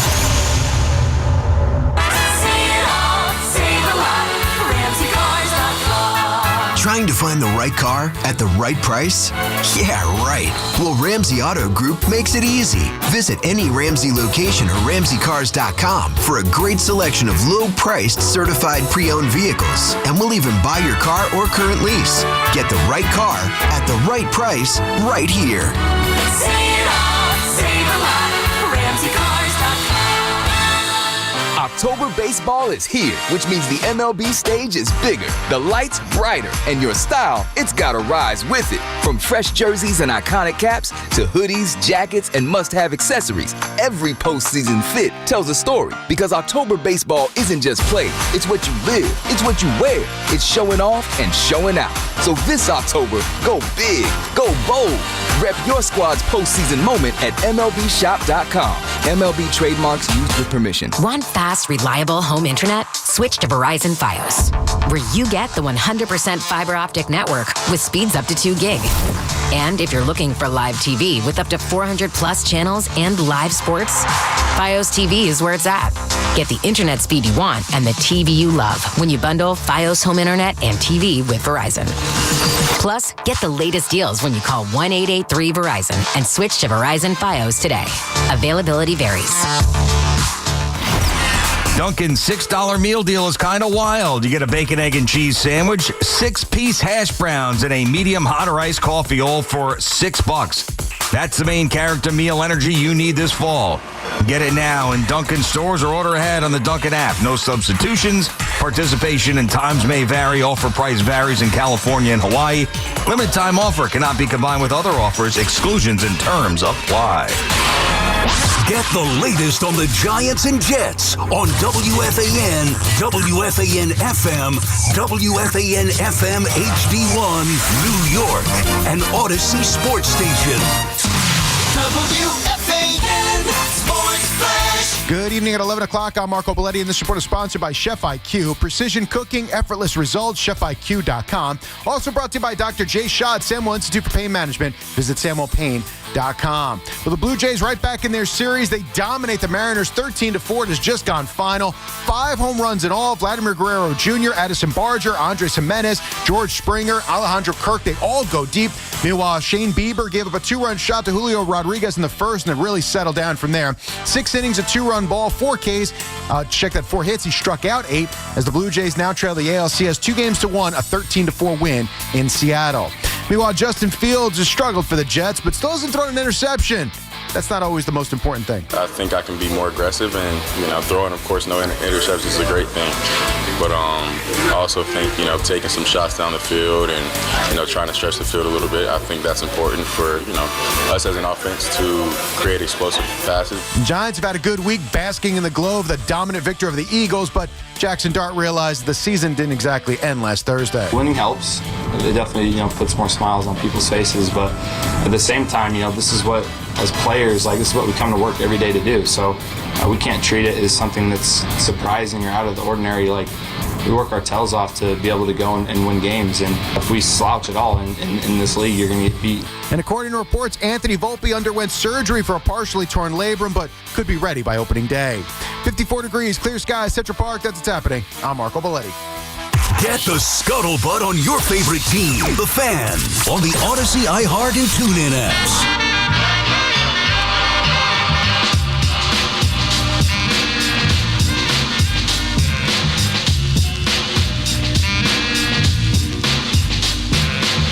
Ladies and gentlemen, boys and girls, another 5-hour show. This is the last hour I've got. Call me up at 888-808-1019. It's open mic time. What have we not talked about? I will scroll through my notes. I will scroll through the internet and see if there's anything I can bring to the table. One thing that popped up today, and we haven't spoken on the Knicks at all, and you got to be excited for the New York Knicks, right? Their home opener coming. Their season starting next Wednesday, so we are a week away from the biggest Knicks basketball season ever. And with a week to go about the Knicks, Shams Charania reported, just in, after 9 NBA seasons, New York Knicks guard Malcolm Brogdon has decided to retire from basketball. Brogdon became the 2017 Rookie of the Year and 2023 Sixth Man of the Year after being drafted number 36 in 2016. That's not a long time in the league. I didn't get too much into it. I'm deeply grateful to have arrived to this point on my own terms and now to be able to reap the benefits of my career with my family and friends. Thank you from the bottom of my heart to all who have had a place in my journey. So I guess the last thing left for the Knicks to do is go sign Ben Simmons now. 888-808-1019. Back to the Giants and the Jets and the Yankees and the Mets. Paul is out on Long Island with us next. What's up, Paul? Hey, what's up, Keith? How you doing, man? Good. Thanks for calling in. Yeah, man, my question, I just wanted to talk about Jets tight end Jeremy Rucker. He's an Ohio State guy. I thought, once Justin Fields got there, they had some chemistry in college. I just feel like the Jets, they don't utilize Rucker the way they should.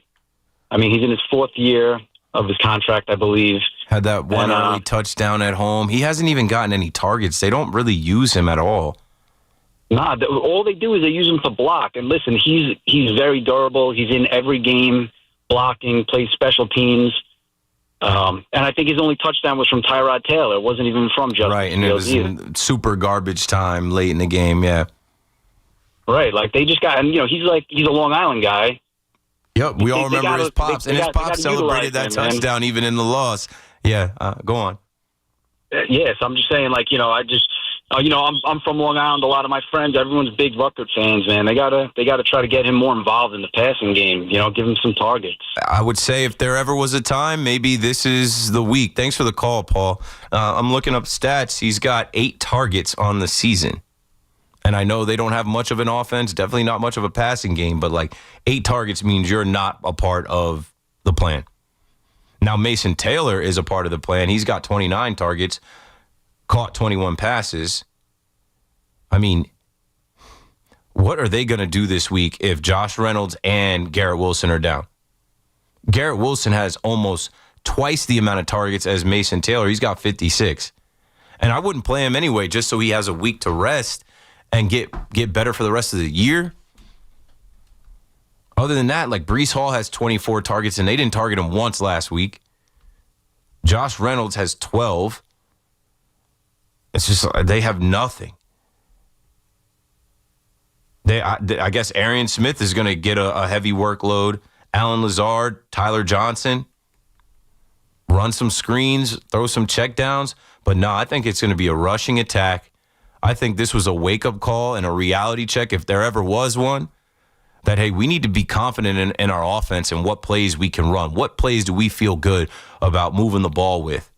Clearly, Justin isn't confident in what we're calling. He's taking 9 sacks. He's holding on to the ball. Like, what do they do this week to get it going? Hand it to Breece Hall. Design runs with Justin Fields. Try to establish the run. Then you can go play action. I don't know. Where do the Jets go? I'm going to watch the game, and I can't wait to see what they draw up, what they figure out to try and move the ball against the Panthers, because it's going to get loud and it's going to get nasty in there if they can't actually execute offensive plays. My guy Timber Tony up in Montreal, you just got done watching the Toronto Blue Jays bounce back, I'm sure. How are you?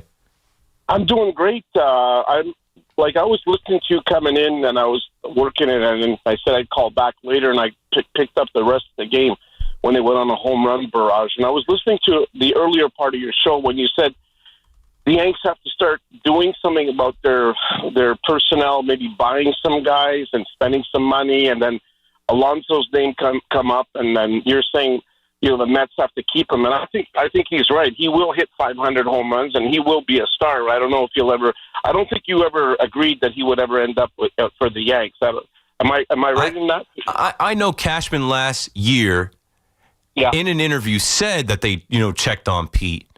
They may check on him again, but I'm telling you, he's too Metsy. The Yankees, they're not going to be the ones to give him a 7-year deal, a 5-year deal at 30. Right, they're not.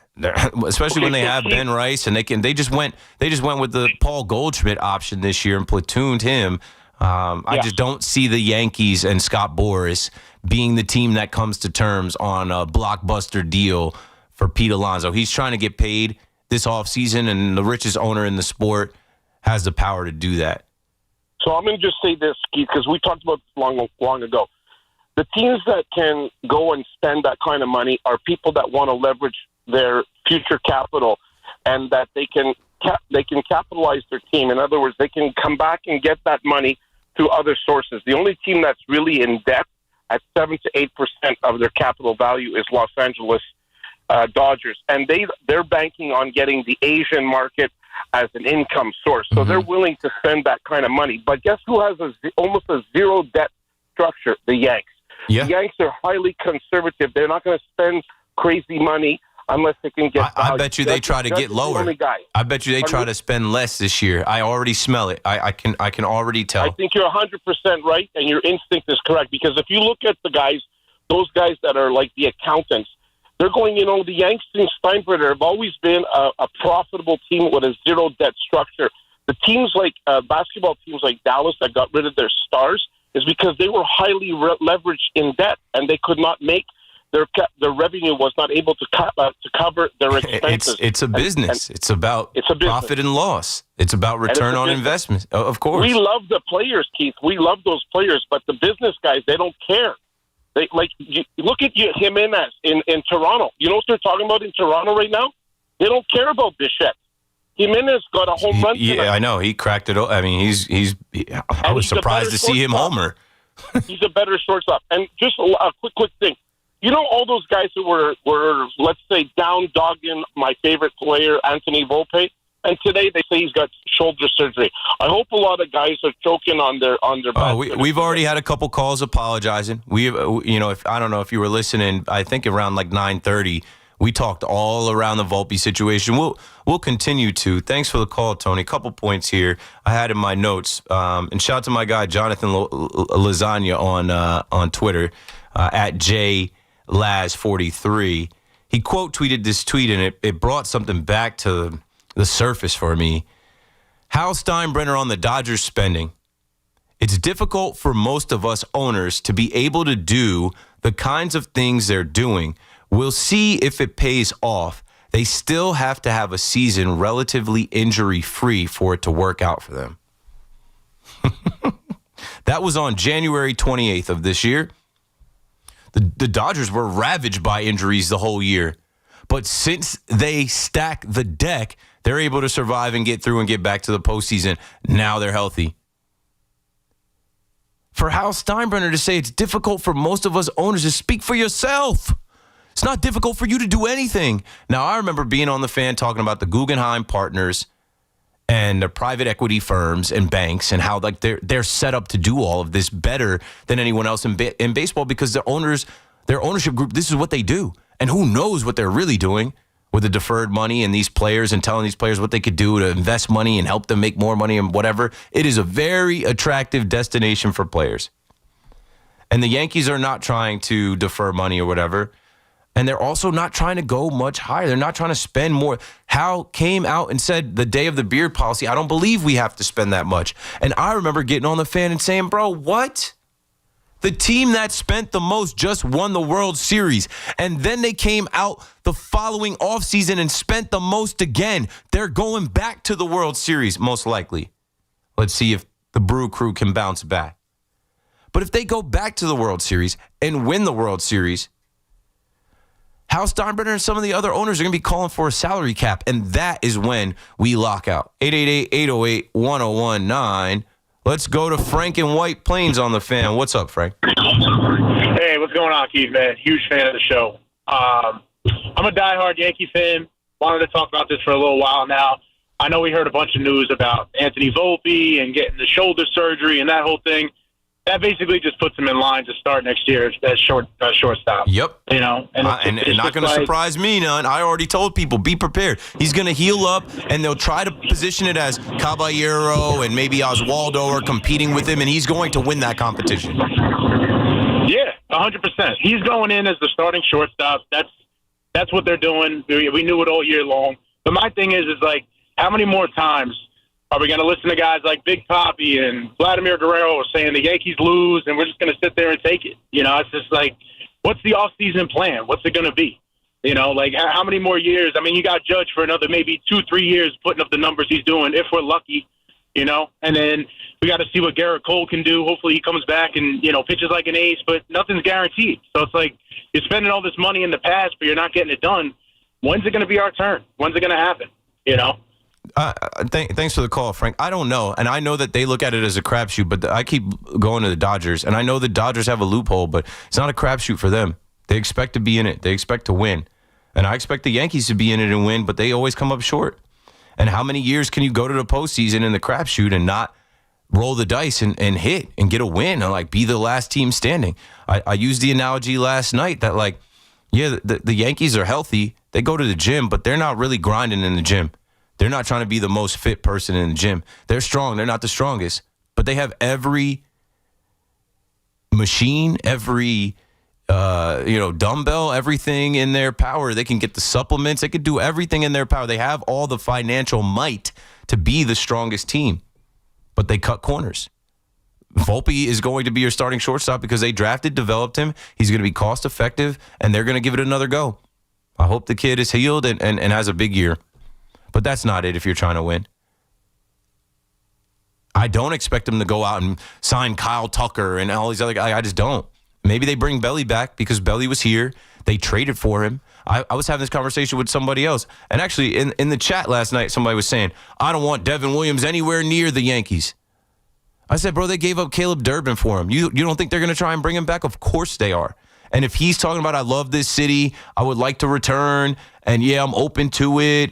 And, you know, at first it was a challenge, but all this other stuff, like, Devin Williams has a shot to return for the low. That's right in Cashman's wheelhouse. Cashman would love to sign him for less than the money he would be owed as the number one reliever in MLB Network's rankings and a closer. So just don't get your hopes up. Don't get your expectations up. I'm not. I'm telling you, I'm like, it sucks to say this, and I have to admit it.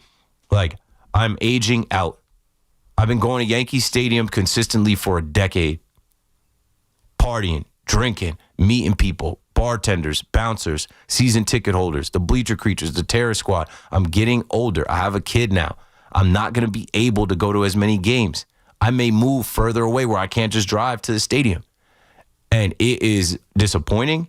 It is depressing that in this time, that, you know, before I was ranting and raving about, not raving, but ranting and preaching and giving you game about college. Like, I was in college the last time they won the World Series.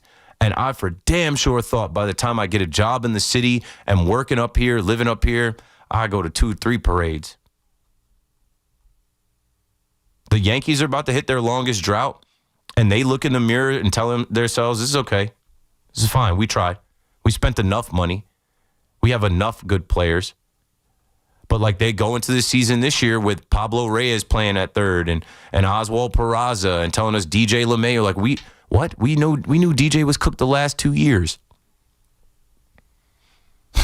and it's not good enough. You don't have a leadoff hitter.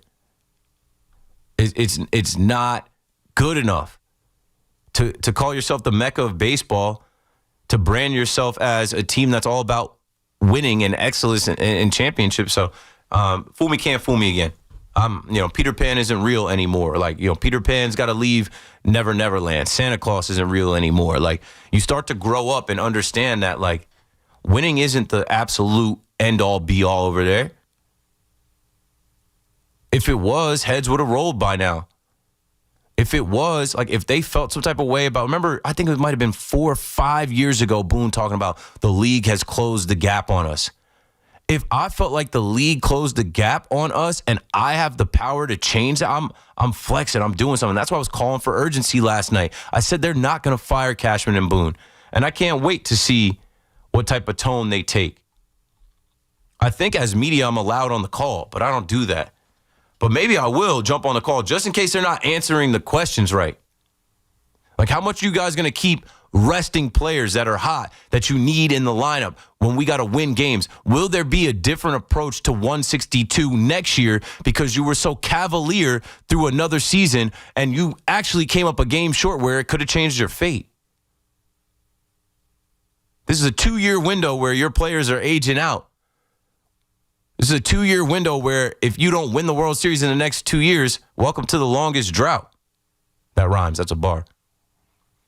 What are you going to do about it? Or are we just showing up, buying tickets, buying chicken buckets, buying a new cocktail, buying the new sandwiches?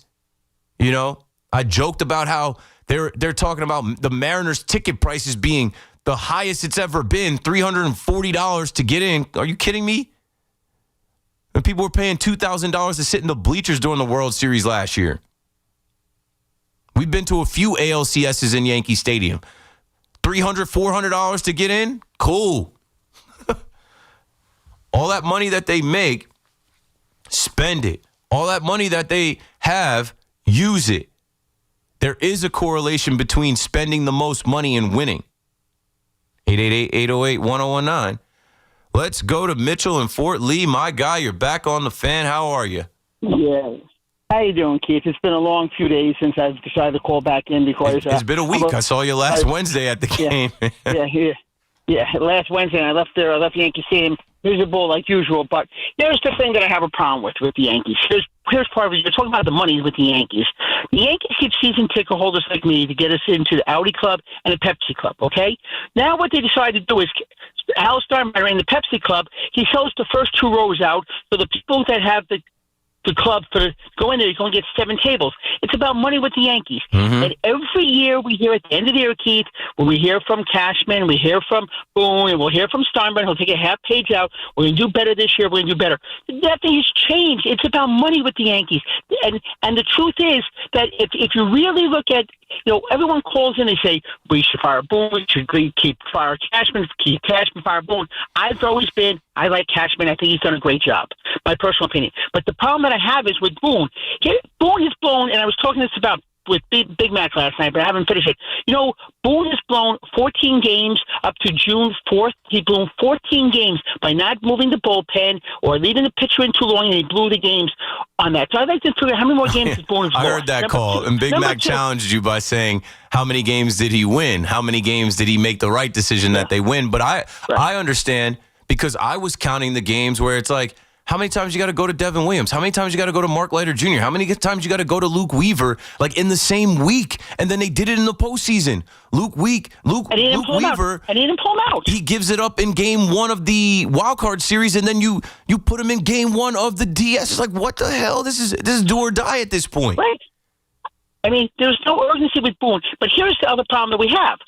One of the problems we have is, we always say, well, this guy did this, this guy did that. Stanton did absolutely garbage during the playoffs this year, and he's a log. He's a problem because we can't put someone else as a DH to do it. We finally hit the part where I think the Marlins take part of that contract, or the money comes down, and yes.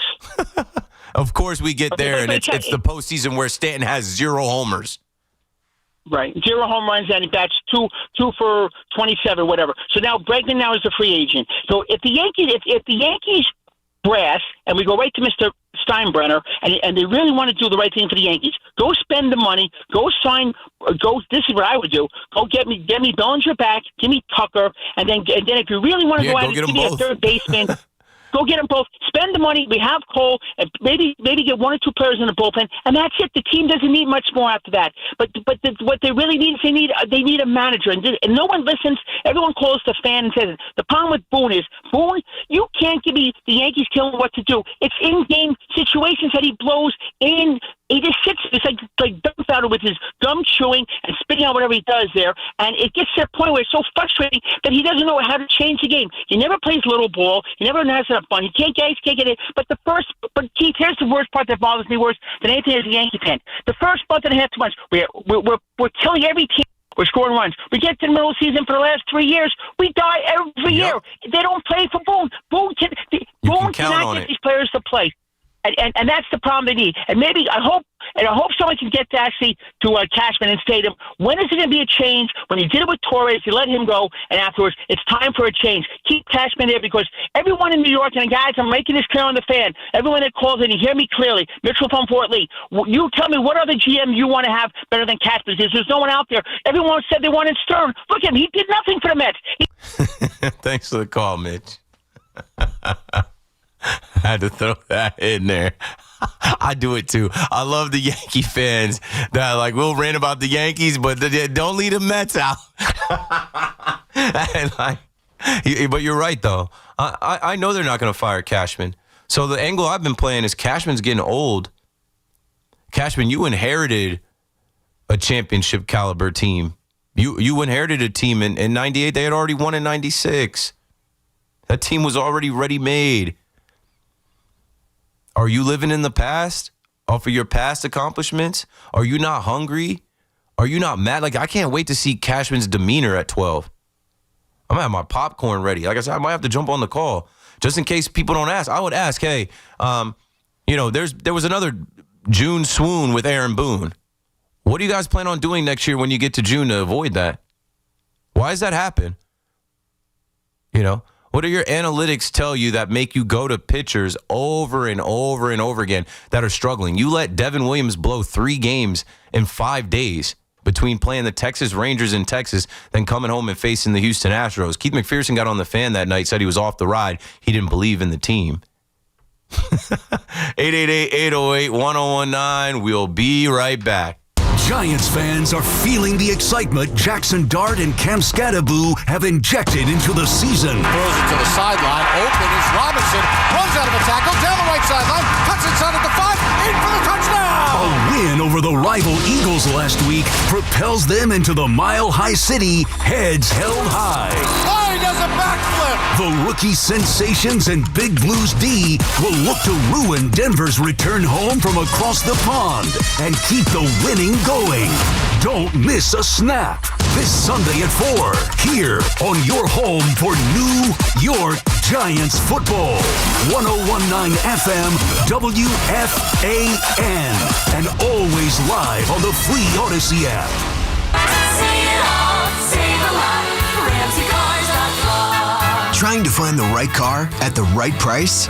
Yeah, right. Well, Ramsey Auto Group makes it easy. Visit any Ramsey location or RamseyCars.com for a great selection of low-priced certified pre-owned vehicles. And we'll even buy your car or current lease. Get the right car at the right price right here. See it all, save a lot, RamseyCars.com.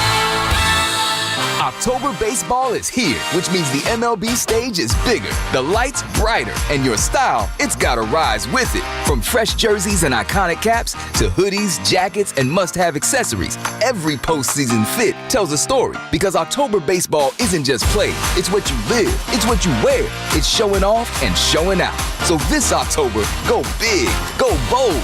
Rep your squad's postseason moment at MLBshop.com. MLB trademarks used with permission. Want fast, reliable home internet? Switch to Verizon Fios, where you get the 100% fiber optic network with speeds up to 2 gig. And if you're looking for live TV with up to 400 plus channels and live sports, Fios TV is where it's at.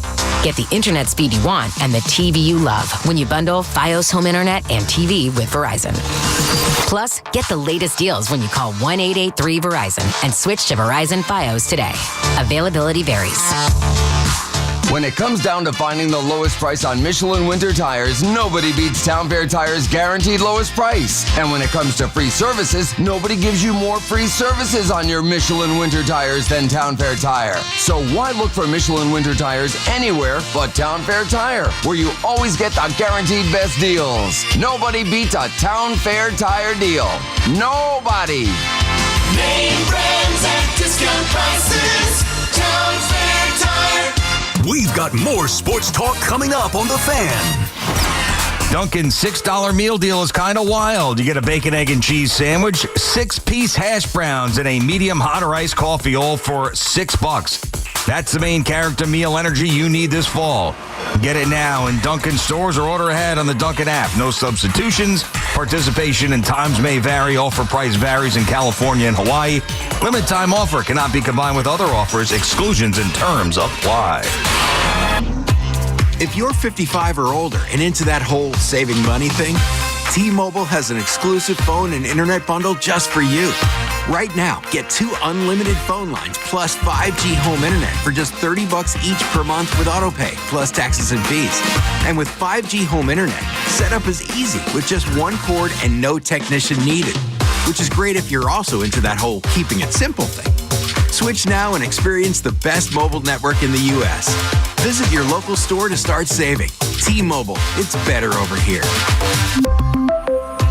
Based on analysis by Ookla of Speed Test Intelligence data Q4 2024 to Q1 2025. Ookla trademarks used under license. Unlimited on our network. Customers on voice plan may notice speeds lower than other customers and further reduction if using more than 50 gigs a month due to data prioritization. Video streams and SD on this plan. Home internet pricing after $20 a monthly bill credit plus $5 per line without autopay. Debit or bank account required. See 5G device coverage and access details at T-Mobile.com. Make cancer screening a part of your annual healthcare routine. New York Presbyterian offers a full range of cancer screenings, including lung, cervical, prostate, colorectal, breast, and more. Regular cancer screenings could save your life by detecting cancer at its earliest, most treatable stages. Screenings are available across New York City and Westchester. Learn more at nyp.org/cancer screening. Stay amazing. New York Presbyterian. In life, a curveball can be thrown at any moment, and you need a team that knows how to hit it out of the park. The Rothenberg Law Firm has been crushing curveballs, sliders, and fastballs for more than 50 years. We're a team of personal injury lawyers with billions recovered for our clients, because every setback deserves a major comeback. The Rothenberg Law Firm, 1-800-624-8888, or visit injurylawyer.com. Be a lawyer for injured ones. InjuryLawyer.com. When it comes down to finding the lowest price on Michelin winter tires, nobody beats Town Fair Tire's guaranteed lowest price. And when it comes to free services, nobody gives you more free services on your Michelin winter tires than Town Fair Tire. So why look for Michelin winter tires anywhere but Town Fair Tire, where you always get the guaranteed best deals? Nobody beats a Town Fair Tire deal. Nobody. Name brands at discount prices. Town Fair Tire. During the Jeep Drive into Fall event, well-qualified current FCA lessees get an ultra-low mileage lease on the 2025 Grand Cherokee Laredo X4x4 for $389 a month for 24 months with $2,249 due at signing. Tax, title, license extra. No security deposit required. Call 1-888-8925-JEEP for details. Requires dealer contribution and lease through Stellantis Financial. Current vehicle must be registered to consumer at least 30 days prior to lease to qualify. Extra charge for miles over 15,000. Not all customers will qualify. Residency restrictions apply. Take delivery from dealer stock by 11/3. Jeep is a registered trademark. Well, good morning, kiddo. I love that you're home from college. I've missed you. Still taking your nature-made vitamins? Every day. A multivitamin and a probiotic. You better be taking yours. Still looking out for me, Mom. I'll never stop. Made to care for you every day. Nature Made, the #1 pharmacist-recommended vitamin and supplement brand. Find us in the vitamin aisle. Based on a survey of pharmacists who recommend branded vitamins and supplements. Tune in to the BT and Sal Show weekdays from 10 to 2 on The Fan, presented by your Tri-State Cadillac dealers. Cadillac is the official luxury vehicle of the New York Mets. Catch all the play-by-play with Susan Waldman and Dave Sims. The home of Yankees radio. The Fan on the Odyssey, iHeart, and TuneIn apps.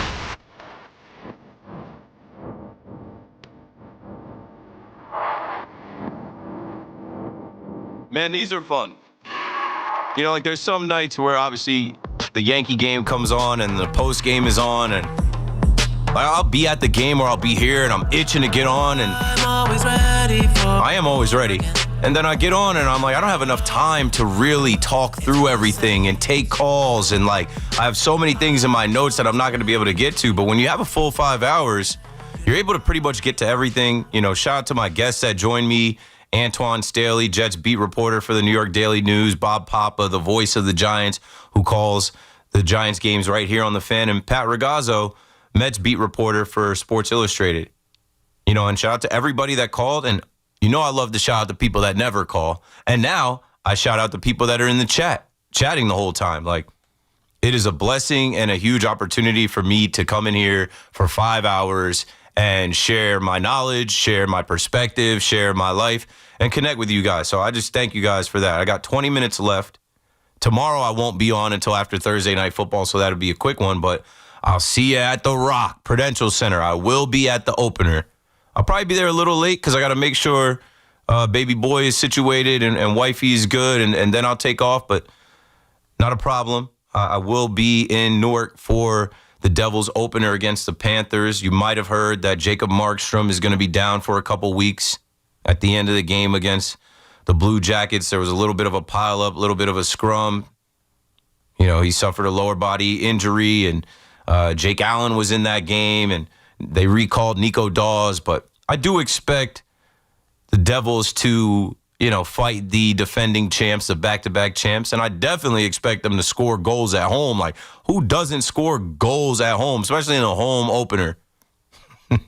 888-808-1019. Let me take the rest of my calls, and I'll get out of here. I've already dropped a bunch of things about what should be asked of Cashman and Boone. Like, why'd you fire Mike Harkey when it was your predetermined lanes and Aaron Boone's bullpen management? Why'd you fire a guy that was here, the last guy that was here, the last time we won, a guy that so many people love? I guess there's no lifetime contracts unless you're Brian Cashman. You know, I would ask him about Judge's arm. Surgery on the table for Aaron Judge? Volpe just got his surgery. What are we going to do there? We're just going to let it heal? I'd asked him about plans for the young guys, Spencer Jones, Jason Dominguez. Can we expect to see those guys in the outfield playing next year, competing for starting jobs? Is Dominguez going to go back to center? Spencer Jones going to compete at center? You planning on pursuing Belly, Kyle Tyler? I don't know. I think more of the questions are about like where things went wrong. You know, are we done doing things like trying to squeeze out the last bit of DJ LeMahieu? Like, at least I do feel good about that. Like, you know, DJ's gone. Marcus Stroman's gone. Aaron Hicks and Marcus Stroman's money is gone off the books. Josh Donaldson's money's gone. I think it was gone last year. But, like, are you going to spend? Or are you going to have a self-imposed salary cap? You are. Do you want to win? Or you want to win enough, get in, and cross your fingers and wear your pajamas inside out at night and hope is not a strategy, but hope week continues at 161st and River. Let's go to Juan and Rockland on the Fan next. What's up, Juan? What's up, Keith? Thanks for picking up, man. And I just wanted to mention, I was listening to the show a little earlier. You mentioned like the Yankees not having a leadoff runner. I was actually just leadoff hitter. I was actually just talking about this today. My thoughts is that Jazz should be our leadoff guy. He got the speed. Jazz? He hits for contact. Yeah. He strikes out way too much. Candidate. He doesn't get on base enough. Like, he's swinging for the fence. If he can change his approach, maybe. Possibly. But, like, they bat him 6th in the order, and he comes up swinging like he's Bonds and Griffey. I thought when they got him last year was to make him a leadoff hitter. I don't think they've ever led Jazz off. I don't think so either. I was looking it up. I didn't see him lead off at any time. The earliest he hit was 3rd. You know, I think the Yankees should have given him some more leadoff chances this year. I think he probably would have, like you said, had a different approach maybe. I think you would just end up with nobody on base in front of Judge, and Judge shouldn't be batting second. The other thing I want to mention too is, trying to talk to leadership and Hal and these guys. I would love to see some more of Dominguez, Jason Dominguez. You know, there's a potential leadoff hitter. Game. There you go. You know, speed, contact, power. You know, those are the type of things that we would love to see as fans. You know what I mean? Yeah, but they don't love him. They gave him one at bat at the end of the elimination game. Thanks for the call, Juan. And he doubled. And then when that game ended, he sat there and he watched Toronto celebrate on that field. Very similar to Juan Soto sitting in the dugout watching the Dodgers celebrate on that field. But Juan Soto was watching knowing that he wasn't going to return. Jason Dominguez was watching knowing that he's 22 years old and he's here for a while. And this was his first real postseason. Last year was fake. You know, last year they called him up late with Verdugo and he didn't get an opportunity. But this was his first year, his first real rookie year. His rookie eligibility is gone. And his first real postseason is up and he didn't get to play a part in it at all. He didn't even get to pinch run. And honestly, they only put him in that game. I believe he pinch hit for Volpe. They only put him in to spare Volpe the booze. Because Volpe had went 0 for 15 with 11 Ks. If you were in the stadium, you know what I'm talking about. They hid Volpe, just like they hid his injury all season. Let's go to Troy in Little Egg Harbor on the Fan. What's up, Troy? Yo, what up, man? As a fellow Dallas fan, well, you used to be. I was named after Troy Aikman, but I'm not calling about that. I'm calling that was about my Volpe. guy. As a Dallas fan and a quarterback, when I got to pick my jersey, I wore number 8 from playing quarterback age 11 all the way through high school. Troy was the guy. Yeah, it's been a rough go as a Cowboys fan. But anyways, I was actually calling about Volpe. And I've only been a Yankees fan for, I'd say, 10 years. Have you ever seen them give a player such a leash? Nope. He had the whole year to get his stuff together. And then what do they do? I think they benched him for a couple games when they have Caballero. It wasn't even a benching. They didn't even look at it like that. Like, he entered one of those games late, and really it was just like, they looked at it as rest. When Aaron Boone was asked about it, he said he's our starting shortstop. Volpe's our shortstop. It was rest because he got a cortisone shot. Like, they couldn't even commit to, he hasn't been playing good. We got another option. We're sitting his ass down, and somebody else is going to play. No, Dude, I've never seen it. I've never seen anything like it. They don't treat Dominguez like that. They didn't treat Glaber like that. Dude, I was just going to say, if that's what an elite shortstop is, man, I could throw 20 errors right now. You know what I mean? Like, this is crazy. Nah, but they've got advanced metrics that'll tell you he's elite, Troy. Thanks for the call. Nah, and like I won't say I excuse it, but I do have a different look at it. Like, his glove hand is where his shoulder injury was. That arm, 19 errors, maybe because he's playing hurt. He's nursing it a little bit, you know? They say pain makes a coward of all of us. Where that ball's coming at you hot, you're not attacking it as aggressively. You're not sticking to your fundamentals and playing. He's dropping down to one knee because he's got to overcompensate for the shoulders. So dumb. I can't believe this is real life. The New York Yankees in a championship window with the best player in the game coming off a World Series. Like, this is the type of stuff y'all do? They'll answer for it tomorrow. All right, my last break here. I got 3 calls to get to. Reggie, John, Mario, please stay on hold. We will get to you. Keith McPherson on the Fan. I'll be right back. It's Evan and Kiki. Afternoons on the Fan 101.9 FM. It's not just the new energy of Cam Scatterbo. Like, defensively, and we've seen signs of it this year. It hasn't been complete, but we've seen signs of what they're capable of. Listen to Evan and Kiki on demand on Apple Podcasts, Spotify, or wherever you get your podcasts. When it comes down to finding the lowest price on Michelin winter tires, nobody beats Town Fair Tire's guaranteed lowest price. And when it comes to free services, nobody gives you more free services on your Michelin winter tires than Town Fair Tire. So why look for Michelin winter tires anywhere but Town Fair Tire, where you always get the guaranteed best deals? Nobody beats a Town Fair Tire deal. Nobody.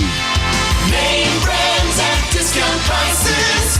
Town Fair Tire. During the Jeep Drive into Fall event, well-qualified current FCA lessees get an ultra-low mileage lease on the 2025 Grand Cherokee Laredo X4x4 for $389 a month for 24 months with $2,249 due at signing. Tax, title, license extra. No security deposit required. Call 1-888-8925-JEEP for details. Requires dealer contribution and lease through Stellantis Financial. Current vehicle must be registered to consumer at least 30 days prior to lease to qualify. Extra charge for miles over 15,000. Not all customers will qualify. Residency restrictions apply. Take delivery from dealer stock by 11/3. Jeep is a registered trademark. Well, good morning, kiddo. I love that you're home from college. I've missed you. Still taking your nature-made vitamins? Every day. A multivitamin and a probiotic. You better be taking yours. Still looking out for me, Mom.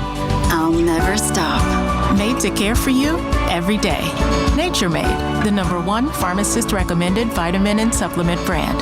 Find us in the vitamin aisle, based on a survey of pharmacists who recommend branded vitamins and supplements. Stepping into the Kia K4 or K5 isn't just getting behind the wheel of any average sedan.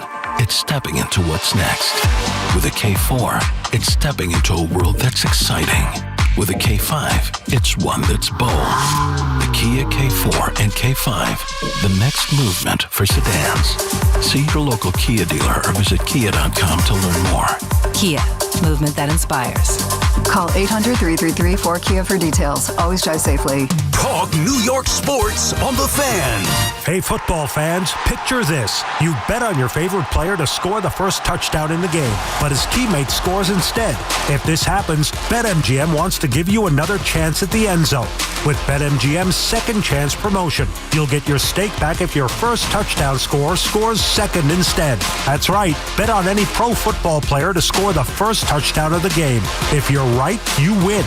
If your player scores second, you get your stake back in cash. With BetMGM's second chance offer, you have a chance to keep the fun going after the first player crosses the goal line. BetMGM and GameSense remind you to play responsibly. See BetMGM.com for terms. 21 plus years of age or older to wager and physically present in New York and New Jersey only. Existing customer offer. Subject to eligibility requirements. Rewards paid back in unrestricted withdrawable funds. Gambling problem? For New York, call 877-8-HOPE-NY or text HOPE-NY. For New Jersey, call 1-800-GAMBLER. Are you fans? It's football season, so make sure you catch all of the Scarlet Knights gridiron action this season on WFAN. Scarlet Knights football is presented by RWJ Barnabas Health, the official healthcare provider of Rutgers Athletics. Let's be healthy together. Think Verizon, the best 5G network, is expensive? Think again. Bring in your AT&T or T-Mobile bill to a Verizon store, and we'll give you a better deal. Now, what to do with your unwanted bills? Ever seen an origami version of the Statue of Liberty? jokes aside, Verizon has the most ways to save on phones and plans where everyone in the family can choose their own plan and save. So bring in your bill to your local Verizon store and we'll give you a better deal. Rankings based on root metric true score report dated 1H2025. Your results may vary. Requires postpaid consumer mobile bill from T-Mobile or AT&T dated within the past 45 days. Bill must be in the same name as the person redeeming the deal. Additional terms apply. Town Fair Tire honors any valid rebates, manufacturers or competitors' rebates. Yes, even any competitors' rebates. And we give you the guaranteed lowest price. Nobody beats Town Fair Tire. Nobody. Town Fair Tire. What was that? That is business phone bliss with the Ooma Cloud Phone System. It handles all our voice, video, and messaging needs. You sound very calm. I am. Ooma has everything I need to run my business more efficiently, like virtual receptionist, call routing, and video conferencing. And it starts at just $19.95 per month per user, plus taxes and fees. Ooma. Nice. Find your business comm at ooma.com/radio. You're still glowing, flirting, grooving. You still got it. But your immune system weakens as you age, making it harder to fight flu, pneumococcal pneumonia, RSV, and COVID-19. Vaccines are a key part of any health routine and help strengthen your immune response. Ask your doctor or pharmacist which vaccines you need. Schedule in minutes at vaxassist.com. Sponsored by Pfizer. Talk New York sports here. The Fan.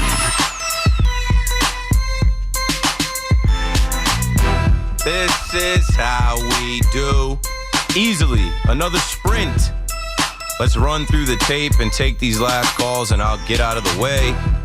And then Big Mac comes your way next. His 5-hour show, unpacking everything, talking about everything. And yeah, we'll keep this thing rolling. A couple of my calls dropped off, but that's okay. It's getting late. I need to go home and go to sleep myself. All right, let's do it. My guy Mario in Long Beach back on the Fan. What's up, man?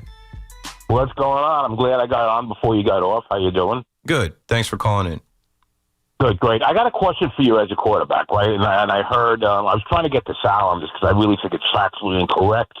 You know, what I don't really like, you know, you could talk anything you wanted about the Jet coach.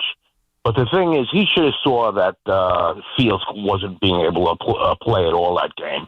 I don't know how much you watch. I know I'm older than you, but I remember watching a boxing match, Michael Spinks against Tyson, right? You know those guys? I mean, it's a long time ago. I don't know if you're. I got to interview Tyson last month. I'm not too familiar with Michael Spinks. But anyway. But anyway, what I saw before the fight started, and you knew right away the guy was scared. It was over. You could see it in his face and his eyes, and then he got knocked out in 2 seconds. You could see it. I knew it. Same thing with Fields. He couldn't play. He was scared.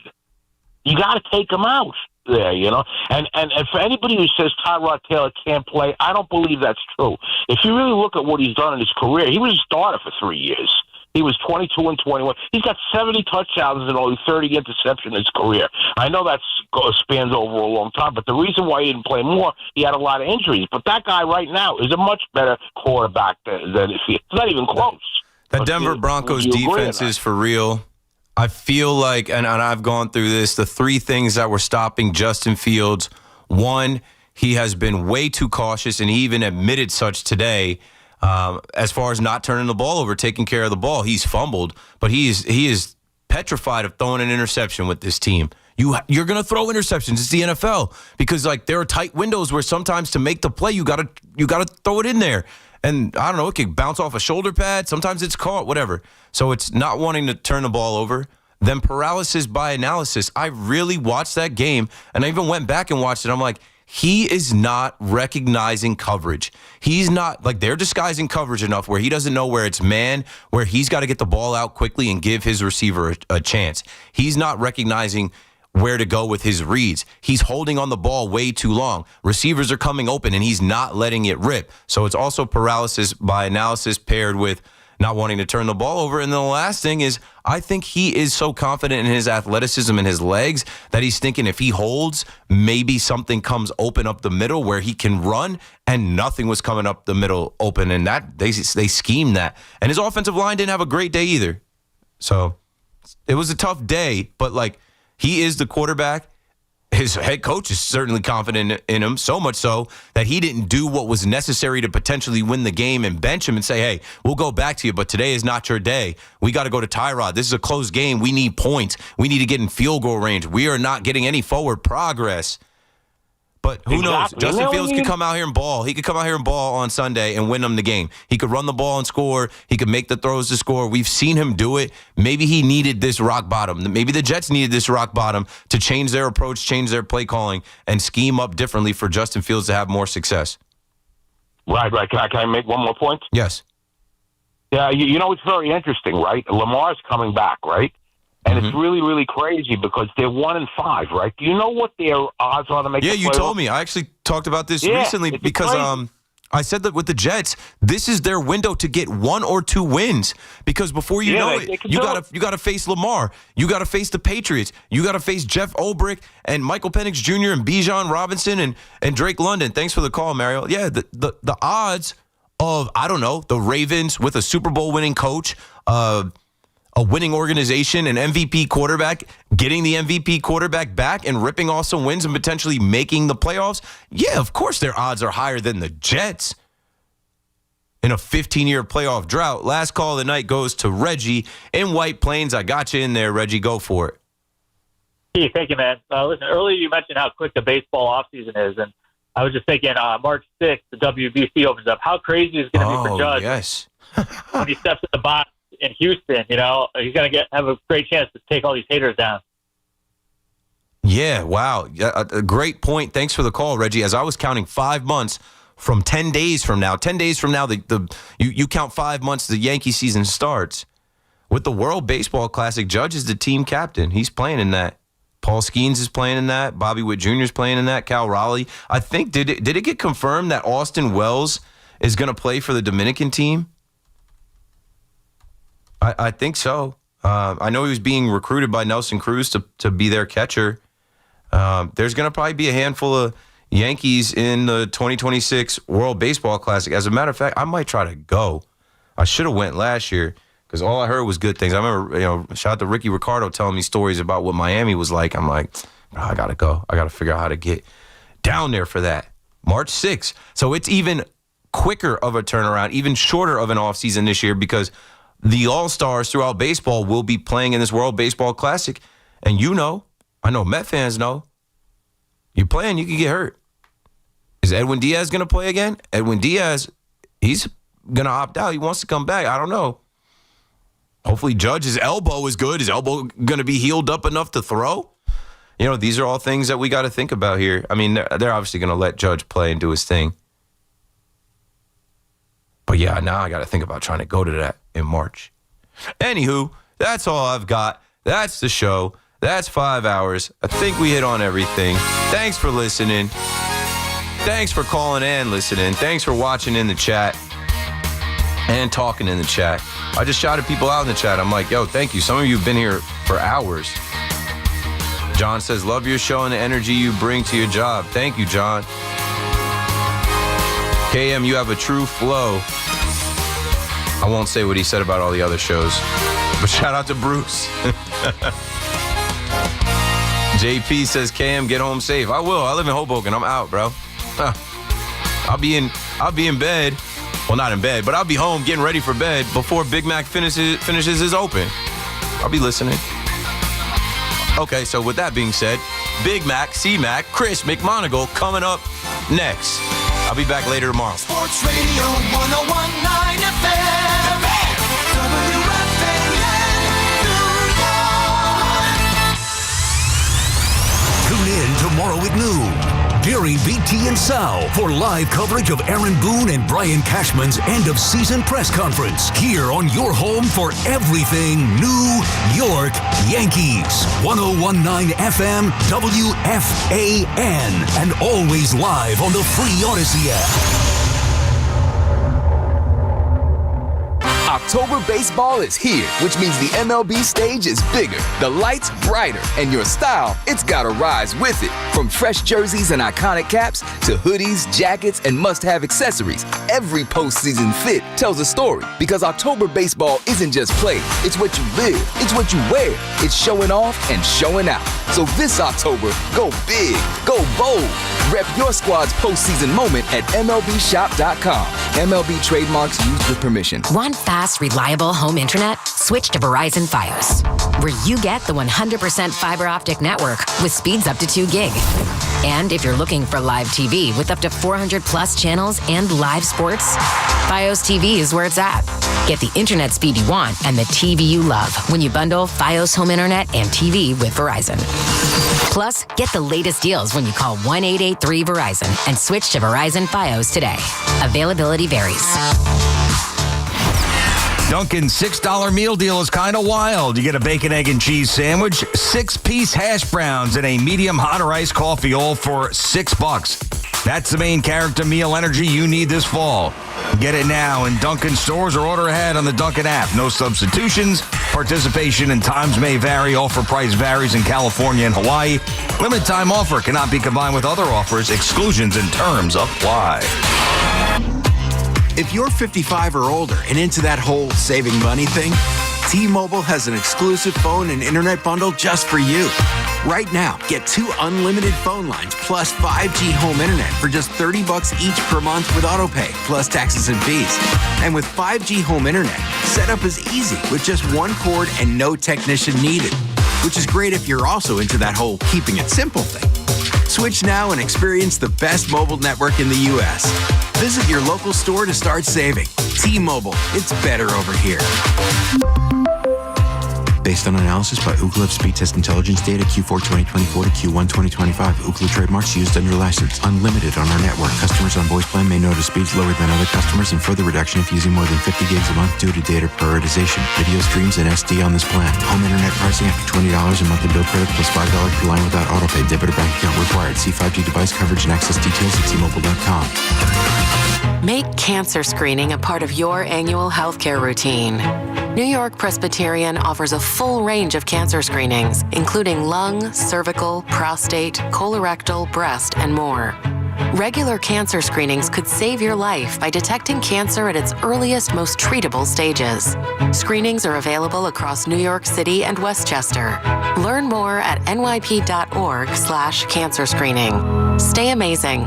New York Presbyterian. In life, a curveball can be thrown at any moment, and you need a team that knows how to hit it out of the park. The Rothenberg Law Firm has been crushing curveballs, sliders, and fastballs for more than 50 years. We're a team of personal injury lawyers with billions recovered for our clients, because every setback deserves a major comeback. The Rothenberg Law Firm, 1-800-624-8888, or visit injurylawyer.com. The lawyer for injured ones, injurylawyer.com. When it comes down to finding the lowest price on Michelin winter tires, nobody beats Town Fair Tire's guaranteed lowest price. And when it comes to free services, nobody gives you more free services on your Michelin winter tires than Town Fair Tire. So why look for Michelin winter tires anywhere but Town Fair Tire, where you always get the guaranteed best deals? Nobody beats a Town Fair Tire deal.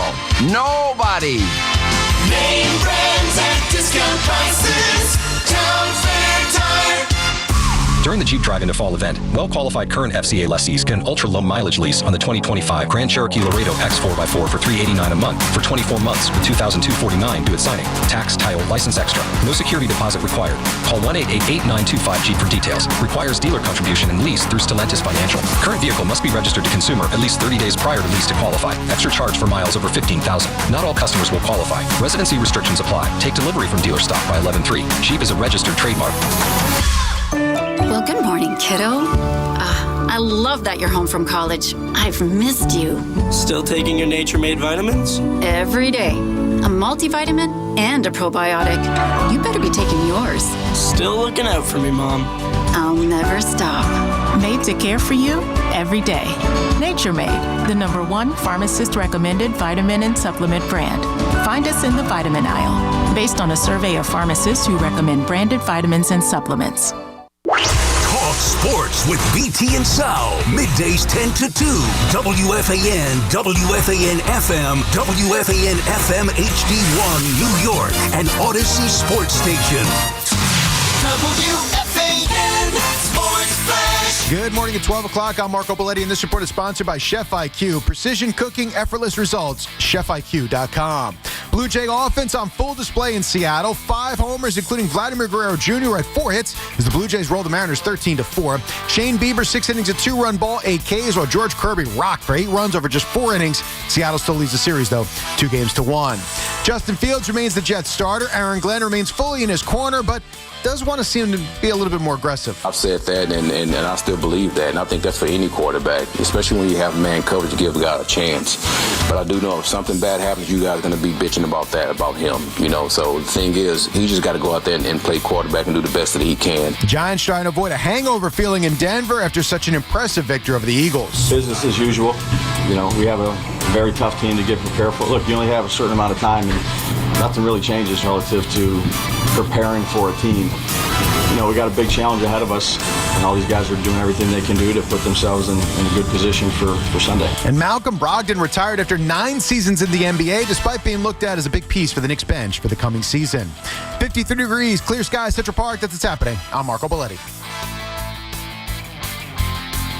Get connected with WFAN to talk about your favorite teams. The Fan on the Odyssey, iHeart, and TuneIn apps.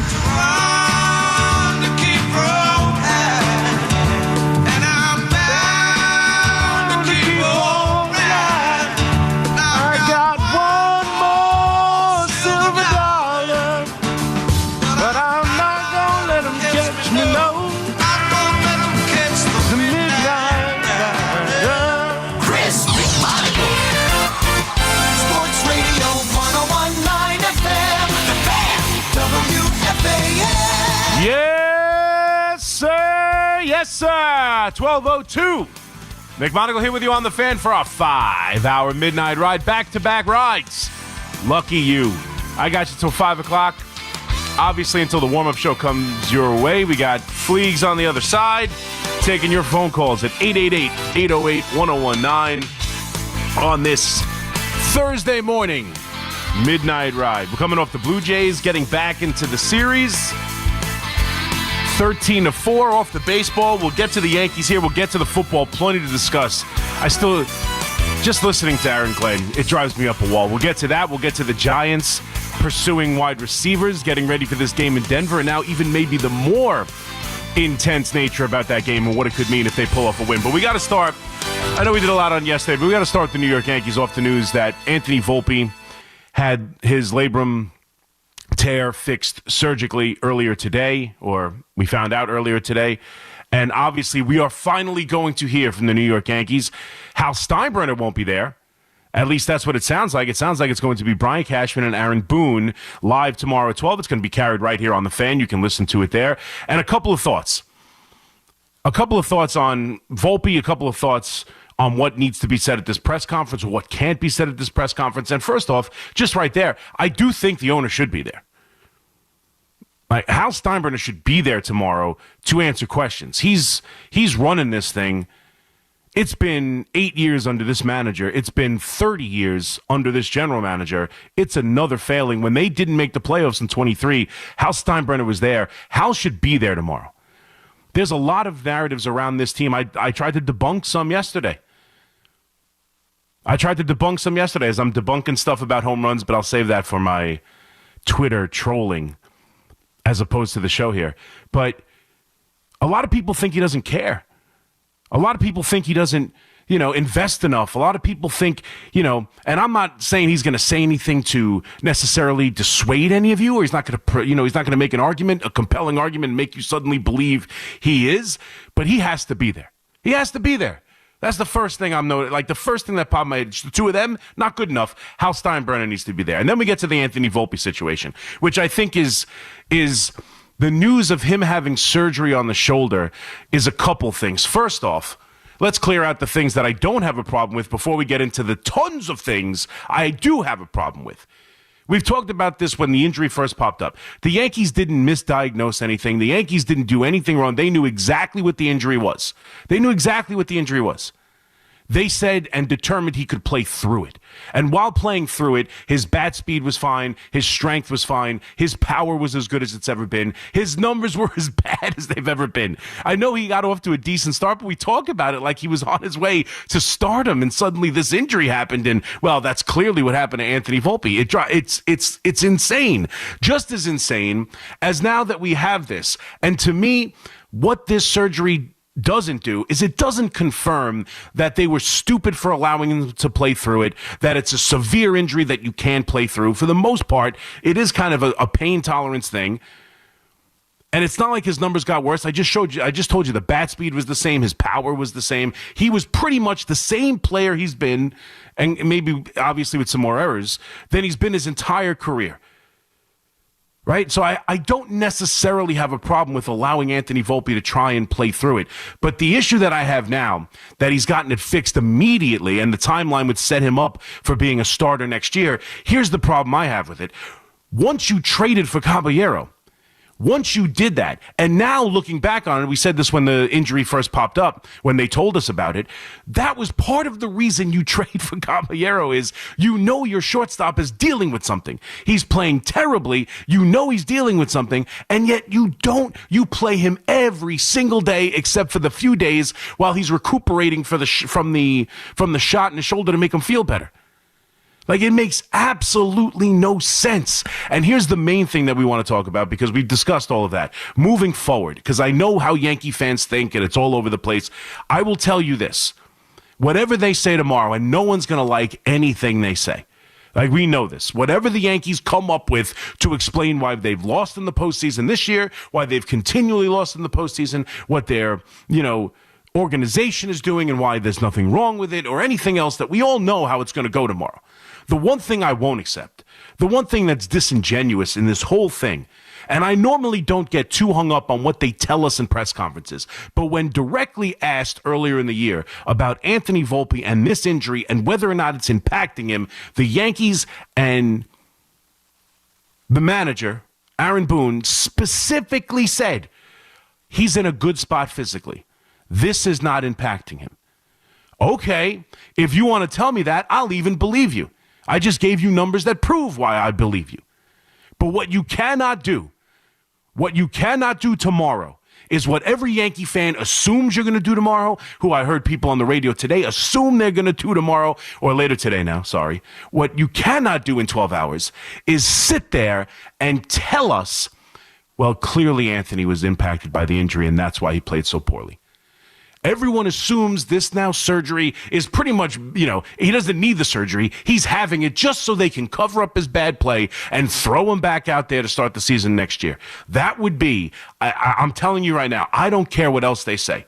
And we can get into the different reasons at 888-808-1019 on what they're going to say, what your problem is, what they're going to say, and how they're built as we're watching home runs be hit. It's another conversation I'm tired of that I keep having. But what they cannot do, they cannot be the New York Yankees. They cannot be the New York Yankees. Tell us the entire season by their actions in playing him through his miserable defensive woes, playing him through his miserable offensive woes, playing him through the ALDS when he was a guaranteed strikeout for the entire series. He played well against Boston, and then he was a guaranteed strikeout for the entire Blue Jay series. He was god-awful. The at-bats were terrible. You cannot play him through all of that. Show nothing but faith from the minute you've brought him up. Have another season after defending him offseason after offseason. Then to play him out there, have him play the exact same way with the exact same numbers he has put up all year long. Watch him go through his struggles, 19 errors, defend them. Talk about how elite he is defensively. Talk about everything you can to defend this kid, and then tell us to, in the opposite, and not defend him, but to tell us that the injury is not impacting him, that he is in a good spot physically. It's a nuisance more than anything else. They just want to get some inflammation out of there with the shot. We gave him one during the All-Star break. Nobody even knew about it. His injury is not causing his bad play. And then to play him through everything, and then to sit there tomorrow. If they say if they attempt to try and put this injury on Anthony Volpe's season, if they try to defend him and say that this is the reason why he's bad, this is why we have confidence in him moving forward, it's going to be the most obvious, disingenuous nonsense they have ever uttered. Forget defending him prior to Joel Sherman. Forget anything else they've ever said. Forget Stanton injuries a part of his game or whatever. I'm just spitballing here, all the nonsense that we've gotten mad at a fan base, pretty much because they haven't won a championship. We don't like anything they say. I get it.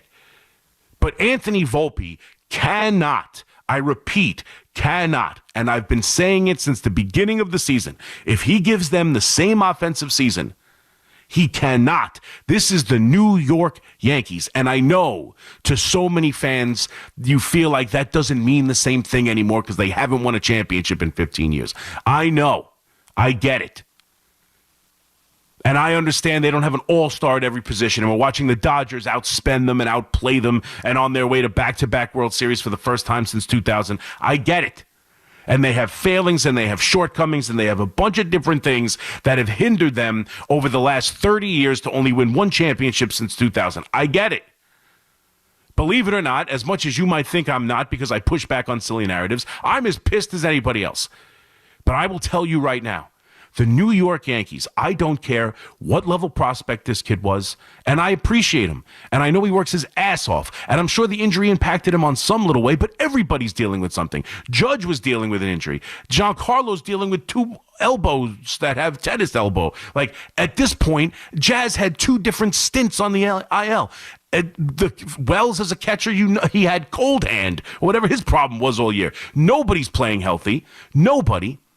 It's an injury you can play through. Nothing impacted him. That's what you told us. If this gets used as an excuse, if they use that injury as any kind of excuse for his play, it is both obnoxious, it is both BS, it is out, and it also makes them look stupid. It makes them look stupid. You traded for Caballero. When he played well.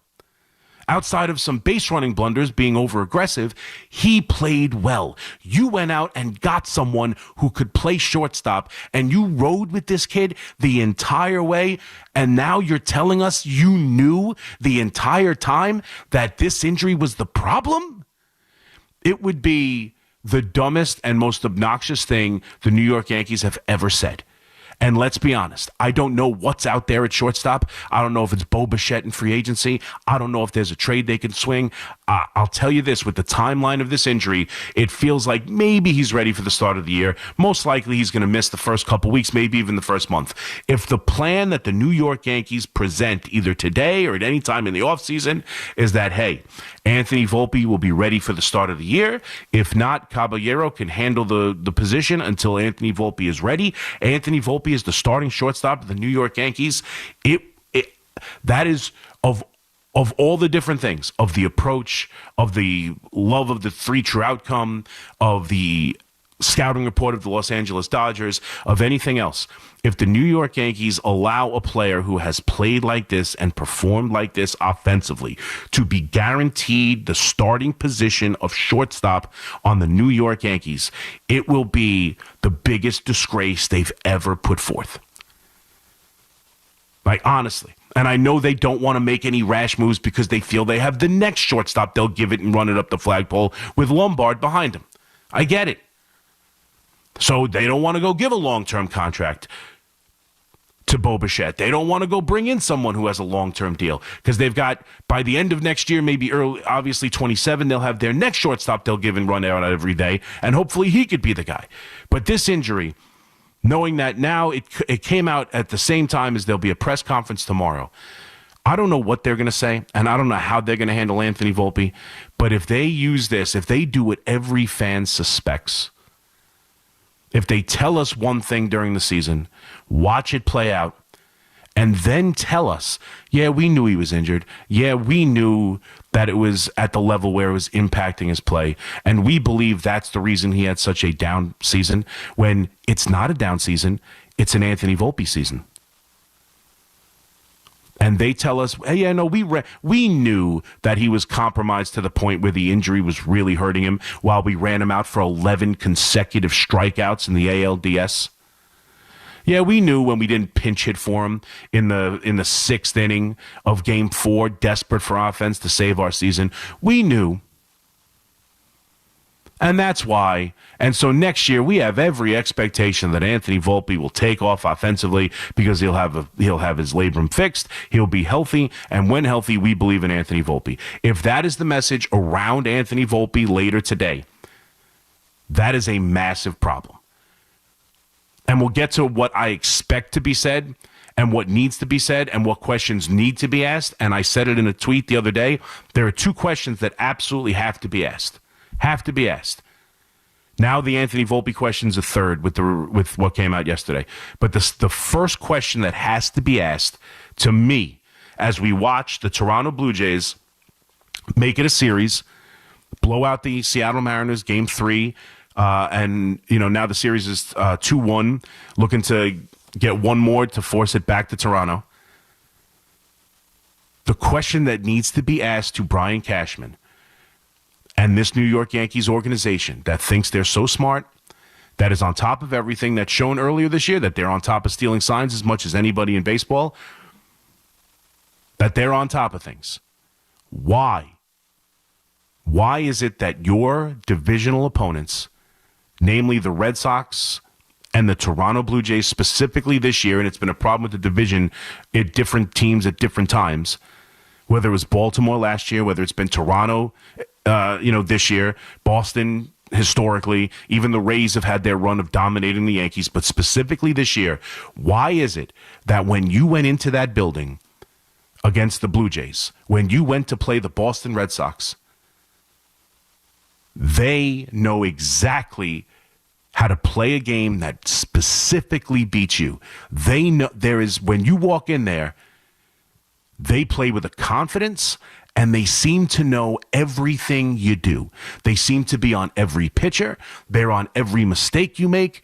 They play you at a different level that every other team plays you, and for some reason, it is not reciprocated. You do not have anything on the Boston Red Sox. You do not have anything on the Toronto Blue Jays. They kicked your ass pillar to post all year long. It cost you the opportunity to win a division, and it sent you home. Why do they know you so well? What about you is so predictable against the teams you play every day, or that you play most of the season? How come the Blue Jays know everything you're going to do, and the Mariners go into that building and beat them up for 2 days, and that seems freaking crazy if the Yankees were to do it? That's the first question that needs to be asked. Why do the teams that know you best kick your ass? And then obviously the second question, whether it's about approach or whether it's about how the organization is built, why do they continue to go into the postseason? Because again, and I don't want to have this argument forever, and I did a lot of it last night coming off of last night's game with Milwaukee, but you watch this series, it's home run after home run. It's home run after home run. More than half of the runs scored in this game are home runs. Early 2-run home runs from both teams. You get the home run from Springer, home run from Vlad. Home run, Kirk hits a 3-run shot. We're watching the Dodgers play the same brand of baseball you play, just better with better players. What is it about what you're doing and with these players that you can't do what Seattle's doing this year? Why can't you translate your game from the regular season to the postseason? Those are the questions that need to be asked tomorrow. And I would expect, and I'd like to see, although I have no faith in it, some real inward answers and self-reflecting answers instead of just the rote, we didn't play well. Because it's one thing if I want to say that. But they need to be able to look at themselves and give us answers on why Aaron Boone declared this the best team he's coached as a New York Yankee manager, and why they flamed out and got their ass kicked by the Blue Jays. And why they had runners on second and first and second and bases loaded and 3 guys on, and why the last 4 innings of Game 4 with your life on the line can no one come through?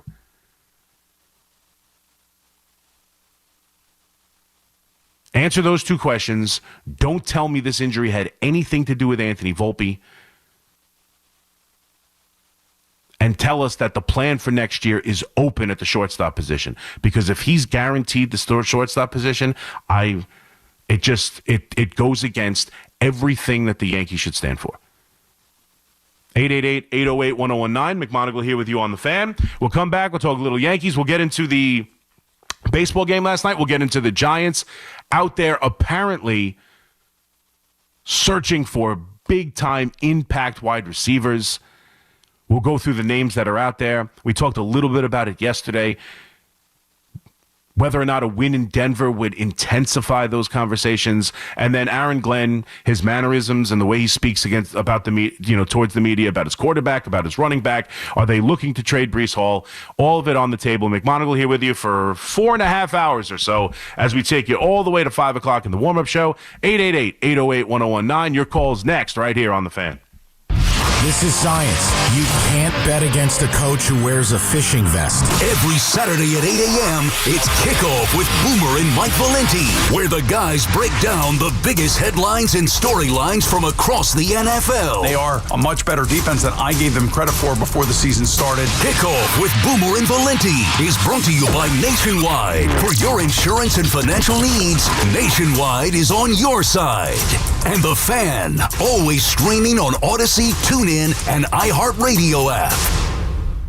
Injured? Don't be a whiner. Call me, attorney Mark Miner. I'm Mark Miner, and I have over 30 years of experience handling personal injury cases. If you or a loved one has been injured in an accident, don't whine. Call 1-800-LAW-LINE. You can trust that the personal injury law firm of Zalman, Schnurman, & Miner will treat you with respect and fight for your rights. Don't whine. Call 1-800-LAW-LINE for a free consultation. Our goal is to transform your pain into payment. If there is no recovery, there is no fee. We handle all type of accident cases and value the opportunity to help you. The sooner you call, the better. If you are injured, call 1-800-LAW-LINE so we can discuss how to transform your pain into payment. Don't be a whiner. Call Zalman, Schnurman, & Miner at 1-800-LAW-LINE. Zalman, Schnurman, & Miner, personal injury attorneys. Don't whine. Call 1-800-LAW-LINE. That's 1-800-LAW-LINE. Looking for the best value on new tires? Get to Town Fair Tire. We honor every valid manufacturer's and competitor rebates and give you the guaranteed lowest price. Nobody beats Town Fair Tire. Nobody. Town Fair Tire.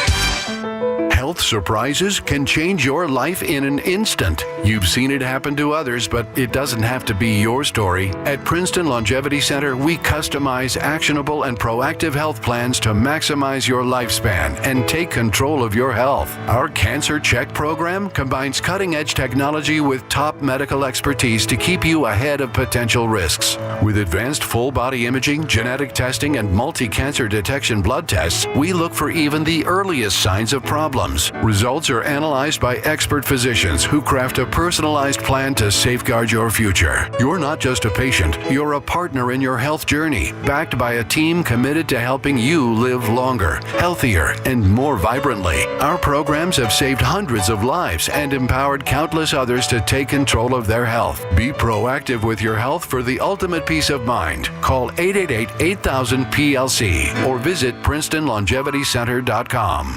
Kick off the new season in a Mercedes-Benz from Mercedes-Benz of Edison. Looking for an SUV with extra space and style? You'll find an impressive lineup of GLC, GLE, and GLS models in stock and ready for immediate delivery. Or take advantage of their exclusive loaner-to-owner program. Buy or lease a 2025 X-Loaner and enjoy the experience of a like-new Mercedes-Benz. Don't wait. Upgrade your drive this fall at Mercedes-Benz of Edison, the Tri-State's premier destination for luxury driving. House stealing. It's a nightmare that's real. It's the FBI's term for thieves stealing your home's title and draining your equity. Just one fake document filed with a recorder, and scammers can own your home on paper, drain your equity, and do it all without you even knowing. Imagine waking up to a foreclosure or eviction notice. Listen to former title thief Matt Cox. What people don't realize is the ease in which this crime can happen. I can take the deed to your house and I can transfer that deed into my name. It's a great crime, and it's happening all the time.